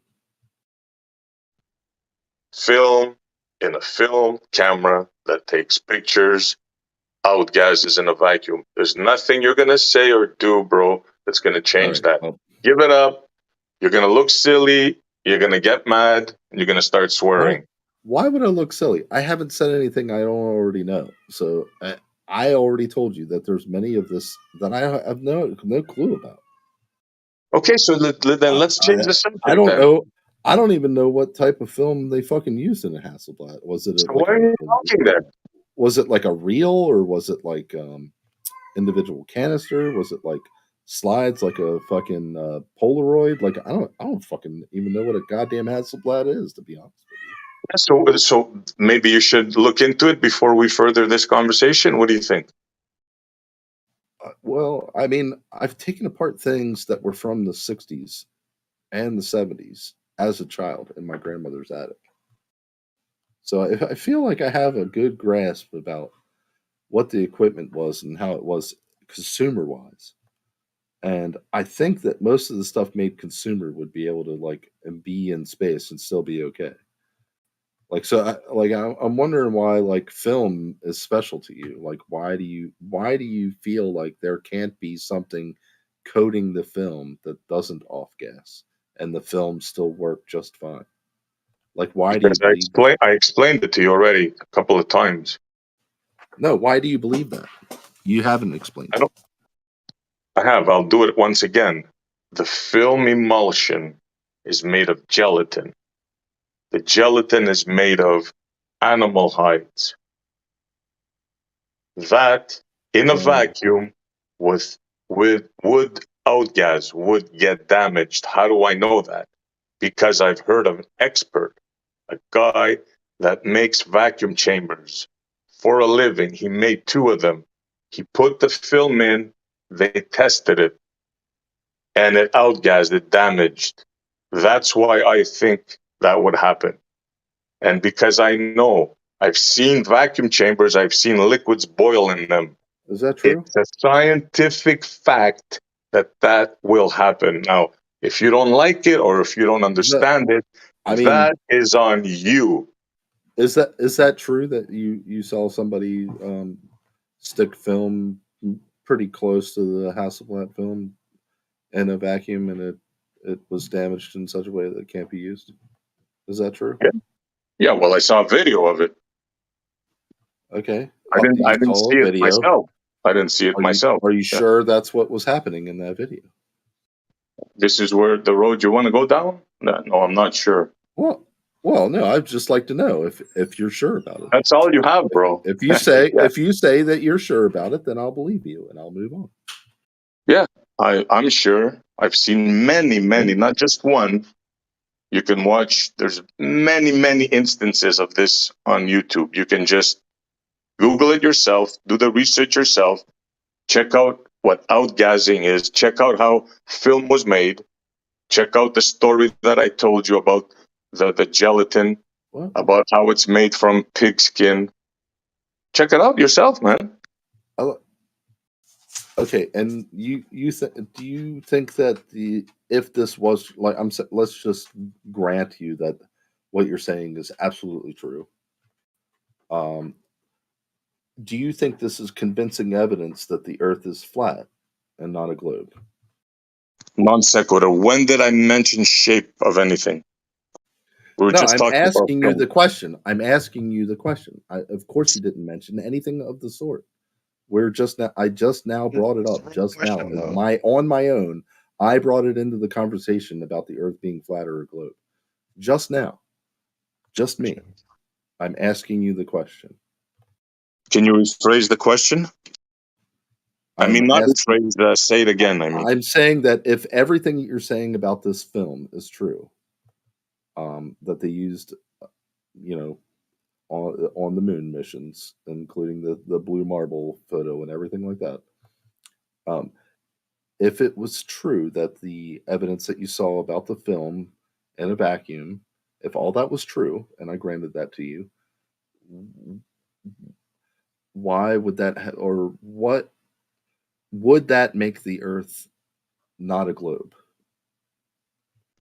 No, it wouldn't make it any shape. Yes or no? Has nothing to do Right. with shape. Yeah.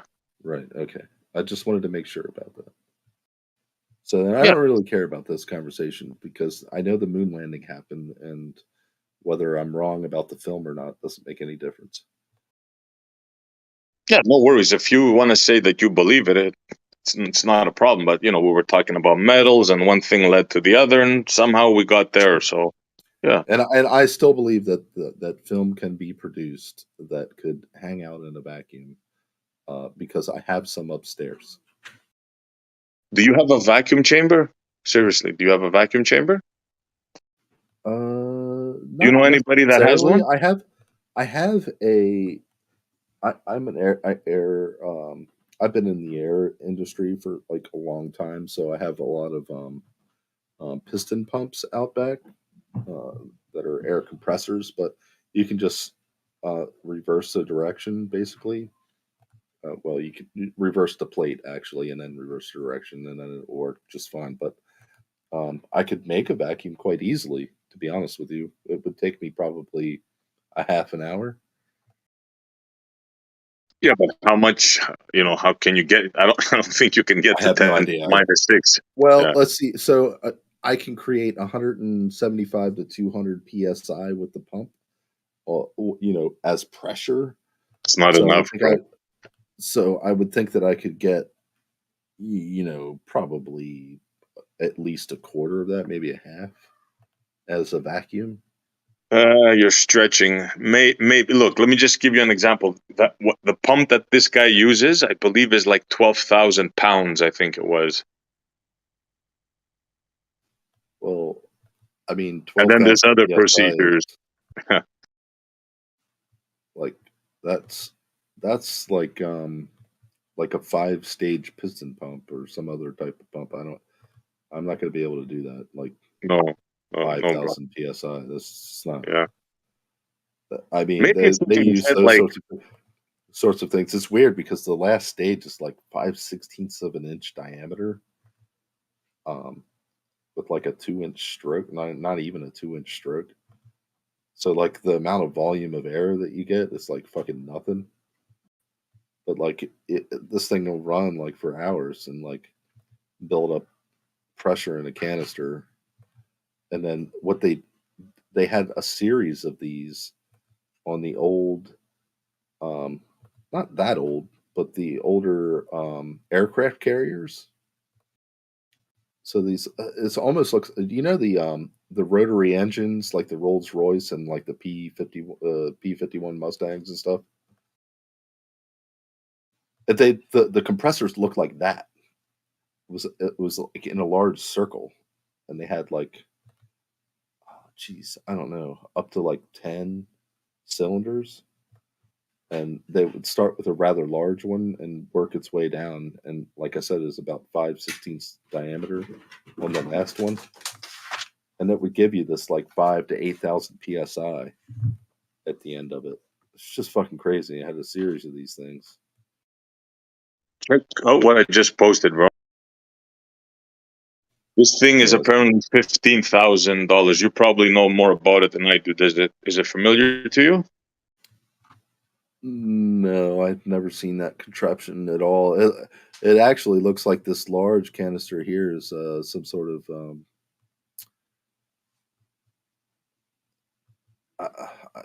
like some sort of air quality issue thing, but check this out, man. It may be some sort of check valve, even. I'm not sure.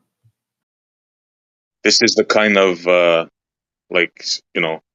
this is the kind of steel. This is the pump that I'm talking about. This is the vacuum that could reach 10 to the -6 torr.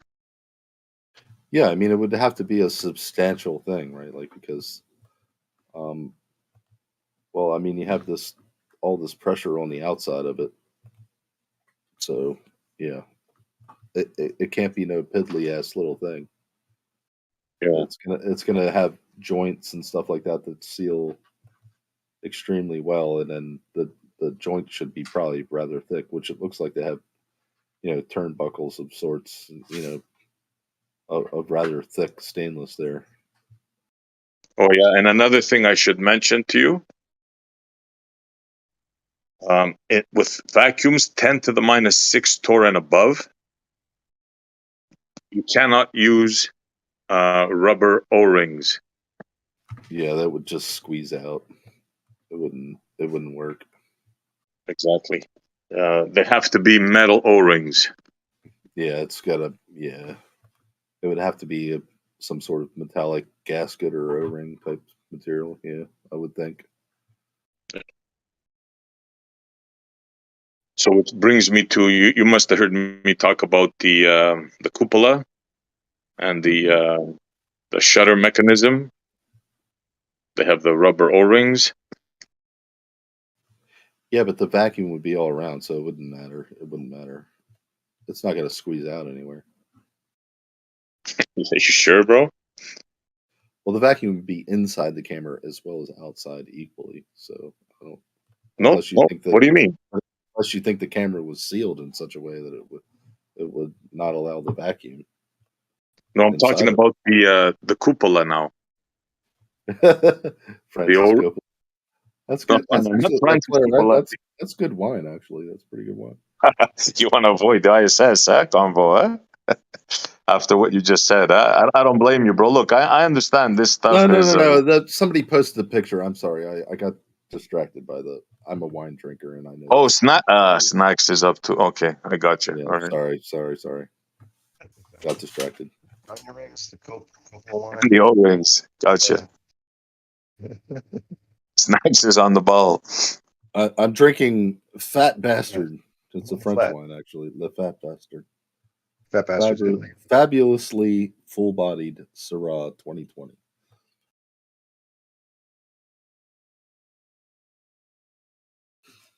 This is why I have such an easygoing nature.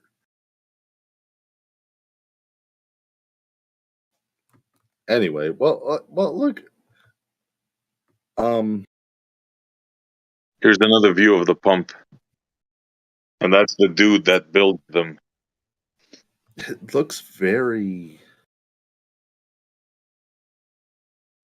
slow. The one I'm talking about is like pumps. Yeah. The one I'm talking about takes up like a 10 by 10 jail cell, right? Like you would need at least that much space to stick it in to fucking have it run. And then Yeah, there's huge. Yeah, you can make different sizes, but it doesn't matter. Like for film, this size of a vacuum pump is sufficient, right? Yeah. Why this guy makes them to test? That's an interesting thing. I wonder if it was the film off-gassing or whether it was the imperfections in the seal of the film or the film material itself that this gel of the material had little bits of air pockets in it. And well, that's the whole thing.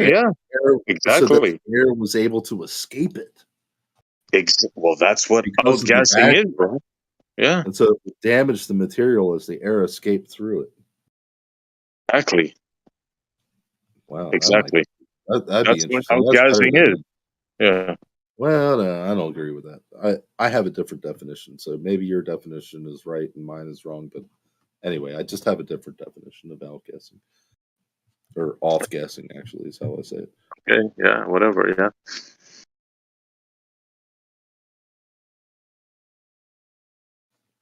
I'm not into semantic arguments. Fuck that.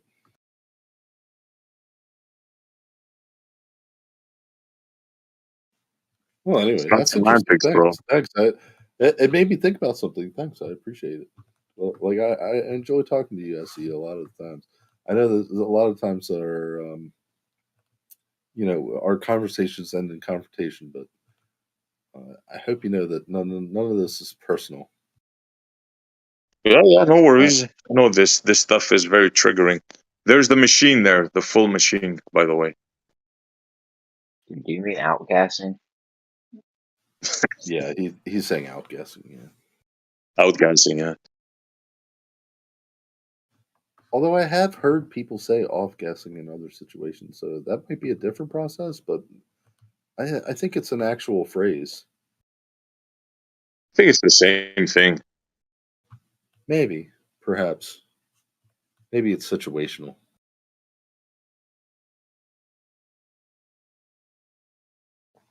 But that is interesting. Like I don't agree with the off-guessing thing necessarily, but like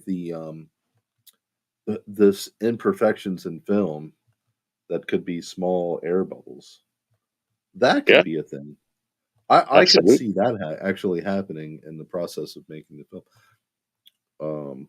Although you could get rid of that by making the film in a vacuum.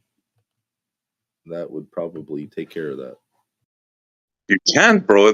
Listen to what you're saying. The chemicals without gas would boil, bro. Come on. No, they wouldn't. They're solid. Use your head, bro. They're solid. They're not a liquid. Unless you're saying film is a liquid. No, when they start the coating and that, I'm sure it. You gel. think it's? How do you think it is? I mean, It's a semi-solid, right? It's solid at a certain temperature. It's liquid at another temperature. Sure. Like just like most things. Right, but like, you know, it's enough to say that like just the direct.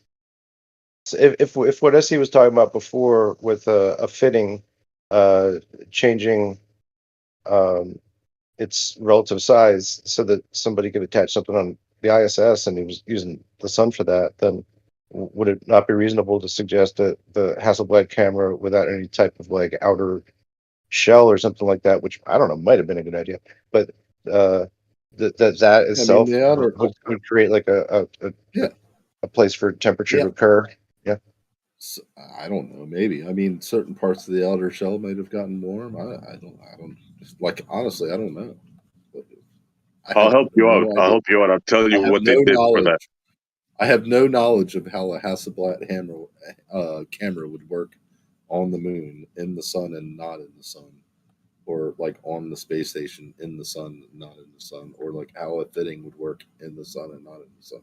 I don't know. I know that there's a pretty damn good vacuum out there in space, and so there's not a whole lot of molecules out there to transfer heat. So I'm not sure how it would work. I would have to look into it. I'm completely and utterly ignorant of how that works. I can maybe make some speculation from what I do know, but it would probably be wrong. So I'm not gonna, I have no idea. It's just it's designed. It's not designed for that purpose specifically, right? Like to be in space and to maybe you would design like kind of a different camera.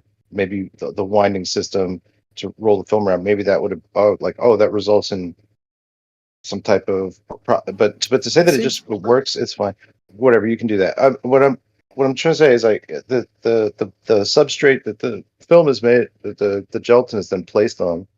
You know, I'm gonna guess that these things might have somewhat different like I don't even know what you would call it, but just its rate of heating and cooling over its like ductility or brittleness and stuff like that. And just it's hard to imagine. I mean, like what would happen in a vacuum? You got temperature shifting all over the place, and then it still has to do some mechanical stuff to wind it around. And it's a But I it's mean, kind of yeah. That's I work with a lot of equipment that can be very wide, varying degrees of temperature, like all the time, like cooling, heating. It's not hard to engineer for this stuff, and I would think there are people who that keep old film if we're stocks trying to like in go into refrigerators. space, that people would know this, right? Like they would at least have an idea, and they're not just going to put something up there because, Right? Just Yeah. because, right? You They're ever going to have be a like, well, disposable camera? we should probably plan for this because Have this it. is a thing. Right. So, But like, have you ever unless you think that every engineer is completely and utterly fucking stupid, Right. I know they're to engineering be able awesome to shit plan for for some NASA. stuff. We saw some pictures earlier. These guys are really professional. But I mean, just slap some shit together and make it look like it's like a prop. I don't know. With that's the Sure. level of Okay. Yeah. mechanical. I mean, have you seen some Right. of the shit Right. looks funny? Okay. It looks funny, dude. You wouldn't make a lem. No, What no, looks no. funny? I mean, does a lem look funny to you? What do you There's mean? other funny looking things. Beside the point, bro. Like, What looks funny? you don't think the lem looks funny? It's fine. I guess it's a Really? subjective opinion. It looks very simplistic and purposeful. That's probably what they were trying to, I don't know, make it look like. I don't know. It doesn't look like something you'd engineer on purpose to be like that, Like if you have to Okay. cover it with like wrapping paper, that's like gold wrapping paper, then it's a little. It's not wrapping paper. I'm taking a It's little liberty metallic here. foil. A lot of it's like gold, and some of it's silver and stuff. It's like I capped don't on know. tape with Some like of it's gold foils. aluminum. It's just like, yeah. Well, Dude, if you're in a vacuum of space and you have no friction, what does it matter? Like I know care. you've got there's a You're million just- outs for it for sure. You're just You can there just to you can reflect. have You're just there to reflect some sunlight, like the a few bits of wow. radiation here and there. All right. I don't care. I'm good. I mean, look, we use aluminum foil keep here on keep your Earth, space, bro. and we Keep your cook with little it, right? Like it's fine. we use like Now, where's it come from? what is it like? Where's the like technology come from? 0.002 inch aluminum foil to stick our steaks on the grill so that we can fucking cook them without the You fucking think, juices. right? And you realize it's like And you're partially saying plastic, right? that in a vacuum, that some fucking pretty sturdy gold foil couldn't block some radiation? Is that what you're saying? No, I think that I don't understand. the idea was about how a machinist might approach something or an engineer might approach something. Well, I don't know. I'm a machinist. And you're gonna Does that like help claim out? like, oh, slop is great, so why not just build it with lots of slop because it'll work great, Well, I didn't say that. I said that if you were to build something that was going to expand and contract a great deal due to heat, you know that you would have to make either a structurally hard joint, meaning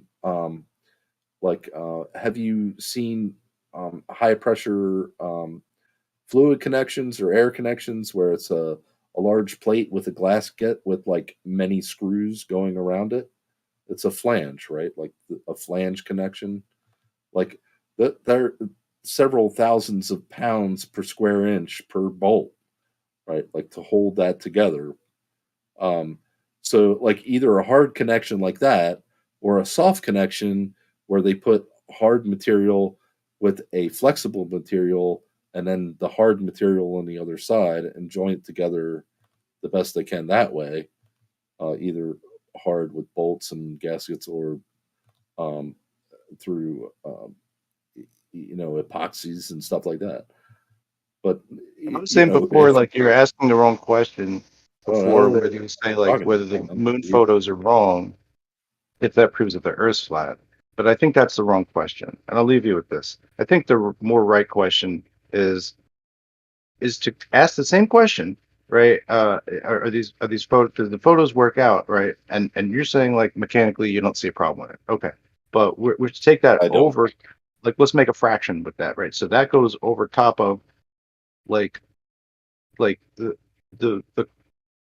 rationale or the what's to be gained from this information, and we can kind of like look at it as maybe like, is this a type of propaganda? What's the benefit of doing all this? To record for posterity, right? Because that's what we do, right? We're just like, oh, we're just gonna snap pictures because absolutely. I mean, let's say it's fake. That's what you think, though. You think let's say they tried to make people. Billions and billions of dollars. Fine. Let's say it's fake, but yet they tried to get people to believe it. Are you saying that if this was an actual event, like fake or not, and you wanted people to believe it, that you wouldn't record everything that you possibly could? I mean, I don't understand what you're fucking talking about. That doesn't make any sense to me. That you wouldn't take all the photos, all the information, record information, like do all kinds of fucking crazy shit to record shit for posterity. Because what you're trying to do is avoid the possibility of any deceptions, that it's going to lead you down a certain route of questioning. That's all I'm saying. Like, you don't have to go down that path, but if you did, you might find that some of the things that Why as do he you brought think up. everybody's deceiving you? Sorry, what? Why is it that people think that everyone's deceiving them? What are you talking about? Who is everybody? Why are you making this broad generality? What I'm The moon saying is landing. that there is Why there such why a do you thing? think NASA Is there or the moon landings or the people around it and all that what I'm stuff? Why do you think they're deceiving you? do you believe in something called propaganda, or are you aware of it? Sure, but are usually you convinced that propaganda it's not real? I has mean, what do you a tell me? purpose. Usually propaganda has a purpose. What's the Prop- purpose? Is it to keep you You from want me to Jesus? break it down for you? Well, like, you're gonna have to ask yourself like a series of questions about this. This is like this is your homework. You can do this yourself. Like, I don't have to. I'm sure you're just as clever I've as I. thought about it a Right. lot. You've thought about why it would be not any of any benefit to fake this. That's what you thought. Yes. Like, do you remember that there's like a competition in such a way with Russia as far as be like who the first person might be to be there? Yeah, why hasn't Russia exposed us? Because they're playing for the same fucking team. Like, they are. But that's okay. Well, who came up with Sputnik? What's Sputnik? Why do they call it Sputnik? Yeah, I'll tell you, just to make it short. The whole technology is sputtered metal coatings. This is how they created the foils. That's how your tinfoil fucking works. That's how your gold foil fucking works. It's because there's sputtered metal technology. It's in a vacuum chamber, and they fucking use whatever you say, dude. I believe do you not understand You're that? right. I am right. Yep. You're right. It's a grand conspiracy. You're right. The moon landings. No, never I'm fucking happened, right and about the Earth is sputtered metal flat. technology, though, right? But who came up with it first, right? Was it Russia? I have no idea what the fuck you're talking Alright. about. To be honest. Did Sputnik happen before we had a satellite up? Yes. Mm-hmm. And they just called it Sputnik because it's a funny name, or did they call it Sputnik because it's sputtered metal? I think It happens means with something in Russian. man. Pretty I mean, sure it means something. and if you also don't I realize, think it's a Russian name. It's probably Russian, and it probably that's means cool. It sounds something so in Russian. It sounds so fucking Russian. Definitely, yeah. Okay, but Yeah. But it just happens to be it's really like easy to remember. It's like super Well, quotable. It's fine. there's this Just weird not worry thing about called that. It's all right. there's this weird thing called Google, right? So like if I opened up That's Google, tremendous. That's tremendous. You're gonna hit me with Google. That's dope. Really, nice job. Anyway, these technologies are not. They're not islands. Okay, like technology works, but countries fucking collaborate with this shit. Like, even if they're in war, even if they seem like they're enemies, there's still interchange of information, and do you get that much, right? And all I'm just trying I'm to say is sorry, that you probably do not you probably do not, may I say this, you probably do not understand like propaganda, right? Is that possible? Or, like, but you must be but you're saying like I have to be like all these other people who just believe that there's deception that happens. But what the fuck makes you think you're entitled to the truth, buddy? What the fuck? You were born so you get to hear the truth. Is that what you fucking think? I mean, I'm not so entitled as that. But that's why I ask these questions. That's why I have questions. I don't feel it. So Snacks, Damon, check this out, bro. Damon, I posted a thing of what the film is. Have a look. I'm sorry, where did you post it? Live stream? Yeah, live stream text 1. Gelatin made from animal skin is the main component of the protective and emulsion layers. Okay, and yeah, I knew I'd be wasting my time. Anyways, you make what you want of it. I also posted you the O-rings. well, you just I also it posted wasn't you. a video. It was Hold on. it's just a picture. Whatever, dude. This is what I I thought posted. you said it was a video. Yeah, there's many videos of this. Yeah.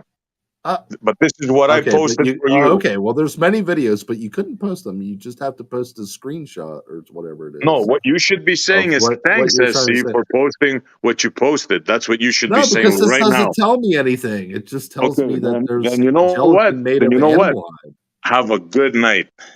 That's all you're getting. Oh, okay, run away. Run away, dude.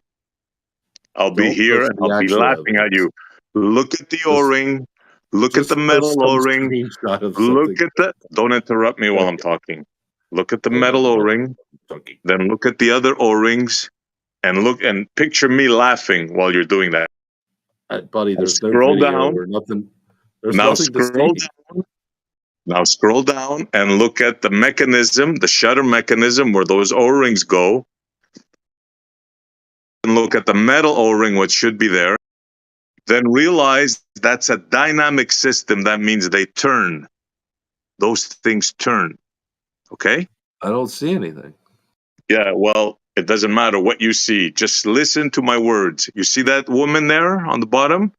When you find the video, you're going to see her turning it with her cute little fingers, and you're going to see the shutter going up and down. Okay? Now, there's a metal rod. That's the mechanism, and it's dynamic, and that's where those O-rings are. And outside, it goes from 250 Fahrenheit to 250 minus Fahrenheit. So you think You of always that, like to my say friend. that, but you still don't include the fact that there's no atoms to transfer the heat. The rest, I'll let your brain work it out. Okay. Well, you And if didn't you give me can't any figure it videos that out, you were saying to. There's just some pictures here. I see this copper something O-ring. I see two O-rings. and I gave you a size. detailed explanation of I why. see a few drawings here that don't really say anything. I see some temperature outside. And I see this gelatin backing, but I see no videos or nothing. You know what, gelatin? It doesn't matter. It doesn't matter. If I post you a video, what are you gonna say? If I post you a video now, what are you gonna say? I'm gonna watch the video. And what are you gonna say after? Well, that this and that and the other thing. So, you know what? It depends on doesn't matter. The video says if the video gives me some good evidence, I would say, "Thanks, SE. I changed my mind. There's good evidence." So you're gonna tell me you've been in this field for You're gonna tell me you've been in this field for 6 years, and you never seen a video of the cupola and somebody turning in the shutter, opening and closing. You never seen a video of that. No, actually, I haven't saw that yet. And You're it's been full of more like shit, bro. it's You're been more so like full of 10 shit. years, by the way. It's been more like 10 years. But it's You never it's seen an not- astronaut in the cupola opening and turning the cupola, the shutter mechanism, in 10 No. years. And this, No, I haven't. okay, bro. My specialty is the horizon, so like that's where I usually argue. Sure.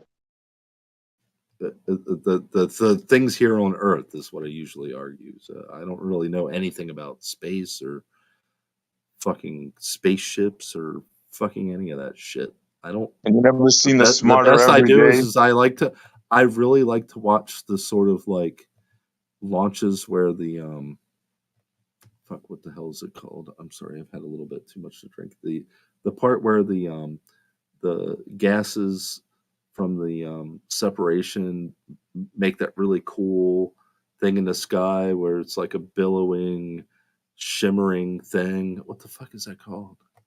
God damn it. Anyway, that I like to watch that. That's kind of cool.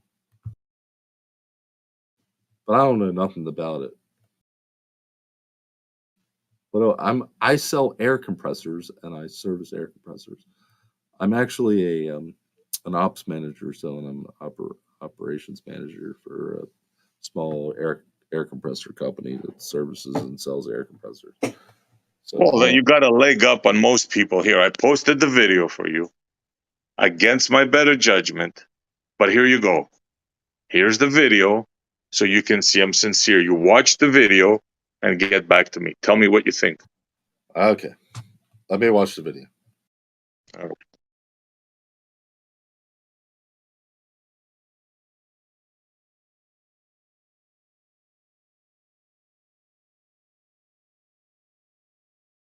The guy couldn't even pronounce his name. Justin? He couldn't pronounce the guy's freaking name. Main astronaut, the guy that doesn't know what happens if there's a leak in that compartment in the ISS. He has, well, I guess then there's a blah, blah, blah, blah. Didn't have a clue. Yeah.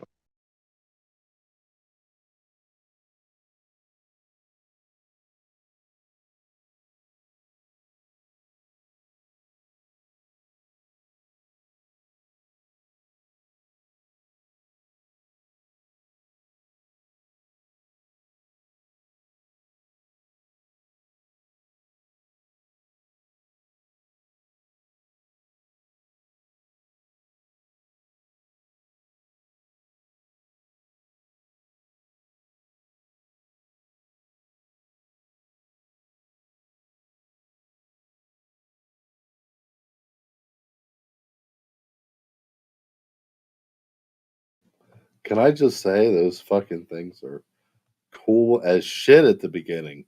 Holy shit. Those are cool images. Sorry, I'm gonna keep watching. Yeah.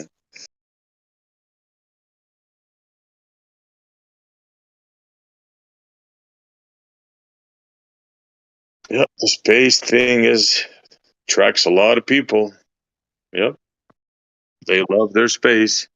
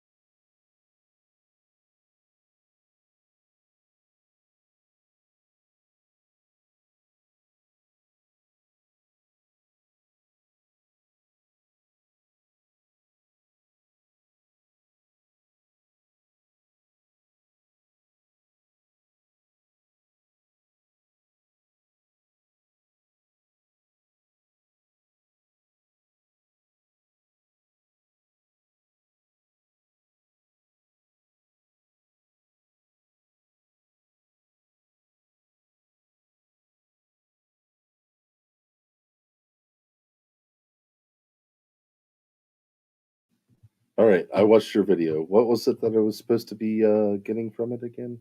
I'm sorry. You didn't get anything from that video?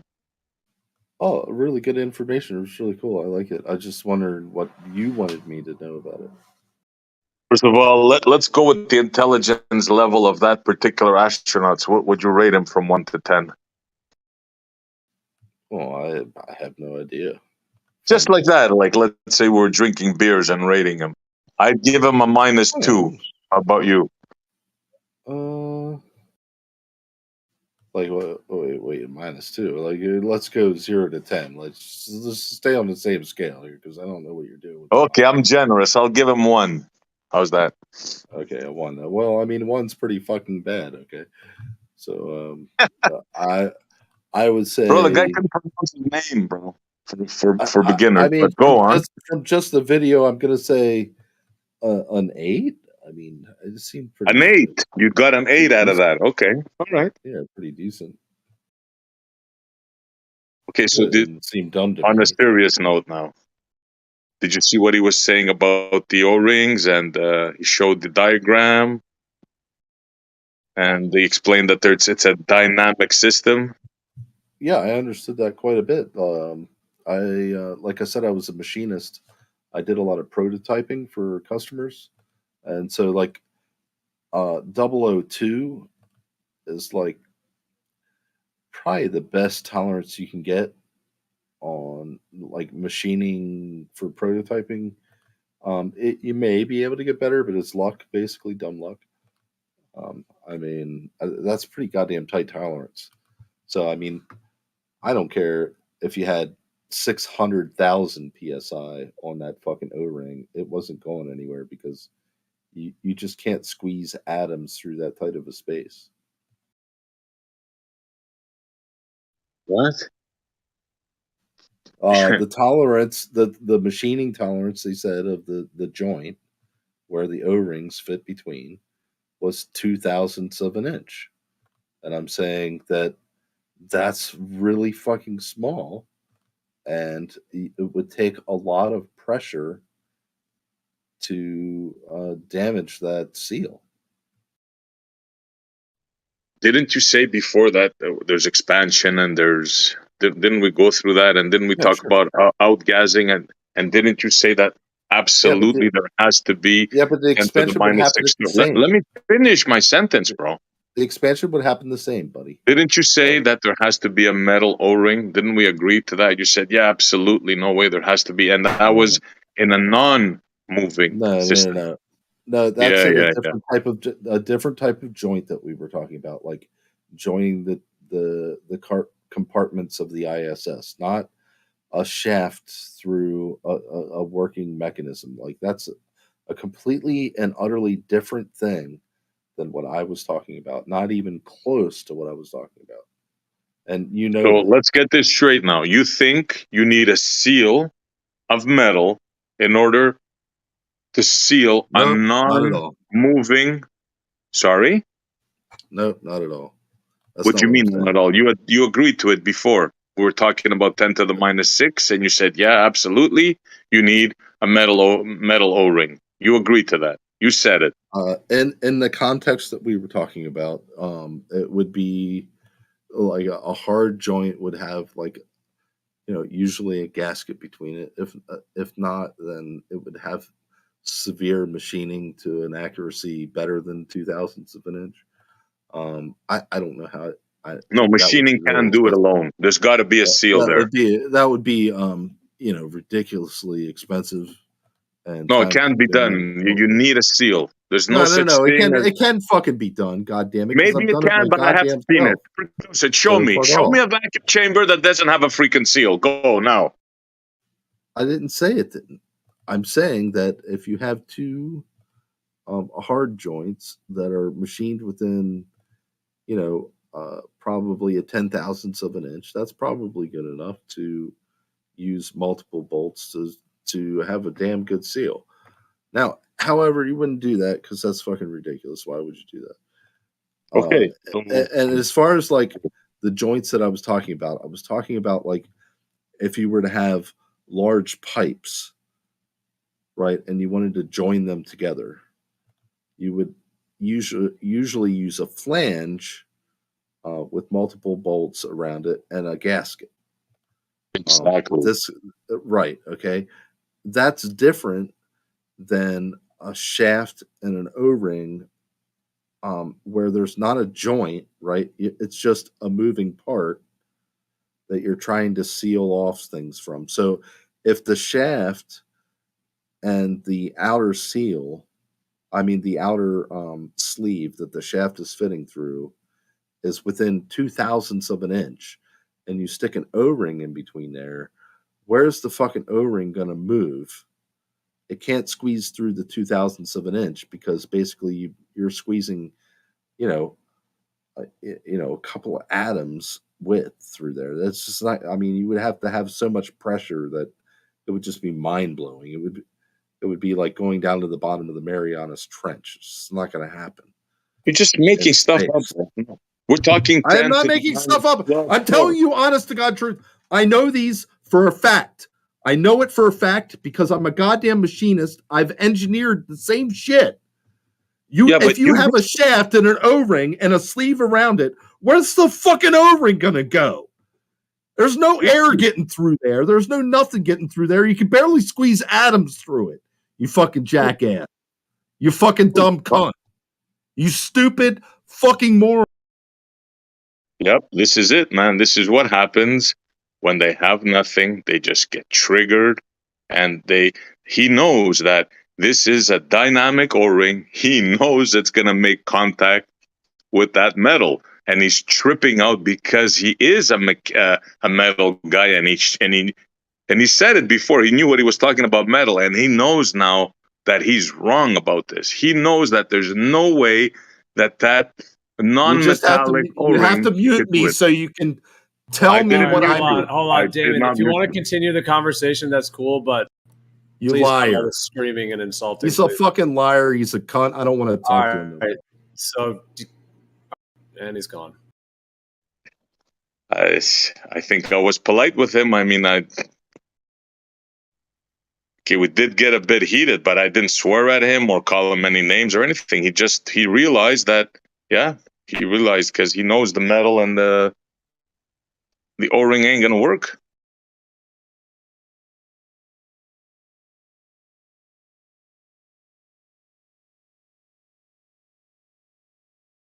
Like, why get triggered like that, bro? Why not? If you're so sure of yourself, why not just go through with the conversation?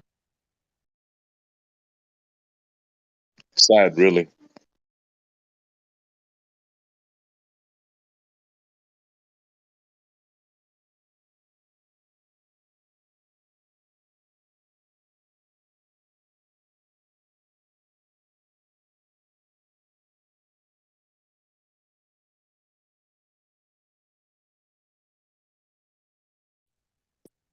You see, it anyways, no good to talk about somebody that's not here, so I won't do it.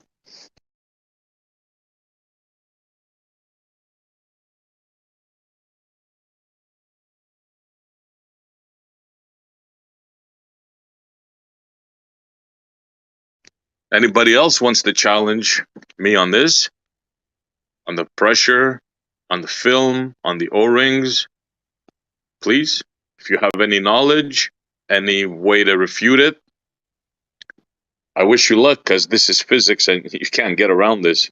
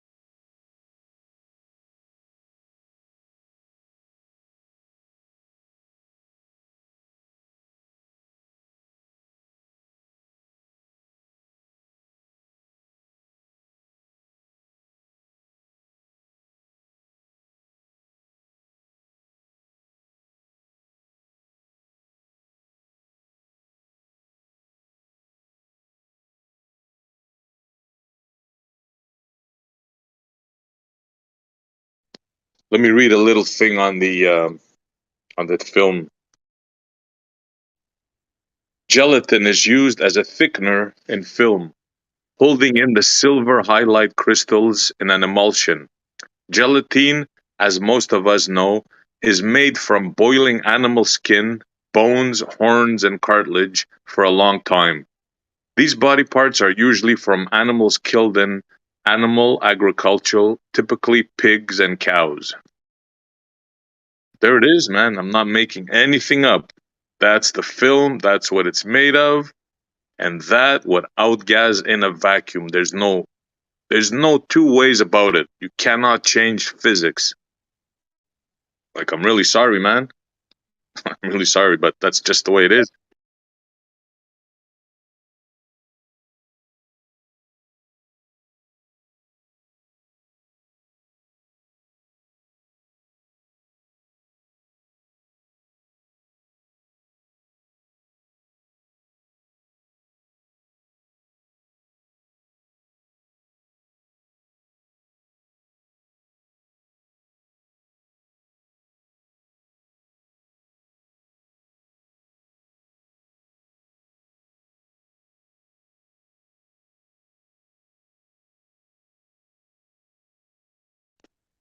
The emulsion layers of films are made by dissolving pure silver and nitric acid to form silver nitrate crystals, which are mixed with other chemicals to form silver highlight grains, which are then suspended in gelatin and applied to the film base.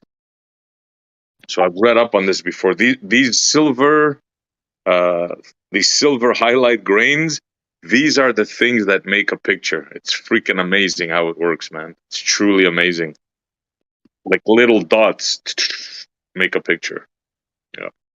So all this in a vacuum, bye-bye. No chance in hell.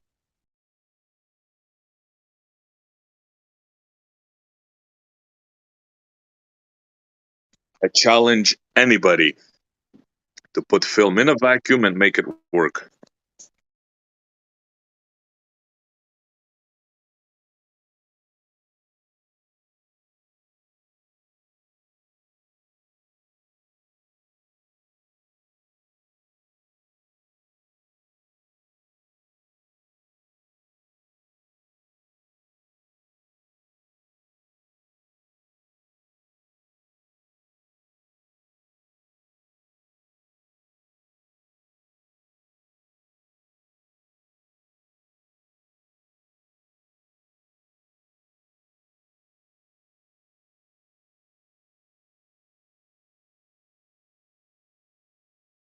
Here's another thing.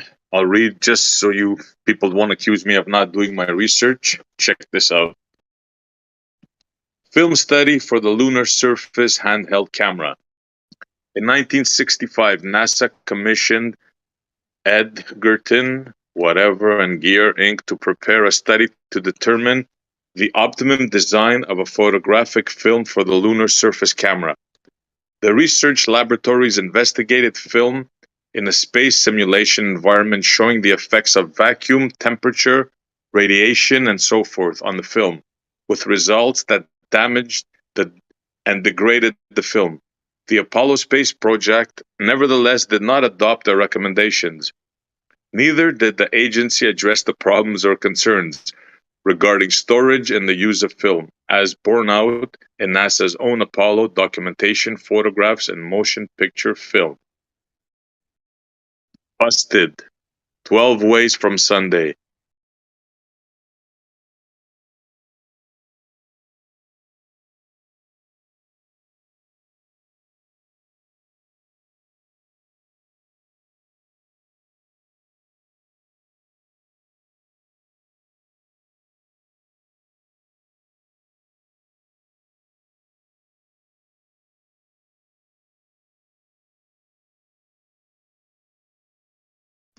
More proof.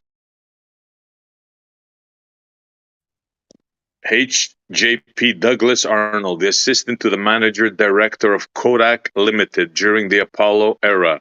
This is not just anybody, right?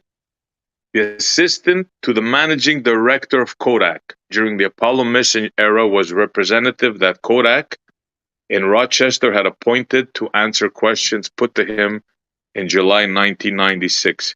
He stated that all photographs taken on the moon were taken with normal ectochrome film on the day on a thin S-star base. Did you guys hear that? They were taken with normal ectochrome film.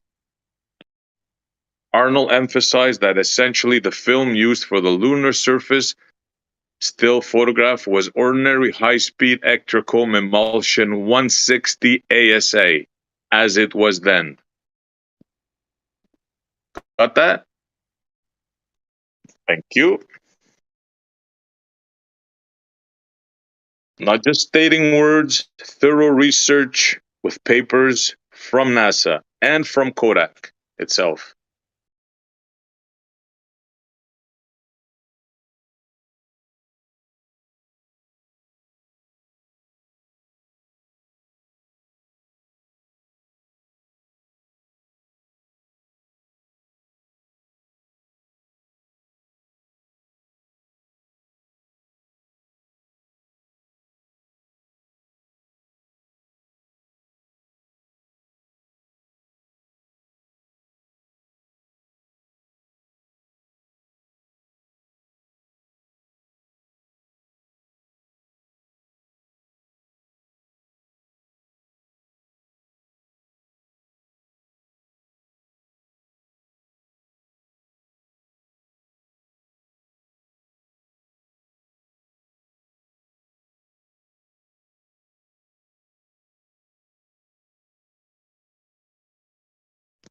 And I'll read just one last thing. I'm sure people are bored of this, just to drive it home. The big question remains, how could the Apollo images allegedly taken on the lunar surface with a camera using Kodak ectochrome transparent film be so perfect with such film when such film is affected by the levels of vacuum known to exist in space and on the moon? At a level of Tor 10 to the minus 12, it is a very hard vacuum indeed. That is the level at which metal, cold-welled, remember that convo we had before? Cold-welled together, water boils immediately, and liquid outgases. Remember that word? Yeah. Cold, hard facts.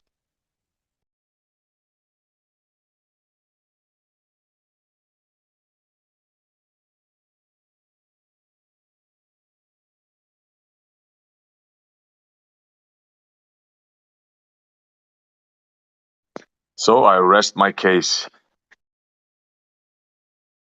Please, if anybody wants to bring something else up, please feel free.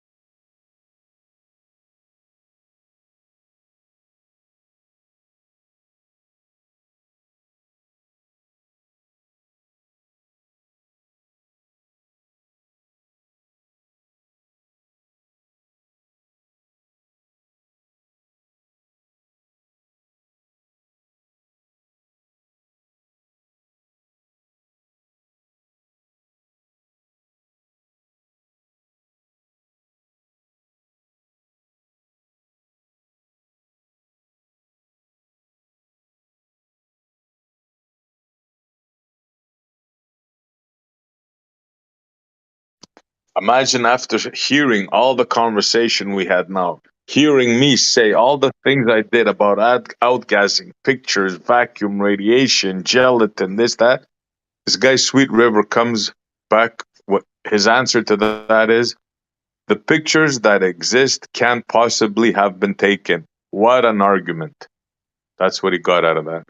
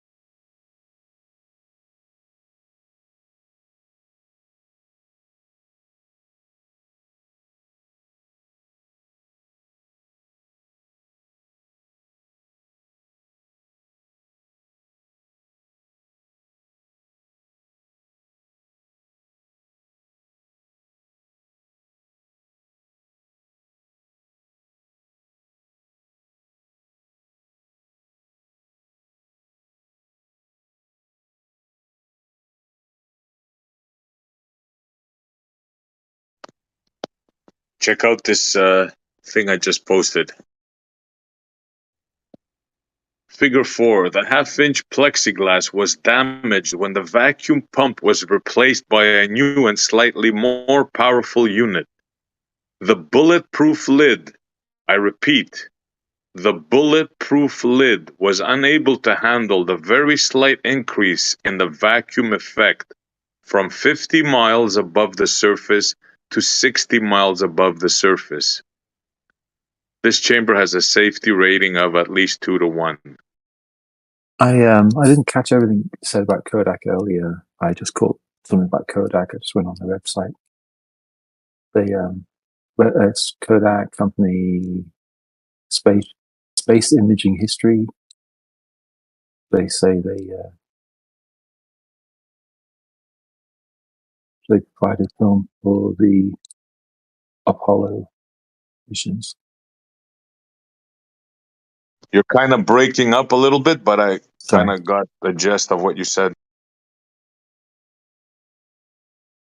So no, I was just on the website. They were talking about Kodak technology. It went along with Apollo 11, the first astronauts to walk on the moon. They just talk about it as a matter of fact. Well, of course they're going to say they did it, obviously. Yeah. They're not And going of to say course, they didn't do it. Yeah.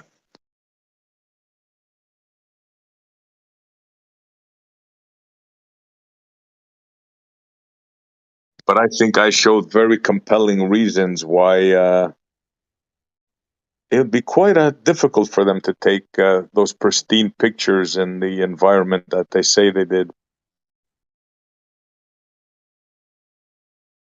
And I didn't just make that up. If you're interested, just scroll up. You're going to see I posted like a whole shitload of stuff.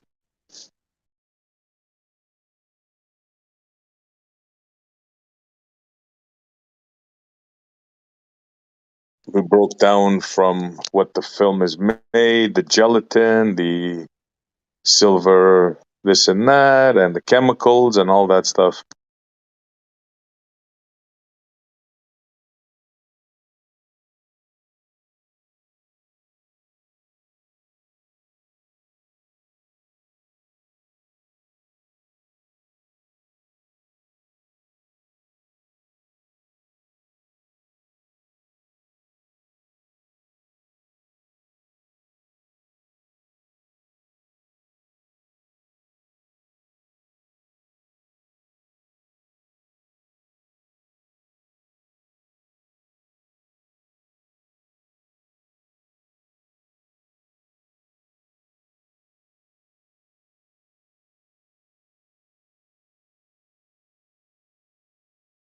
I don't know of any. Trying to think. I've heard of any photographers that have taken Kodak to task for the alleged, fakery of the moon, or the ability to take photos in space. I haven't heard anything major. Who would do that? Who would waste their time and money to challenge them? Except these guys here that make their videos on YouTube and have an interest. Who would do that? What do you mean? What do you mean? Who would do that?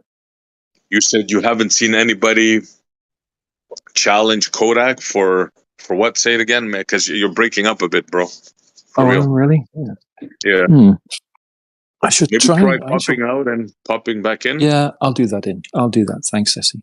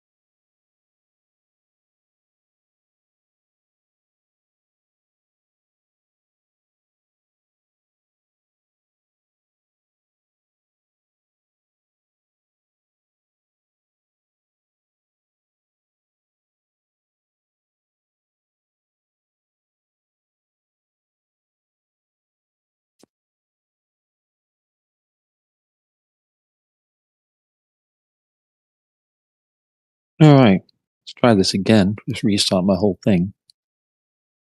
Much better. Oh, really? Good. Oh yeah. That, just Like your next door. nice. I restarted my iPad. You know, sometimes it does the trick. Yeah, you sound good. I appreciate that. Thank you, Mercy.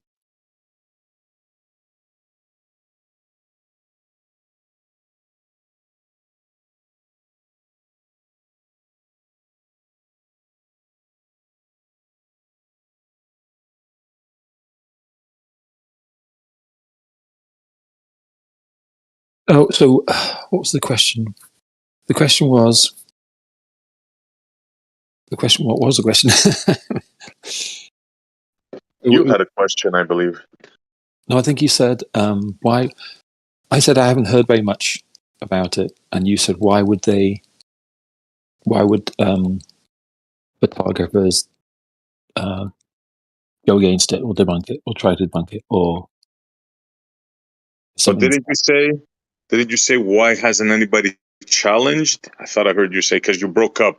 So if you Yeah, didn't no. say that, I wasn't really asking. I was just saying I haven't really heard anything. I haven't really heard of.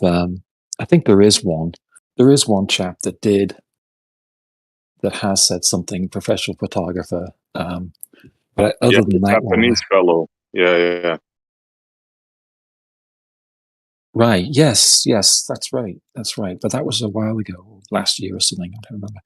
And I haven't really looked into it too much after that.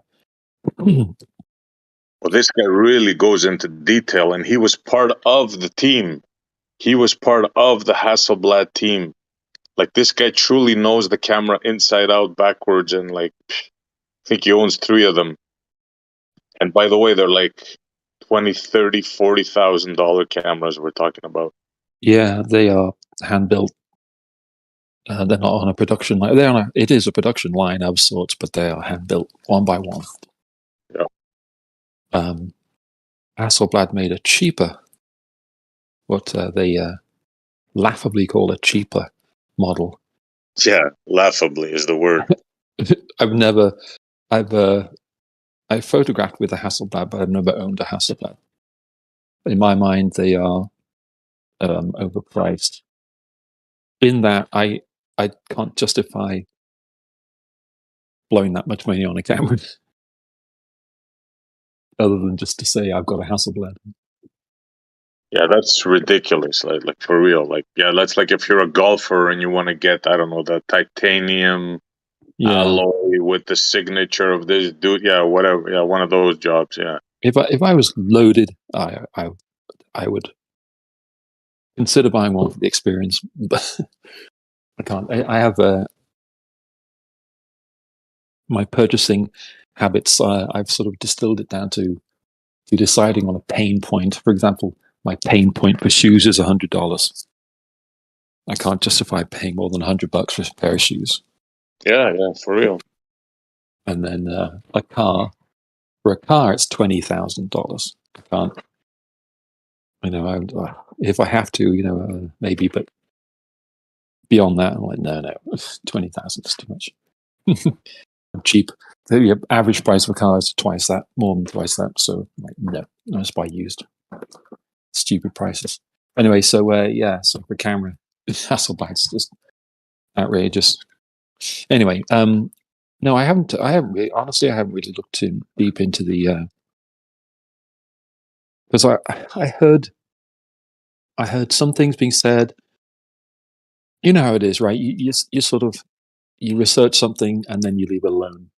You search it to your satisfaction and then you just leave it.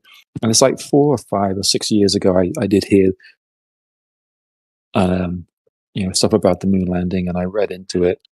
There was someone saying about the film, the obvious thing being the vacuum.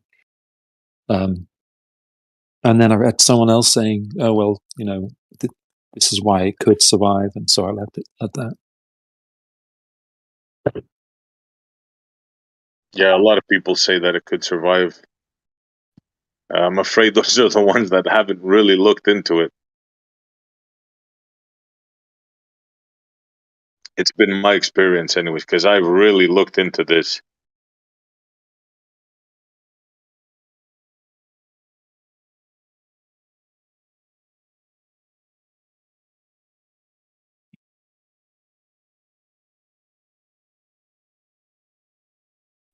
I have an interesting thing here, which I totally forgot about. I wish I had remembered this when we were talking about pressure the other day.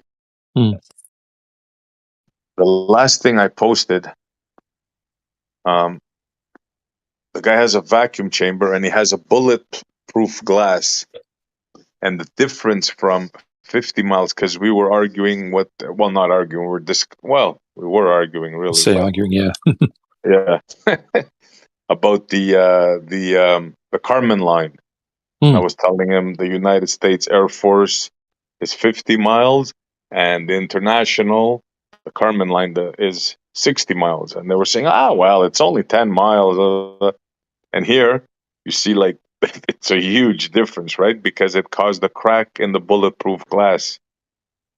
I wish I had remembered this when we were having that discussion. Yeah. I think there's a film in there. Yeah, I think there's a film as well. If you look on the top right corner.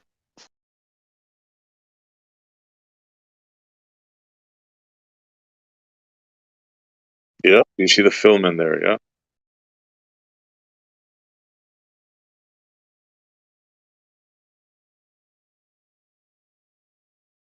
And that's at 60 miles. Now imagine, 10 to the minus 12 torr. Imagine that.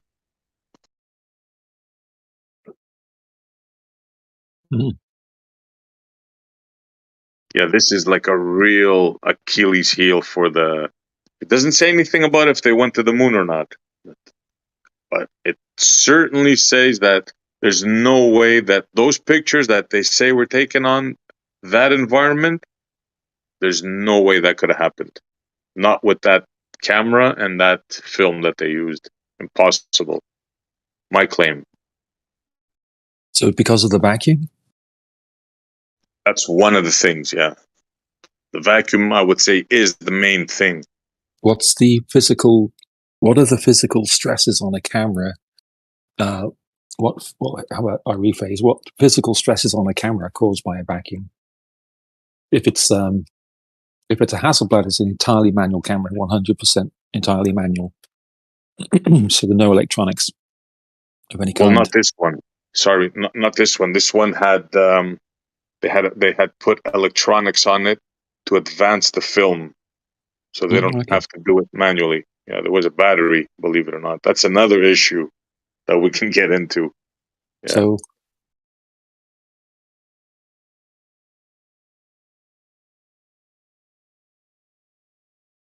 So camera, and the other thing would be where the camera was stored. There's a lot of details that could be gone over. Oh yeah. Wherever the camera was stored. It's not about the camera, really. It's about the film. But the fact about the camera, what you should be thinking is what weathering has been done to it. In other words, what modifications, if you were to take a camera underwater, you would make certain modifications to it, right? You would encapsulate it, right? So that's what you should be thinking. What modifications were done to this camera in the environment that it went into? Strictly speaking, an entirely mechanical camera, I don't see a reason it could not operate in a vacuum. It depends on how it was put in that environment. So it was gradual.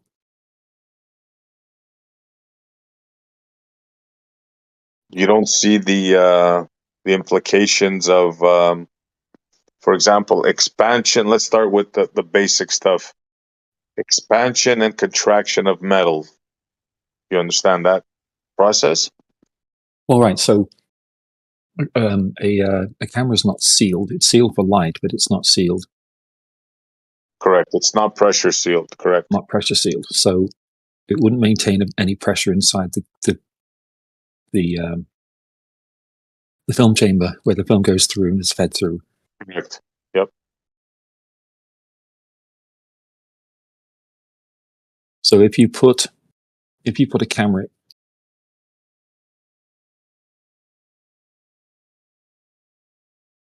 in that environment, you know, I don't know what it would do to the film.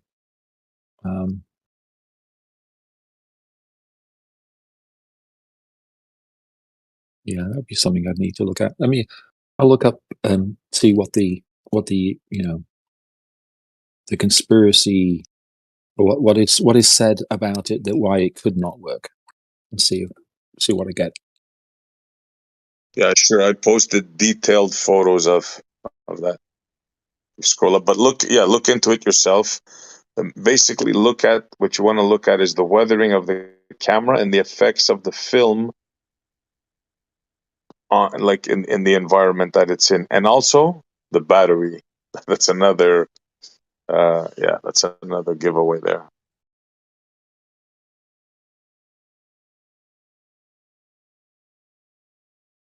But if you scroll up, I show the vacuum pumps, the O-rings, the whole bit.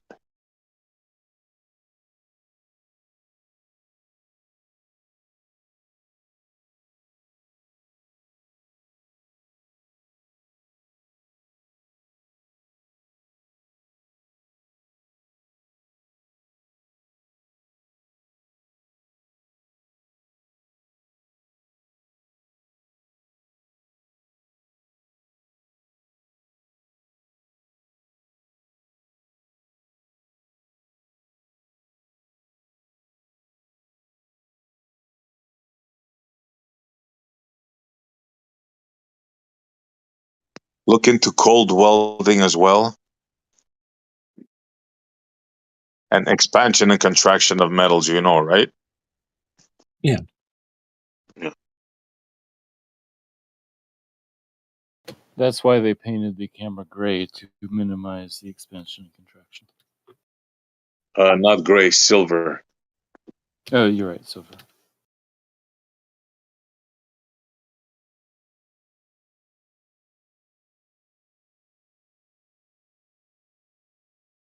Yeah, it was about last year when that one chap came out and said he didn't believe it was possible to photograph, you know, on the moon. Oh yeah, that guy. If you watch that video and you come out convinced that that camera was able to work there, I mean, like this guy, he's an expert. I mean, it's his livelihood. He's been working on with 30 years, and he goes into detail. Something I couldn't possibly like equal this dude. Like, what was his name again? Do you remember his name? Gary Fong. Harry Fong. Yeah. Gary Fong produced a thing called the Light Sphere, which I own, of which I own 3.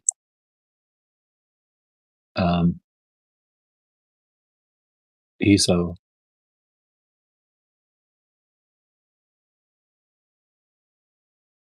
I think he's Chinese, but he's American. You know, he lives in America. He's did a pretty good business, made a good business for himself. Last time I saw a video of his, we took the video in this massive house with a pool in the backyard, and just for selling these things called light spheres, which I've used. In fact, I don't photograph without them. If I have onboard flash on my camera. And I think he started them, gosh, it must be at least 15 years ago. So I've used his products for 15 years.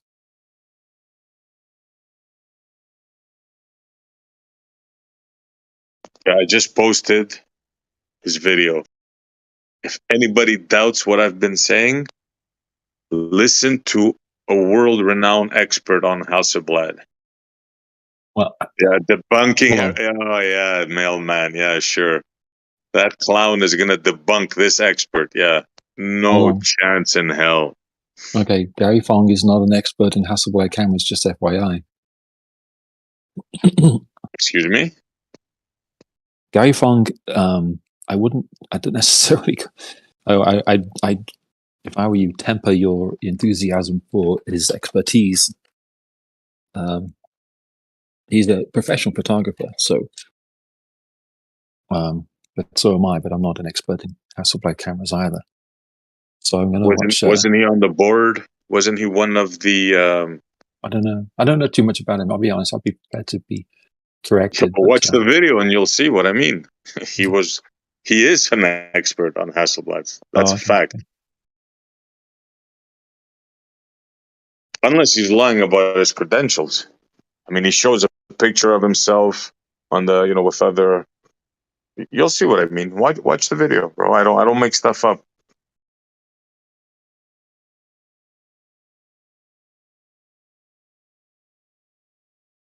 And there's nothing to debunk, man. Show me the weathering of the camera, mailman. Okay, so It's not okay, there. yes, all right, but dude, you know what? You got to look at both sides. So I've seen what he's talking about. right, right, but you've seen what he's talking about. Are you seeing the rebuttals to his claims? Are you looking at that? I've saw just about everything on both sides. You cannot debate physics. Do you understand what I'm telling you? There's no debate here to be had. You have vacuum and you have material that outgases in vacuum. When you put said material in vacuum, it outgases. It will get damaged. There's no way to refute what I just said. The only way to do it is to weather the camera, is to put it in a vacuum chamber.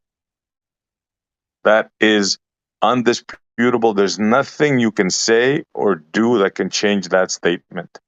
And this camera, that stuff was not done on it. That's it. That's game over right there. There's nothing that you can say or do to change that unless show proof of the camera being weathered.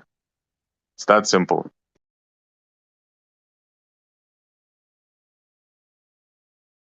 Doesn't matter what expert says it. Doesn't matter who says it. It doesn't matter. None of that matters. He can have 25 years experience on cameras, on anything. He cannot change physics. There's only one thing he can do is show the weathering on the Hasselblad camera that said to work in those conditions. Okay, so is there anyone else in Hasselblad that has left the company and said the same thing, that agrees with Gary Fong? I don't know. I don't think so. But it doesn't matter what Gary Fong says. Let me be clear. He's just one of the experts that says it. But even if he said something different about vacuum and film and outgassing, he would be wrong.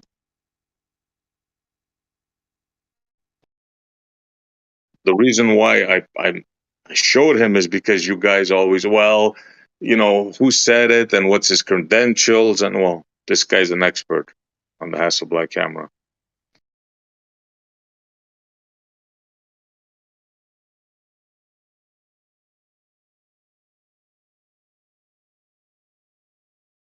By the way, I've been asking people this for years, right? And nobody has, because it doesn't exist.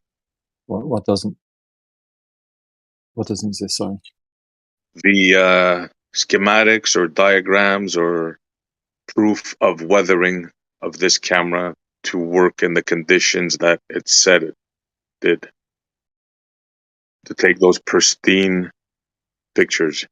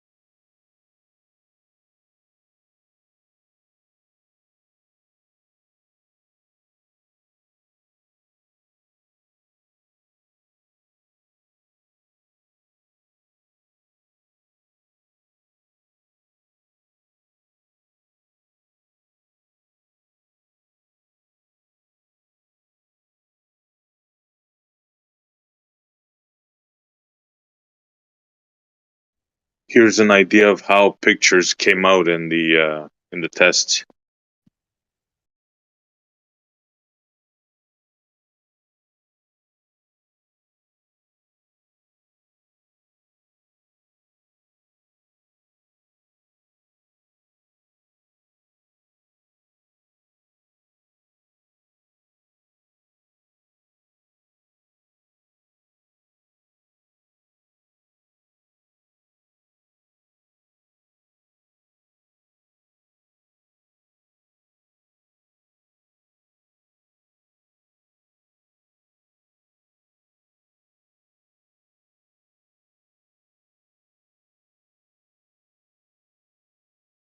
Yeah, that's right. Those cameras are still on the moon. Yeah, they left them there in order to save.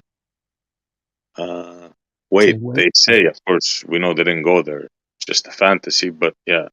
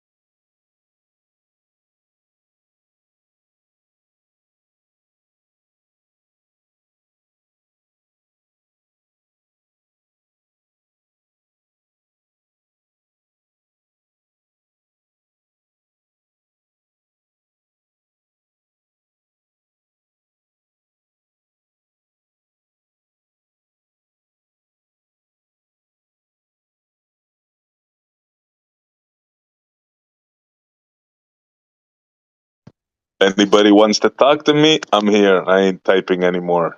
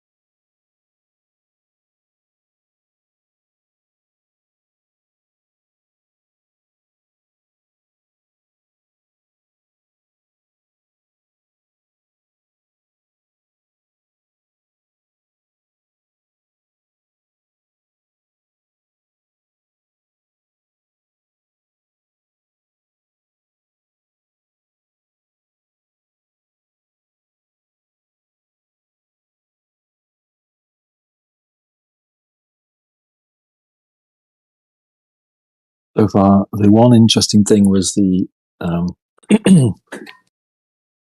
the use of the I forgot what it's called now. The film block on the back of the camera to stop the film from being exposed when you put the canister on the film. Right. Yeah.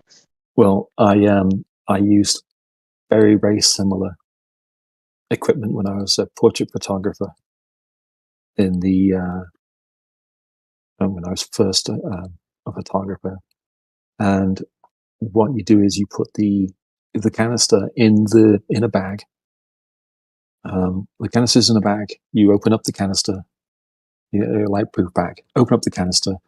You open up you unwrap the film from the tape from the lid of the film can. You get the film out of its bag. You put it in the canister.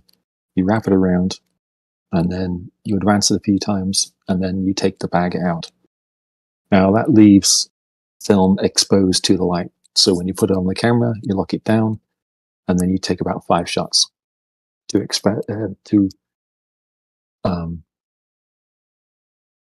advance the film, and then you start photographing. That first one will be exposed, so that will be useless. The second and third one would be useless because they get light bleed. But after that, then we'll be fine. The dark slide, it's called the dark slide, which sounds like a movie.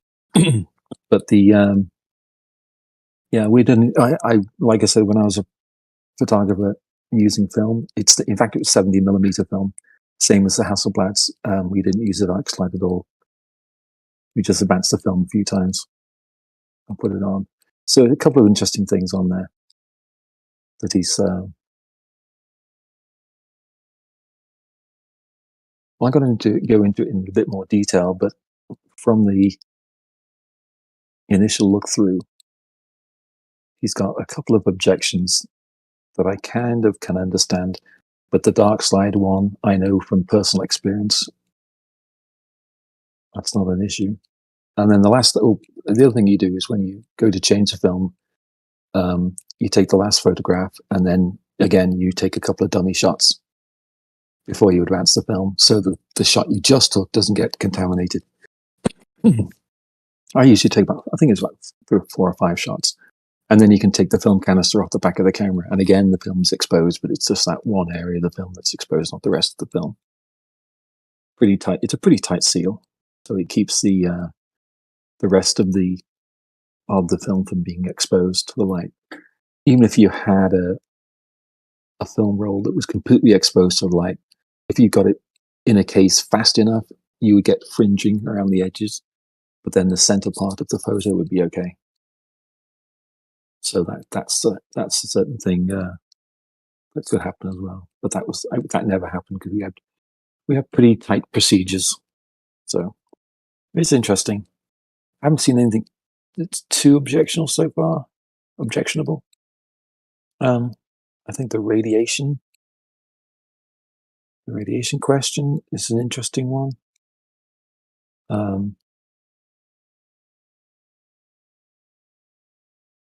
So I was always told not to put film through an X-ray machine at an airport, for example. That's right. Remember that? That's an example. Right. Now, the reason for that is because you've kept film in plastic containers. Metal container would shield. It doesn't take much to shield radiation. That's one. That's the other thing I could think of is that one.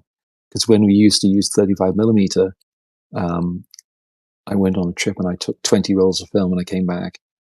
They were all in little black, containers with grey lids, and I had those taken around by the security people around the X-ray, so they wouldn't go through the X-ray machine. And they popped a few of them out to check that they were actually film. I remember that. In fact, the funny thing was after my trip, I got pulled aside by security because I was acting suspicious. And so they pulled me aside and they took everything I had in my suitcase, piece by piece, out of my socks, and they dismantled everything in the suitcase. All of my camera, all of my film, all of my other gear, and they dismantled the whole thing. I was very chill about it. I had no guilty conscience, so it was like no problem. You don't find anything. And when they were done, we put everything back. They helped me put everything back together. They were very nice. And I said, "Why did you?" I'm just interested now that we've gone through all that. I didn't ask them this initially because that just makes them more suspicious. I said, "Can I ask you why you pulled me aside?" And he said, "Yeah, you were looking up here as if you were trying to size up who was being pulled out and who, if there was one line that was going through quickly, and we kind of are trained to watch for that kind of activity or that kind of behavior in passengers." And I like, well, I didn't, was just looking that direction. So they're like, "Well, fair enough. Well, have a nice day." And that was that. So yeah, they pulled all my film out and my camera. It was kind of an interesting experience. Anyway. So yeah, the film thing one, that's, depends on the type of radiation, but radiation can be blocked really easy. Just like aluminium can block it. Piece of paper can block some kinds of radiation. Doesn't take very much. So that is an interesting question. I like that one. That's good. I'll have to go through it in more detail. Yeah, that's the way to approach it. Yeah. The temperature question. The temperature question is an interesting one because I've heard the rebuttal to that, which is that in a vacuum you don't have the same temperature thermal transference. So in an atmosphere, you've got thermal transference, but without that, you don't have that. And he's highlighting objections here in his video from people. There's no temperature in space, irradiated density. There were some people talking. That's not true though, because you do get radiant heat from space. Okay. If you've seen, I don't know if you've seen it before. I posted a video, and an ISS astronaut says that he had to connect a female and a male connection, and they weren't fitting. And then he remembered he got a flash in his head, and we're gonna go in the daytime. We're gonna hit the daytime, because every every 45 minutes or 90 minutes, day night, right? Mm-hmm. So he said, "Oh, we're 20 minutes away. The sun is gonna hit," and they did it, and it's apparently a 600 degree Fahrenheit difference from the sun to the shadow, and he exposed it to the sun, and obviously it would have to heat up. He says there's a 600 degree difference, and it heated up, and he was able to couple the male and female connections because it expanded. Right. So here in Gary Fong's video, it's 17 minutes 43 seconds. You'll see it says never pass film through an X-ray machine. Let's say you're going on a long trip. It's exactly my scenario. Do not let your film pass through an X-ray machine. Okay. And again, that is because you're not shielding it. If you were in a metal tin, probably would be shielded. But that's because all the film cans back in those days were all plastic. Yeah, no worries. I'll give you that. Yeah, that's not a problem. I would say maybe a little bit more than metal, because when you go to the dentist, they use lead, right? Mm-hmm. So I'll give you, maybe they could have had some sort of lead containment canister. Sure, that's possible. So his video is 20 minutes long. But there's no proof of it. I don't I'll have. give you that. Yeah. I'll give you that it's possible, right? But now you got to show that that's indeed what they had.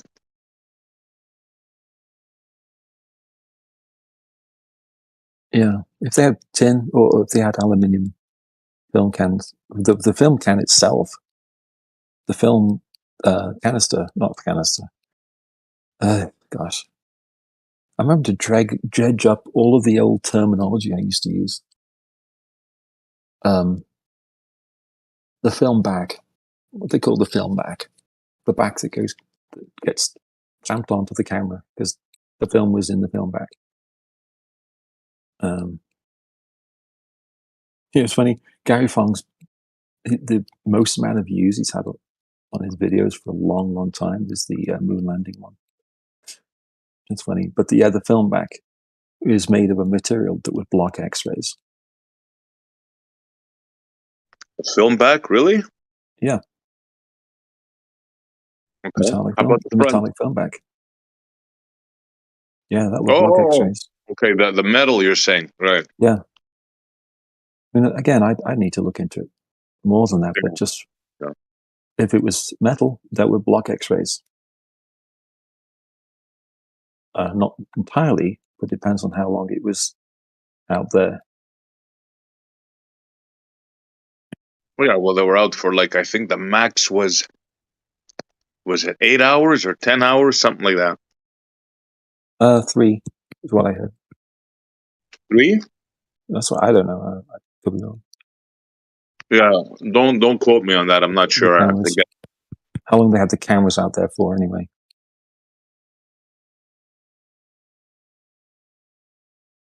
Well, the cameras were on their chest, right? So they would be there as long as they were out there.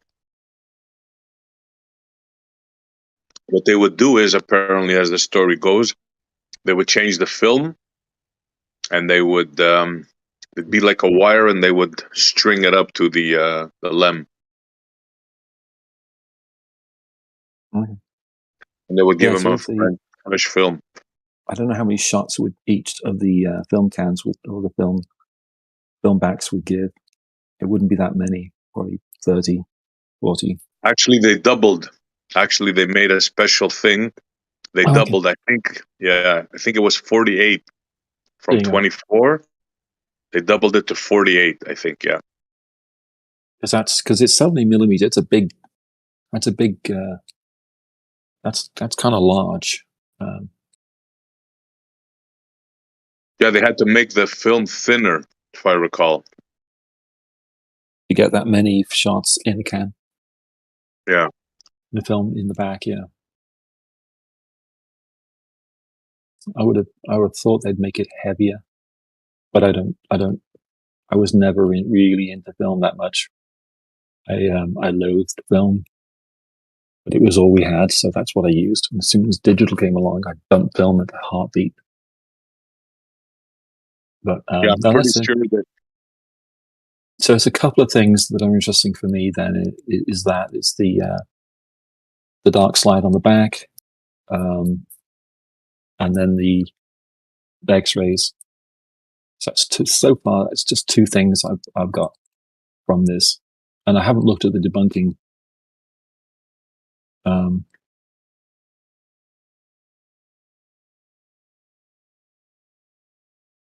One thing Some I later think that's a debunking. misconception when you were talking about the film stop thing, right? The slide. You were saying Yeah. the first film is going to get damaged, and that I think I think maybe you're not understanding how the film works, right? Because it comes out of the canister and it goes by the result plate and then down into the and it rolls into the other side, right? Right. Now that is exposed. It's not under vacuum. So the whole film, it's not just the first 2. It's the whole thing gets exposed as it runs through the result plate. That's the result plate is the thing they added, with the X's, when you see those X's on the film.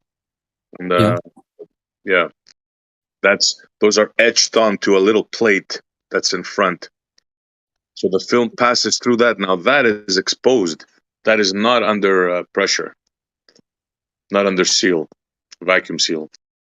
Right, but what I mean is, if you have a film back on a camera, and sometimes I think for depending on it depends on the use. Also, it depends on the use case. So we used long roll, which means the film roll is 30 feet long, and you can shoot like 600 pictures on it. So if even with that, I think the dark slide still wouldn't be used, because if you have 48 shots and you need to advance, depend on how many times you'd have to advance in their environment, it wouldn't be very much light when they're loading the film you talk about loading in a dimly lit space capsule, you'd need maybe one or two. I did 5 because I was in the studio. I don't actually, I'll be honest, I don't remember the exact number. I just remember thinking, God, advance it a little more, advance it a little more. I don't remember the exact number, but it's no more than 5. So in a dimly lit room, you could get away with advancing it only like 1 or 2. So that would be 4 shots in total out of 48. So you'd have 48 shots, and then you'd lose 4. So Yeah, but you lose 4 due to light, right? yeah. Okay. But we're not talking about, I'm not talking about light here. I'm talking about the pressure, the vacuum. All right. Well, yeah. None of it would have been kept from the vacuum. Yeah, but we are talking about the conditions on the moon that they claim there are, right? Right.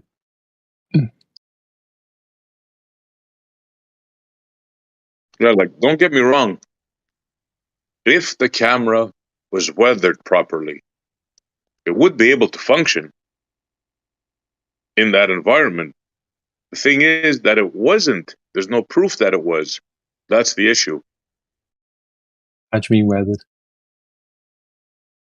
What Well, do you mean by vacuum, a seal, pressurized. The stuff you were talking about, metal for the radiation. The battery, have you looked into the battery? Working under such harsh conditions. Have you ever tried to start your car at minus 40 or something? You live in a cold place?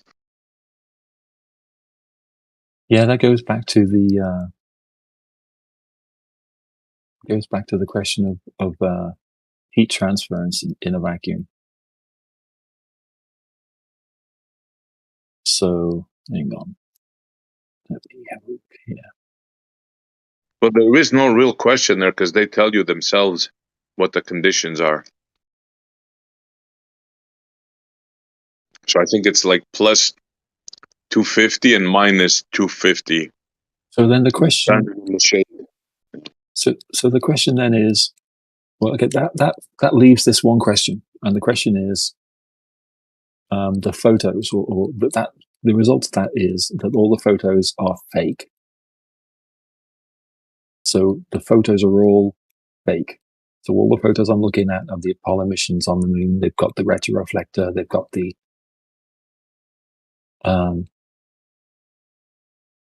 lunar surface, and all the gear. I'm looking at the Flickr. There's a Apollo 14 magazine, J7JJ, or 67JJ. Hasselblad film, scans by Johnson Space Center, 38 photos. So there you go. So that one canister has 38 photos. So what you've got is then you've got 4 or 5 that because they advanced the film, and then you got a couple of pictures that didn't come out at all. So there's some pictures that look rubbish, that look awful, that look bad. When you say look bad, what do you mean? You mean they're They've got the sun is getting into the lens, so it's completely blown out. Right, but the color, the picture's not decolorized or in any other manner damaged, just because of the sunlight. Yeah, so if I have a 36 roll of film, just thinking back to when I used to do that, 36 roll of film, I'd only, I wouldn't get 36 pictures, get slightly less because some of the pictures wouldn't come out because I wouldn't be able to, what they call chimping, which is looking at the back of the camera after every shot. You couldn't do that. And so you just have to take shots, hope for the best. But this one has 38 shots in it, which sort of, there's another one with 33 shots.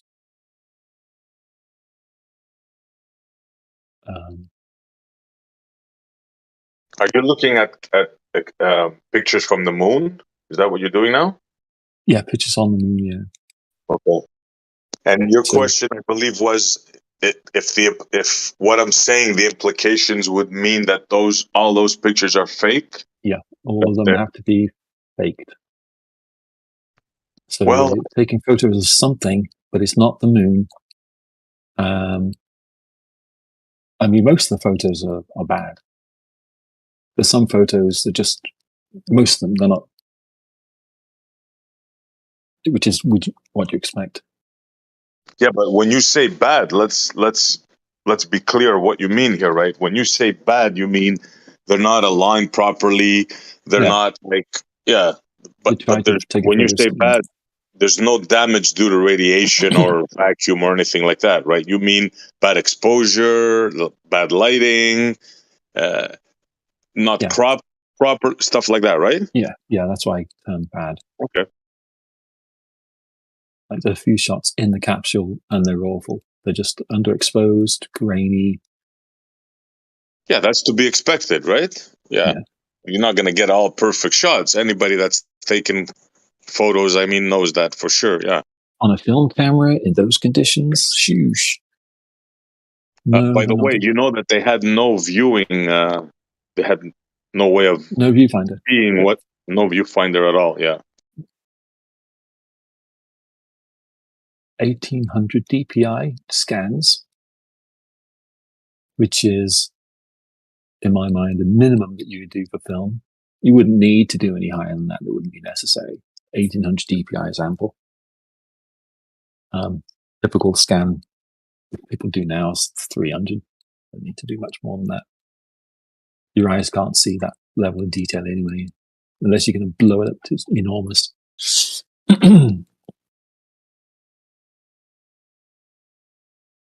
It's interesting. Yeah. Then you did understand my argument about the film, right? Passing through the result plate from one reel to the other. No, I don't understand that. Well, it's not in a vacuum. It's not in a sealed container. It's exposed to the vacuum. Okay. All right. Yeah, and emulsion in a vacuum will be exposed to outgassing, and that would cause telltale signs of fading and really bad pictures. So and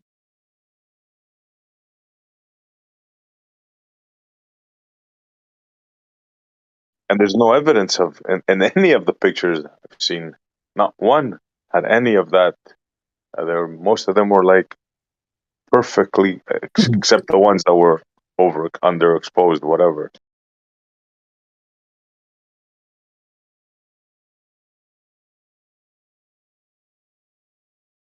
I'm going through these Apollo pictures. It is quite interesting.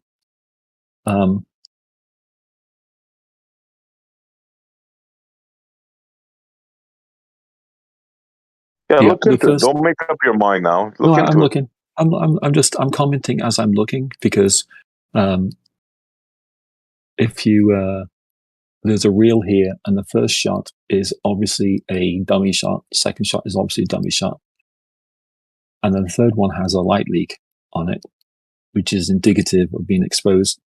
Part of it was exposed slightly to light, and then the third shot is a shot, an actual shot of something buried in the ground. It's like a stick of some kind, some piece of equipment that is they've hammered into the lunar surface. So the first three shots are unused.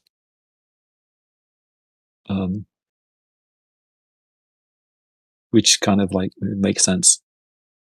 I see what they did. Okay, they had a hole. They pulled it out. All right, that makes sense. Okay.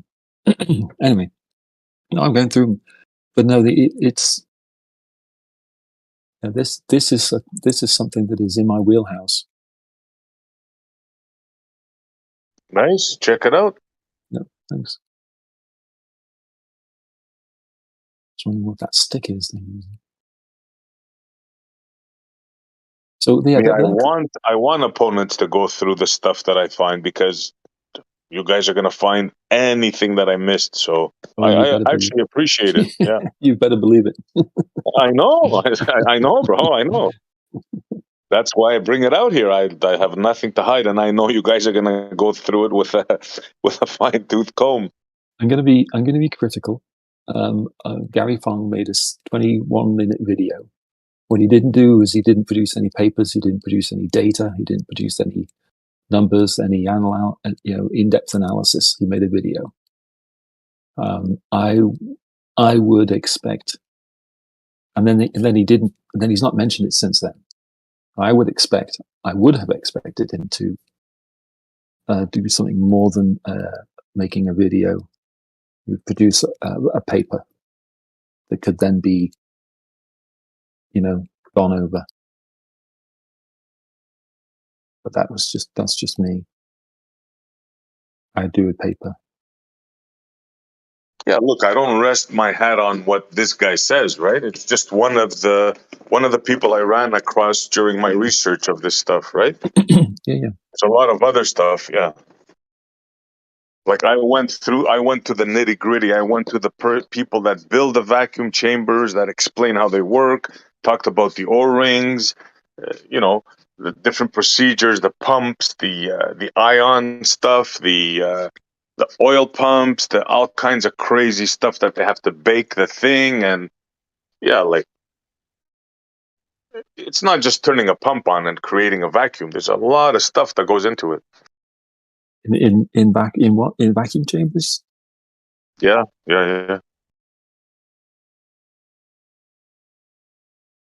So my question: most people think you just turn on the pump, right? Have a seal, and there you go. No, you can reach just like a certain amount. I think, what is it? 10 to the -3 or something. Creating 14.7 psi atmosphere in space is trivial. Creating a vacuum on Earth is anything but trivial. Very, very hard. But actually just creating 14.7 air pressure in a capsule's ridiculously easy. Yeah, the problem is keeping the vacuum out.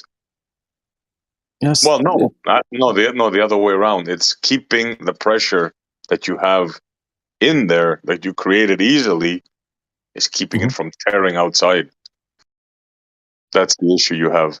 Well, the question there is, SC, is how much pressure on a capsule would 14.7 psi create?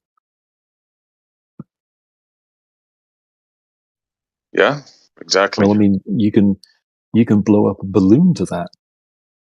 That's not going to tear a ship apart. You could do. Yeah, you can start thinking like that, but it's really not going to get you anywhere, bro. Well, okay, hold on. I'm thinking it logically. You can blow up a balloon to 14.7 psi. Okay. So why can't you blow up a capsule to 14.7 psi that's made of metal? It's easy. Making a vacuum on right. Earth If it was not easy. Yeah. Yeah, if it was made of metal all around, yeah, you can do it. Right. The problem here is that you got in this capsule of metal, you have a cupola, and you have 7 rods go run right through it, and when they turn, they open a shutter. Yeah. And there's like little tiny little O-rings Yep. that are between the inside and the outside. That is physically impossible. Cannot be done. Not I with don't think rubber O-rings. I don't think you understand how pressure in a capsule works then, because it's just 14.7 psi. Right. That, I think you don't understand the implications of that. Yeah. What pressure do you pump up your car tire to? We're not talking about car tires. Don't talk about car tires with me. We're talking about 10 to the minus 12 torr. No, okay, no. We're not talking about tires. If you want to talk about tires, go talk to somebody else about tires. Why are you reacting like that? I'm just asking questions, man. Because I've heard this story so many times, it's late. I don't want to hear bullshit about tires. We're talking about 10 to the minus 12 torr vacuum. Right. And if you were in a vacuum and you had a capsule, 2 halves of the capsule, like a helmet, like two Easter eggs, okay? And you had your 2 halves of your capsule, and then you put them together, and then you sealed it. I don't know, clamp it down and seal it so that 2 halves are now one thing. Now it's sealed. And then you pump in 14.7 psi of air in there, and then now you can have people live in there. That's it. Sure, you can say it, but I repeat, you have rubber O-rings that are in a dynamic system. They're in 10 to the Yeah. minus 12 torr. Okay. That is physically impossible. I see. Physically I get it. impossible. No, there's I- nothing that you can say or You said that do before, but that will no. change that. So that's it, man. I mean, end the If you- story. Yeah. Okay. I get where the disconnect is then. That makes sense now. Yeah, Alright. there's a huge disconnect. You don't understand what pressure is. Vacuum. Yeah, that's no. I think the person that doesn't understand it is you, because There if we you go. had 2 halves of a capsule and blew them up to sea level air pressure, that's 14.7 psi. That's not 10 million psi that's going to blow something up, or that 2 little O-rings can't handle. That's quite easily handleable by some O-rings. That's not an issue. You're thinking of the forces required to make a vacuum on Earth. I'm thinking a pressure differential. I'm thinking of 10 to the minus 12 torr. In order for you to have functioning O-rings that are turning, it is impossible for them to be rubber. That's physically impossible. It cannot happen. Anything you say or do after that will not change that. You can talk about capsules, half capsules, full capsules. It doesn't matter. You cannot achieve a seal. Let me finish. You cannot achieve a seal with a rubber O-ring greater than 10 to the minus 6 torr. Nothing you say or do will change that. Dude, you could take material half an inch thick made of rubber and in a vacuum, and you could blow that up to 14.7 psi. Because you can do it with a balloon. You can do it with a capsule. You cannot change physics. I've seen it I'm done describing in physics. a professional built a vacuum chamber from scratch. He explained the procedure. I posted the video from scratch. He clearly stated you cannot reach 10 to the minus 6 torr or greater without a metal O-ring. Nothing you say after that will change that physical statement.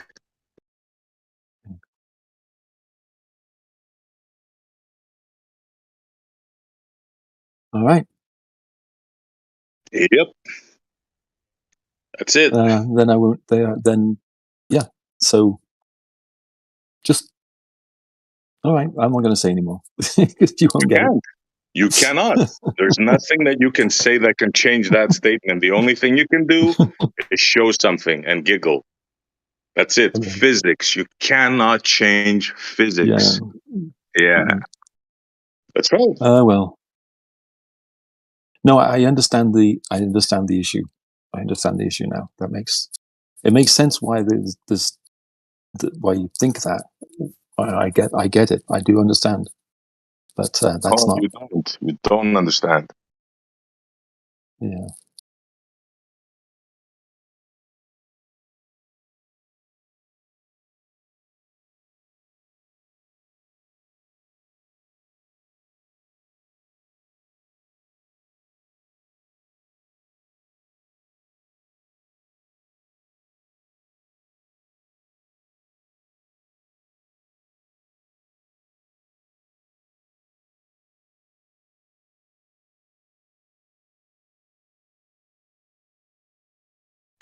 It is a fact. You put water in a vacuum, it will boil.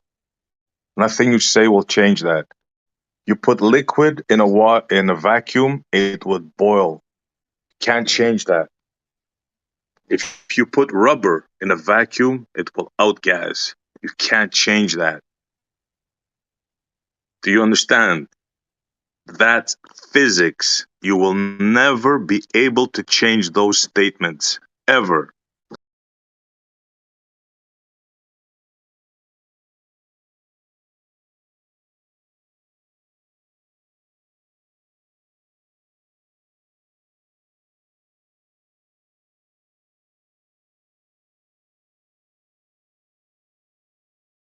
The film is made out of gelatin. Gelatin outgases in a vacuum. The camera was not sealed, pressure sealed for a vacuum. So the gelatin on the film would get destroyed. Physics. It's been done here Can you? with 10 to the -6, Who and did that? that's like way under that pressure, and they got damaged. You can't change that. Who did that? When was that done? I posted a video on it. All right. What was the video? Was it the video showing the experiment where they did that, where they destroyed film using a vacuum? Or was it the Gary Fong's video? What video was that? I posted it. The one that I posted, I think, was the Moon Detectives, I believe it is. The one, Right. the test they did. Yeah. Okay. Tell me now they're not good, or you heard something about the guy, his grandmother did something 3 years ago or something. Go ahead. Hey, you know what? All's fair in love and war, man. All is fair in love I and know war. how you guys operate, man. I know what you're gonna say before you say it, bro. That is. Come on, say it. Come on. Yeah. I'll say this: all's fair in love and war. Yeah.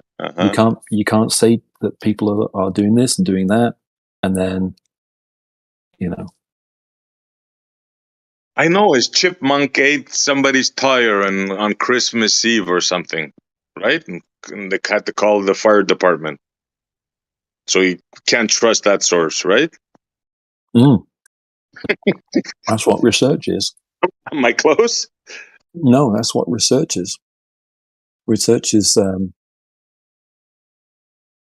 I mean, if you have a peer review paper, tear that thing apart. They absolutely no mercy.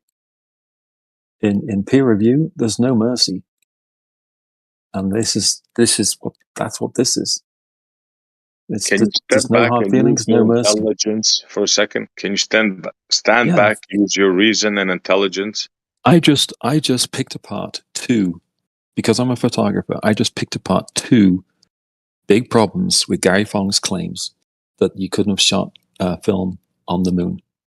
No, you just picked a backslide, right? And what else? What was the other one? You don't What did you see. think that you did? This is the issue. If you're talking, I'm if I'm talking to people who know what they're talking about, then they are going to bring this. If I bring this topic up in a photo Zoom call or a meetup or whatever it is, if I'm talking to some photography friends and I say, have a look at this, they're going to come to the same conclusions I'm going to come to very You have quickly, no clue very, what very you're quickly. talking about, bro. You showed it.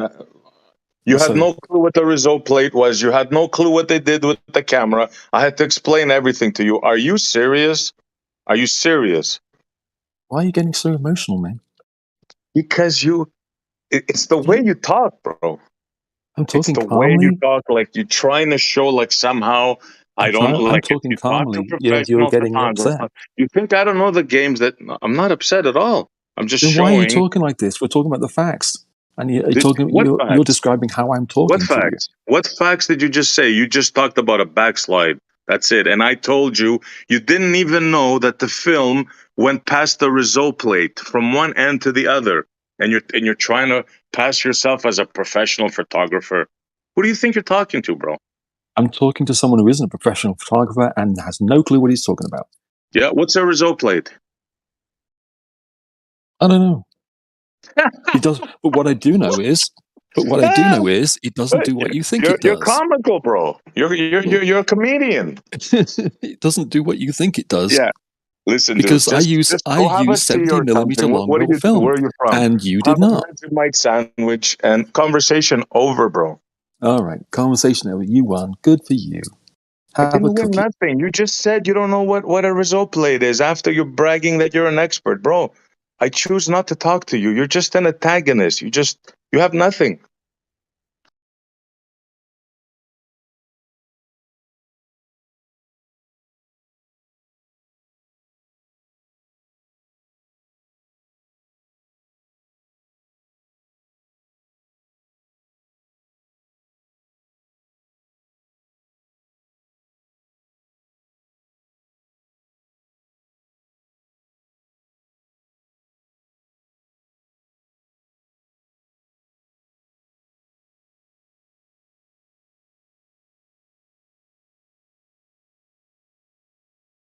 The nerve of him.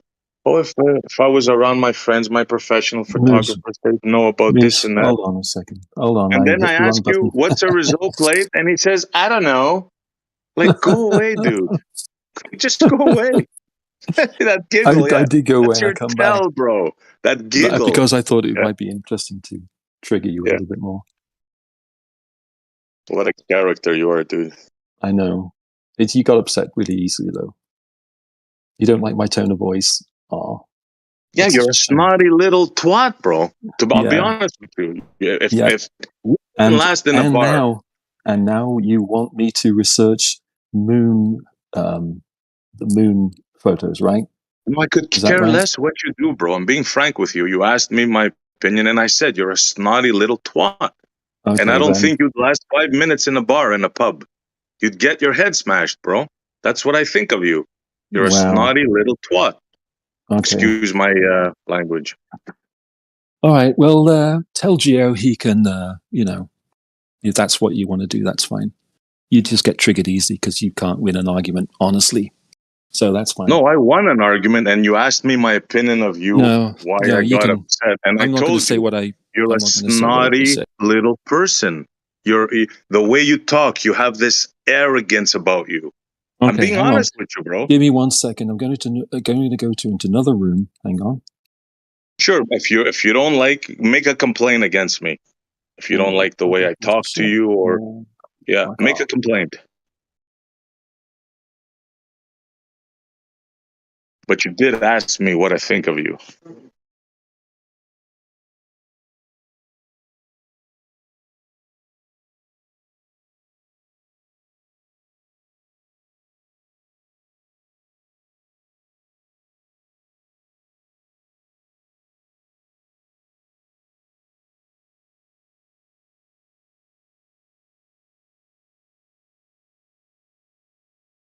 I just popped into the Livestream 2 chat. You want to join me in a second? Why would I want to do that? I can give two shits what you do, bro. To be honest with you, couldn't care less.